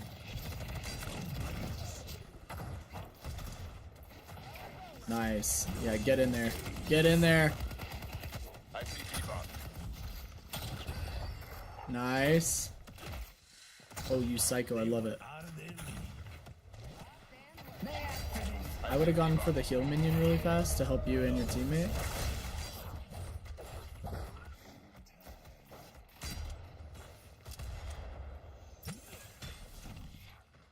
Oh, that's alright. I see. I think the team with the Lash will win. Heather, I'm gonna call you a cheater because we already saw who won this map. Just saying. Just throwing it out there. Pax fan, Xylokind asked you what shiv build you use. You want to let him know. I see Holiday. Thank you. You really should just give the Guardian here. I see Holiday.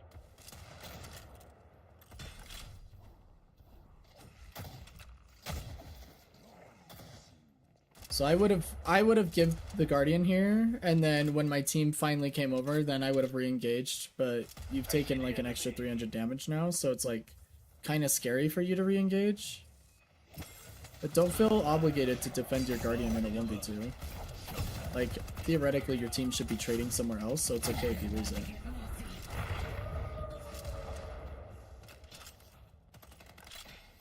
Oh, you use your own, he says. That's what I thought. I thought Pac-Fan used his own build. Oh, there's the build ID for you too, Zalking.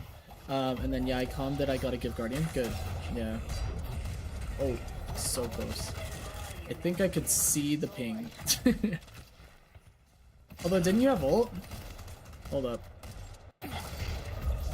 You didn't. Okay. Oh, that's super unlucky then. Timing. Your ult just came off cooldown. Should Shiv save his knives to stack them on one hero? I would say in general, yes. But it's not quite that simple.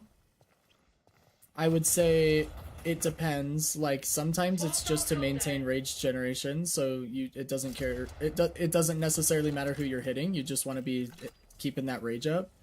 But generally speaking, yeah, I mean, stacking the knives is the best way to do the most amount of damage with his knives, for sure.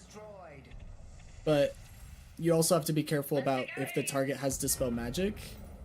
So you may not want to throw in a third stack if their Dispel Magic is up, because if they're like me, they're waiting for like that third knife and then they cleanse, and then they know that the most they're gonna have to deal with is one more knife stack. So sometimes you space them out a little bit depending on the enemy's builds, etc. But generally speaking, yeah, it's okay.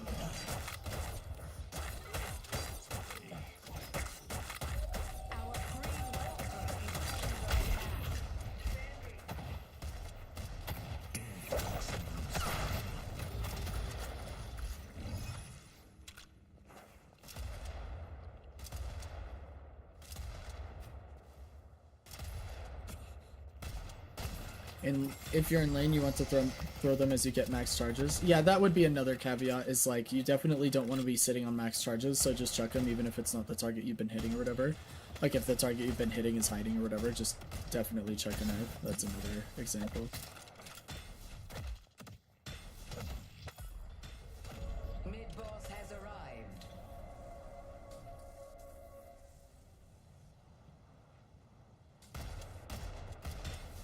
I think we're just solo laning a little too much at this point. Like, we don't have Guardian to defend. We should just have Warden come over here, or Drifter if he wants to. The Drifter prefers to roam generally, but like, I would just be coming to my Warden like, hey, yo, do you want a side lane here? And then that would allow you to get more active. But I feel like you've locked yourself into like protecting the Walker as Shiv, which is just kind of not optimal. Has Silver melted my health? Yeah, she did.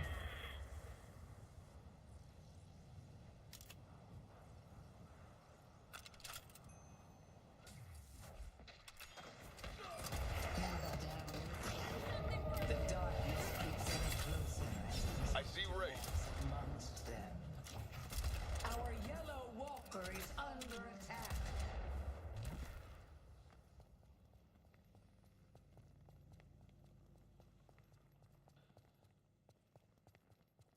Warder was asking GT for solo lane and GT was not having it for some reason. Yeah, give him yours. Nobody needs to be in your lane anyway.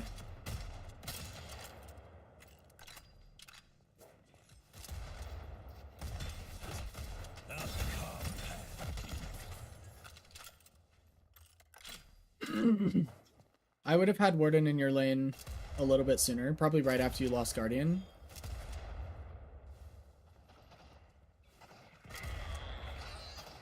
After like 9 minutes, you can pretty much just start switching to have solo laners, depending on the game. Sometimes sooner, sometimes later, but 9 minutes is like your general. Oh, this is super annoying.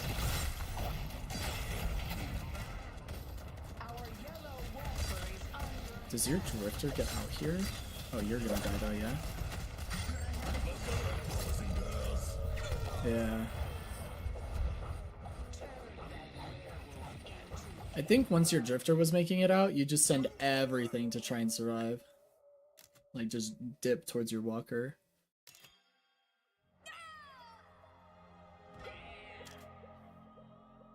Dang, Wraith got a kill behind our Walker?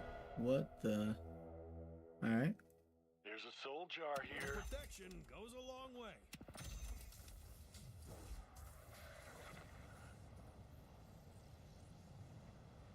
I think that was mostly minimap awareness. I thought our team was rotating for Urn. Oh, okay.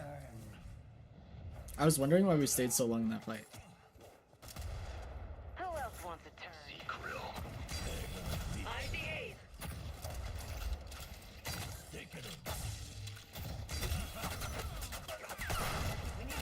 So I disagree with the return fire play there.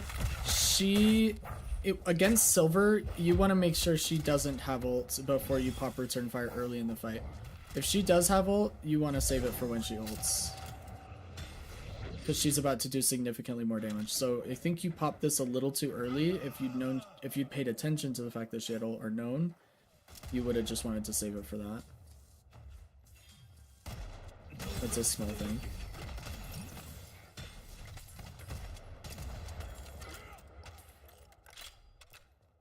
We had Urn control and Urn was halfway there. Yeah.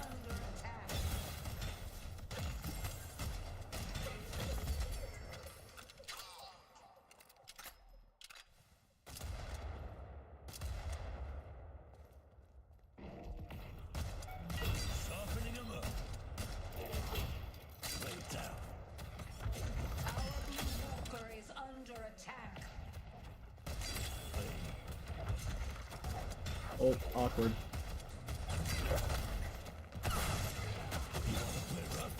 Fine by me.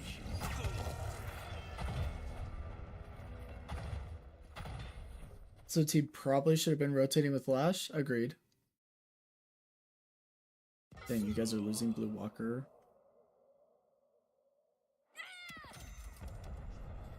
It's rough. I see the golem. Let's take out Bebop. Our great I'm a teeny bit tilted at this point. Gotta keep that mental healthy. Nice kill. Or I guess somebody stole the kill, but still, nice work.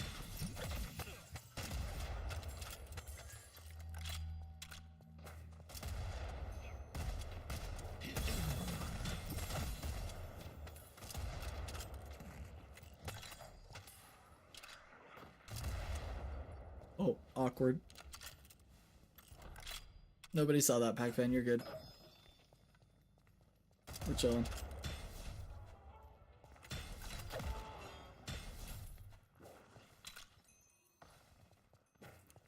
Nice minimap awareness while you're on the centers. Always want to be making sure to check a minimap and clock on the centers. Being aware that the most important objective on the map is earn right now is going to be really big. Oh, it's so annoying. Nice return fire though on it, at least.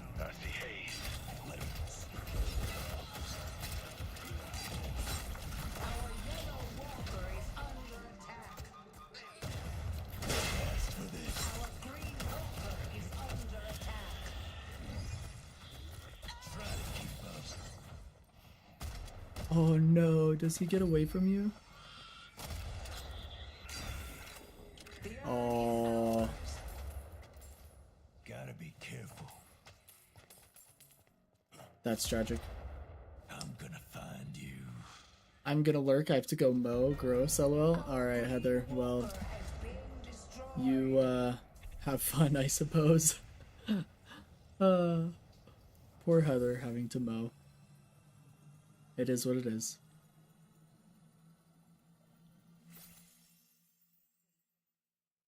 We've lost 2 walkers. The fact that we're only like 8k behind is actually crazy.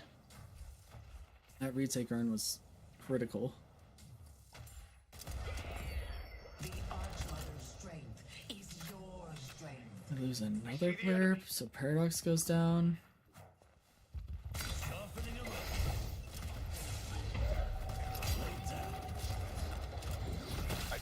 The haze behind you would be the better target.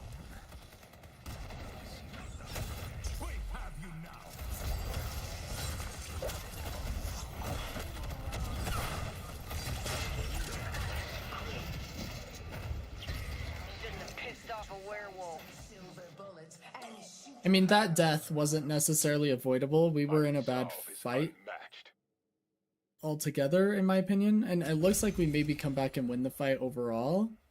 But I think target prioritization could have changed a little bit. Like, I think we chased the silver for too long. I think as soon as you saw the haze, that's a way easier target to kill than a silver. That's definitely the one I would want you targeting there.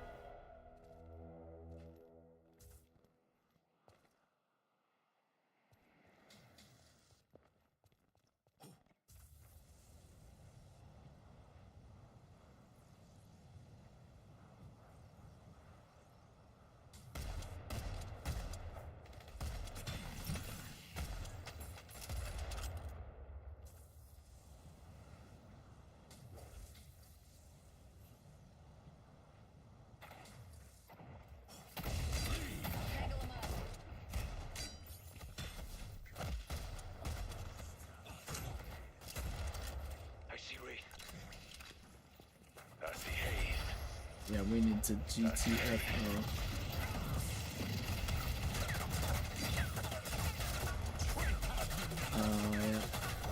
Yeah. Okay. Nothing you can do here. We'll fast forward and take a look at the You think you team. hate me now? Just wait until I kill you again. We lose 2 teammates, trade silver. Drifter's 1 HP. I'm assuming he goes down any second here. Wraith dies. Crazy work.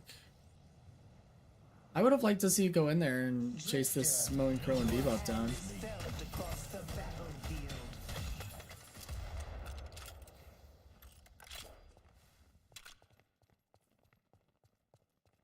I think the wave could have held its own until a Paradox or Warden respawned and came and gotten it.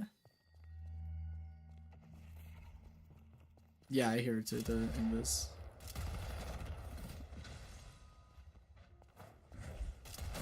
Let me actually do this. Let me do your minimap view. Make sure I'm reacting to your minimap the way you would have.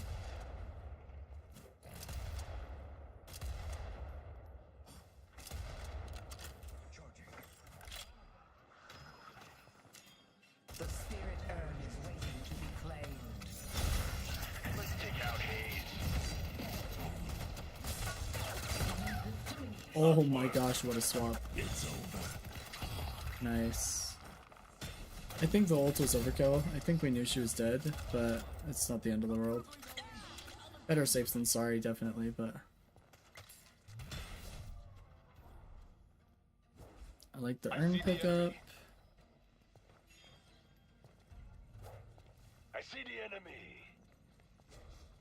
I see holidays. Woohoo! Not even close. Okay, we lose our warden. Looks like Drifter's in a lot of trouble too.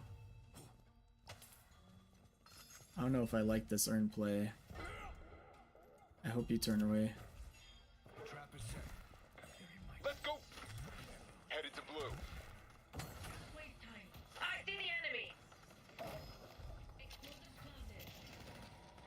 Alright, team feels like maybe we can depot. Let's take out Krill. With Lash here, I could maybe re-engage from this left roof. Yeah. Oh, I would have stayed up and gone over. I guess your team's calling it back out, it looks like. Yellow Walker is under attack. You do have a plan, yes?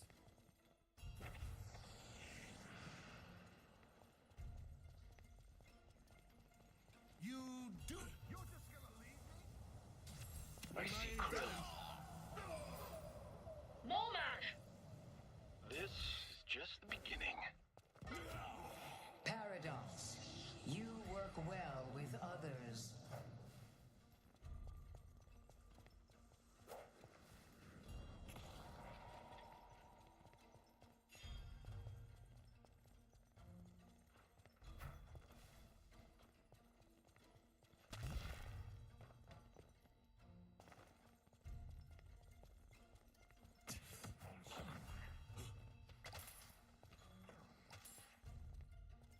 Don't got any support nearby. Help me deliver this thing. Away now.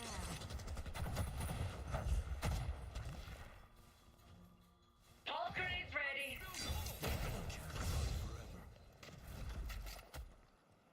I'm sitting here, full of spirits, and no one's... Let's get ready.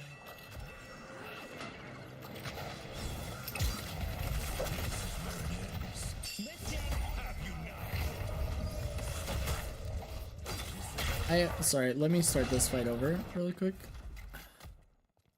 I'm sitting here, full of spirits. At what point did we drop the urn? This is just... Okay, so we dropped the urn back here. I'm sitting here, full of spirits, and no one's... Let's get ready.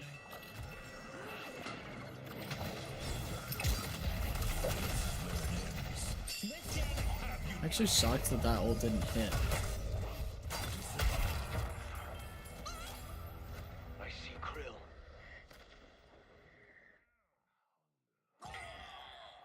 Trade one more.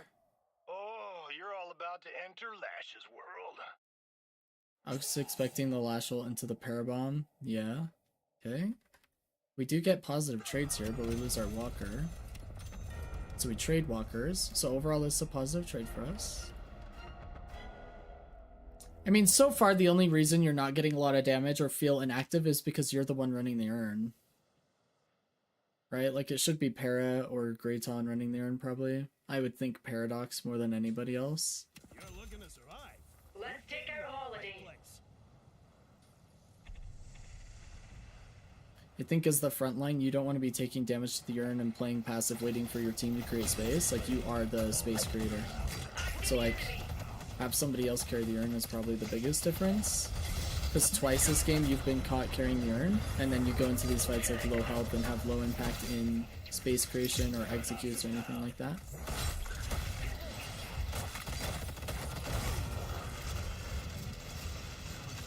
This is just, you get ulted, so like, what can you do?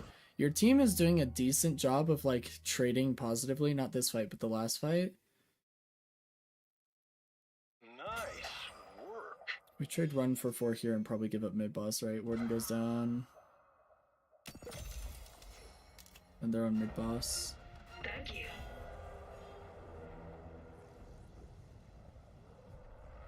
The rejuvenator is descending. Drifter getting hurt here.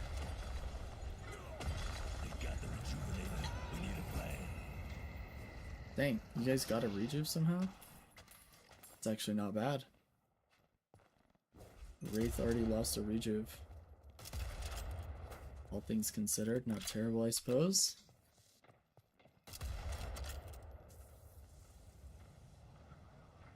Booking it to deny Urn probably would have been better than going in for like a fruitless mid-boss contest. Because there's nothing you guys can do to contest that mid-boss, but denying the Urn would be the next best thing. But now they're gonna get both. The urn has been dropped. Your destiny. If you can't contest the mid-boss, contest the next biggest objective they're gonna get, which is usually the Urn or a walker or your shrines. Swaps already. So we definitely don't want to fight them on Urn while they have rejuves, but if we can deny it, that would be massive. And unless they just play dumb enough that we're able to get some free kills and rejuves. Wait, did that not hit? Oh, that should be a rejuve. Nice. Dang, you guys actually turned this really well. All 3 rejuves and a kill. Did they get Urn? Did we get Urn? What happened with the Urn? I wasn't paying attention.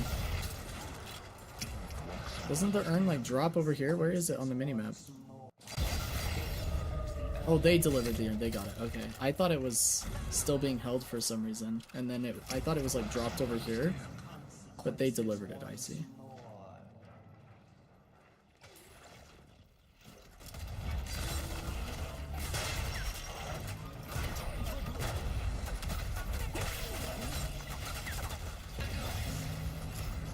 So I've talked about this, I can't remember who it was that I was talking about this with. Maybe it was Heather. But you going against the Bebop is just like definitely not the play. Yeah, you tried to warp stone, but the uppercut knocked you back, I guess, is the interaction that happened here.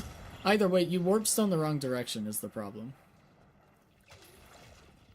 As soon as you get hooked, so if I play this in slow, as soon as you get hooked here, don't turn this way and go, oh no, get me out. Go with the momentum and avoid the stomp. So if you instead of trying to warp stone against him, if we go for, oh shoot, this direction, and you warp stone that way, you don't get stomped. You just have to go with the momentum of the CC. Because Bebop's always going to uppercut you back under the stomp. See, that one, he just timed it perfectly. There's nothing you can do. But if he hooks you in, and you warp stone in the direction of the uppercut, you'll avoid the stomp. But you tried to go against it. Then you just get hooked in again into a second stomp, which is unavoidable. But avoiding the stomp is the best way to avoid the majority of the damage you took there. I don't think it would have saved you, but...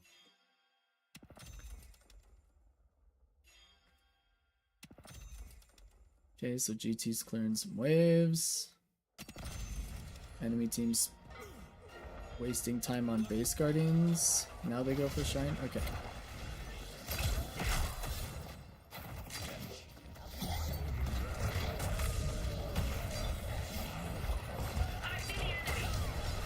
Nice. Oh! So close. Oh, that's unfortunate. No knife charges. Oh, that was super close. Them getting a shrine is really annoying here.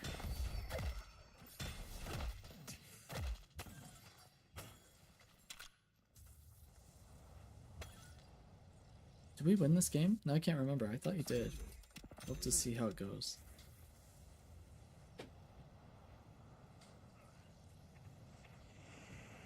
Oh yeah, because your Warden and GT ended up doing like 70k damage each or something.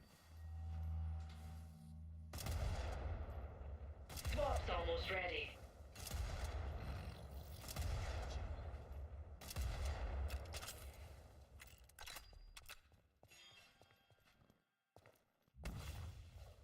Need help on blue.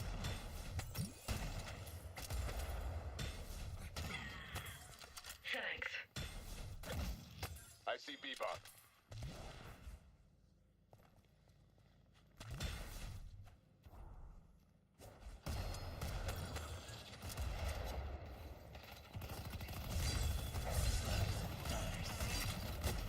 This is a really good pick.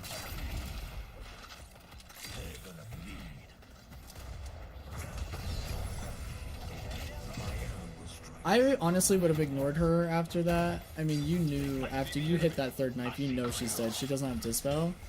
I would have just hit the third knife and started making space somewhere else instantly.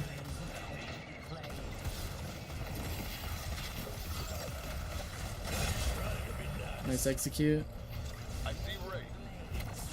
Nice decay on the Wraith.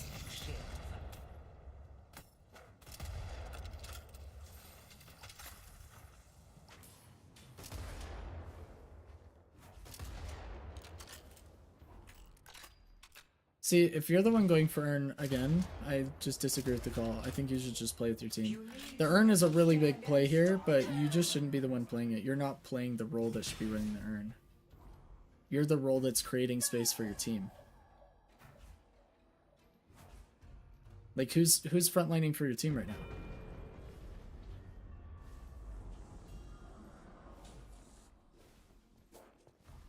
So your damage is low, mainly because you're the one doing the Urn runs. And it's not the end of the world, but that's like the short answer to your question based on what we've seen. Like, by far the biggest reason. You've probably spent like 3.5 minutes of this game essentially AFK because you've been carrying an Urn.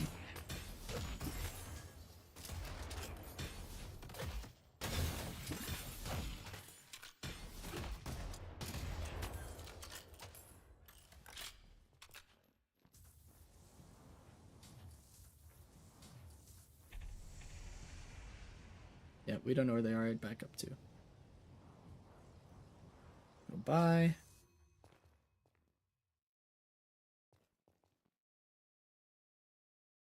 You got expensive taste. I love it. You'll need to try and find a pick with Drifter passive and then have the bird nuke that person. So you can go for mid-boss. Are we just trying to nuke mid-boss? 6v6? Ready to use item. I hope you're baiting it. Okay, it is a bait. Kind of. It's like super low.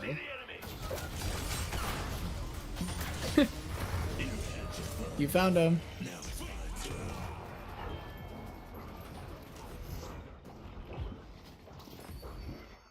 Okay, so never do Urn.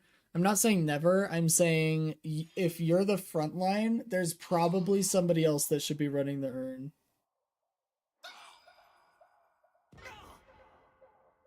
Yeah, one Drifter ring, but they were all grouped there. I mean, luckily for you're also. I also want you to keep in mind with this game, you're kind of the sacrificial lamb. Several times has it been like you and like a couple other people that have died, and then your team just like wipes them. So that's another reason your damage is going to feel low and you feel like it's maybe a positioning issue, but it's actually just that you're the first kill target for whatever reason. The enemy team doesn't care about your squishies. They want you dead first. Let's fast forward here. We're cleaning waves.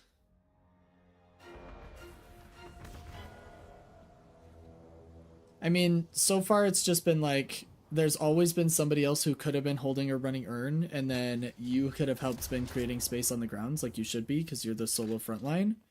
Your team has no one to create space on the ground, so like half these Urn runs, your team was having trouble creating space because their space creator was holding the Urn, right? So like it was just a miscommunication.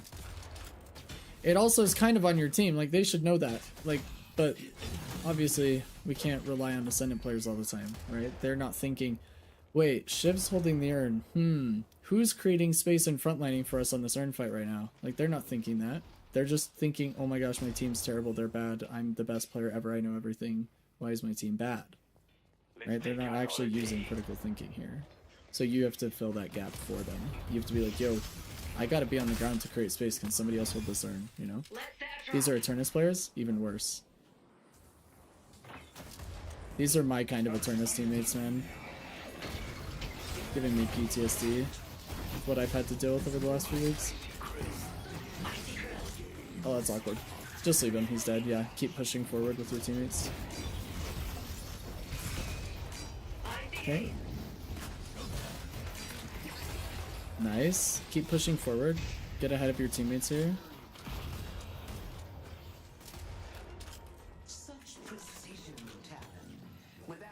What are you looking at? You like keep turning around? I can't figure it out.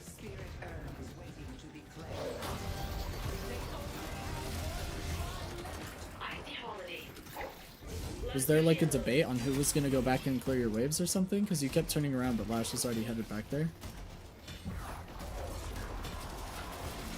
Yeah, okay. Again, definitely not you, right? Like, that should not have even been a question. They said me or Lash go back. Okay, I'm just gonna say this right now. I have a feeling, do they know you're Ascendant? Are you like stacked with these people? They know your lower rank? Yeah, that's the problem. They're playing like you're low rank. They're not playing like you're your role. So they're thinking in their brains, well, the lowest ranked player is going to have the least impact, so he should go back and clear it. And they're playing that incorrectly. That is a fallacy on their part. They should not be doing that. They should be going, you know what? He's our front line. I'm going to go back. Let me go back, and our front line can play with you guys. So that's their fault if these are the comms. If they're telling you to grab the urn, if they're telling you to go back, that is just absolutely no brain thinking. They're just making a comm based on your rank, not on your role. So that is definitely their fault. And they should know better.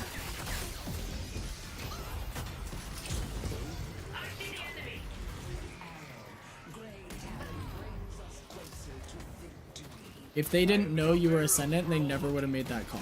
If they thought you were Eternus, they would have recognized, like, oh, somebody else should go back, like Lash, for example. Because Lash didn't have ult anyway, and he's lowest souls on the team. So, like, definitely Lash was the target, right? Lash definitely should have been the person going back. You were never in the running there. That's just a huge misplay on their part with comms.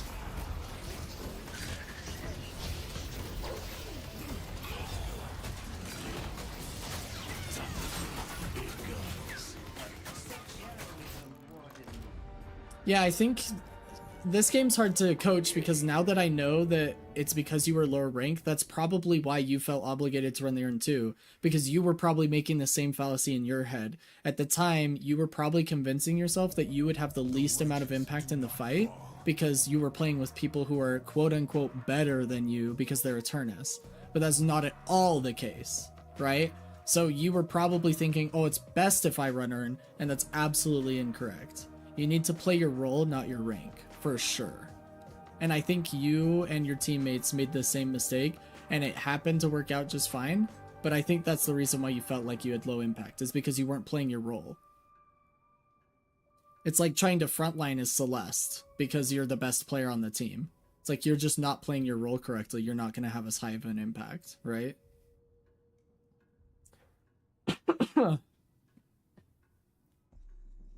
Does that make sense? I mean, I could literally sum up the entire game with just that. I think you and your team were playing ranks, not roles. And I think that was literally the only problem. I was trying to figure out why you were like being the one running the urn and like why you're looking to go back. It all fell together when I realized that you were stacked with Eternus players. So that's it. I mean, there's not like a whole lot else that I would notate. I would say generally just play your role, don't play your rank. And then there were a couple times when I feel like we had erroneous target prio right? Like when we see the low health Wraith or half health Wraith, we definitely don't want to be putting our damage into their front line unless it's our only option. So like I don't want you putting daggers into Moan Krill or Silver unless it's like the only realistic player to be doing damage to. So as soon as you were chasing Silver and you saw Haze in lane at one point, instantly switch targets. Instantly. I would just ignore the Silver. But like, you know what? Screw Silver. She's in her ult. She's tanky. I'm going to kill the squishy target and just switch to the Haze. And had you done it a little bit sooner, Haze would have died before she got the ult off. You still would have died, but she would have died before she got her ult off. So I think just a little bit of target prio. Don't be focusing tanks unless you absolutely have to. Like you don't have to be in a brawler match. I think that's really it. I think those are like the focus points from this gameplay. But I would definitely push back on your Eternus players' comms. If they're saying, yo, Shiv, can you go catch that lane? Recognize your role and be like, yo, I'm the only frontline. Is there anybody else who can do it? Right? And if it's a situation like there are going to be nuances. So, for example, if Lash had ult, but Paradox didn't have ult, it probably would have been better for Paradox to go back instead of Lash. And if they both had ult and you didn't have ult and you were low on knife charges, maybe you go back if you're like the lowest souls on the team, because maybe you will have the lowest impact. Maybe they don't need you creating the space because everybody else has high impact ults in the base, right? There's going to be nuances, but very rarely is the solo frontline going to be the one backing, right? If anything, just send GT Owl back there. Like have GT just like go in a corner and send Owl to clear the wave, and then all 6 of you stay in base, right? Like there's going to be other solutions to sending your only frontline back to your base to clear wave. Hopefully that helped, Pac Fan. Hopefully you can take something from that and start applying it into your next games that you play with this stack of yours.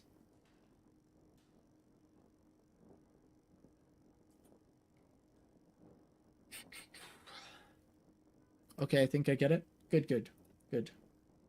Yeah, I think, and maybe even bring it up with them if you want to, like not necessarily confrontationally. It'd be like, yo, I was watching my gameplay last time and I felt like I was making a lot of weird plays as the front line. Like I was running the urn a lot, and then there was a time when you guys had asked me to go back and do the wave, but I was the only front line. Like talk to him about it and let him know, like, you know, if you guys want me playing a different hero, I can, but when I'm solo frontline, I feel really awkward in those types of positions. You know, maybe somebody else should be filling that type of role. And they should instantly click and be like, oh yeah, you're right, you know? But it felt weird because I wasn't doing great, but it didn't feel like I was doing that bad. Right, you weren't doing bad, you were just not playing your role. Like, you were playing Shiv like some sort of pick hero or something, like holding the urn and going back and clearing the wave or whatever. Like, it was just, you were playing completely outside of your element. It's like an M1 player building a ton of vitality and no gun. Like, the Wraith is just going to feel like, well, I wasn't dying that much, but I felt like I had no impact. It's like, yeah, you're not playing your role, you know?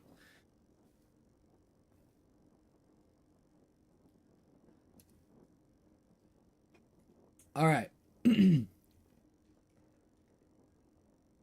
Well, hopefully that was helpful for you, and hopefully it'll help the next few games you have with those Eternus players, and they can start to treat you like a frontline and not like an Ascendant player, and not be blinded by rank, you know? Because you're actually like an Eternus player, you're just an Ascendant right now. And then hopefully it helps like anybody else who's watching this too, to learn from that. It's actually a really common mistake that we make when we're duo queuing with lower ranked people. It can actually happen to like independent of rank. The most common form of this we actually see is just when somebody thinks they're better than you, right? And we all have experiences with that in matchmaking. When they're making comms because they feel like they're better than whoever they're talking to, they're forcing that person into a position that they shouldn't actually be in. They're just under the impression, the speaker is under the impression that because I am superior, I should be doing this instead. But they're actually, if they were looking at it objectively, like from a bird's eye view, it's like, well, that's outside of your role. Even if you think you're better, like you shouldn't be forcing this situation. It's disadvantageous. And that's like the most common form we see.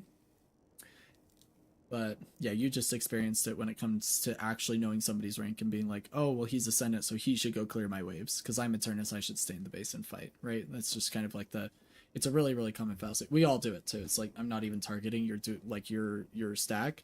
Like every single person does it. But okay, I'm actually gonna end the stream with that. I think PacFan's gonna be our only student today. We'll do more student VOD reviews another day.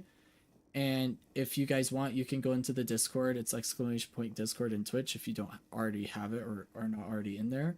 You guys can go into request a coach and fill that out so that the next stream I'll prioritize it, because I do prioritize those requests over like any sort of Deadlock Night Shift or any sort of pro VOD reviews that we do.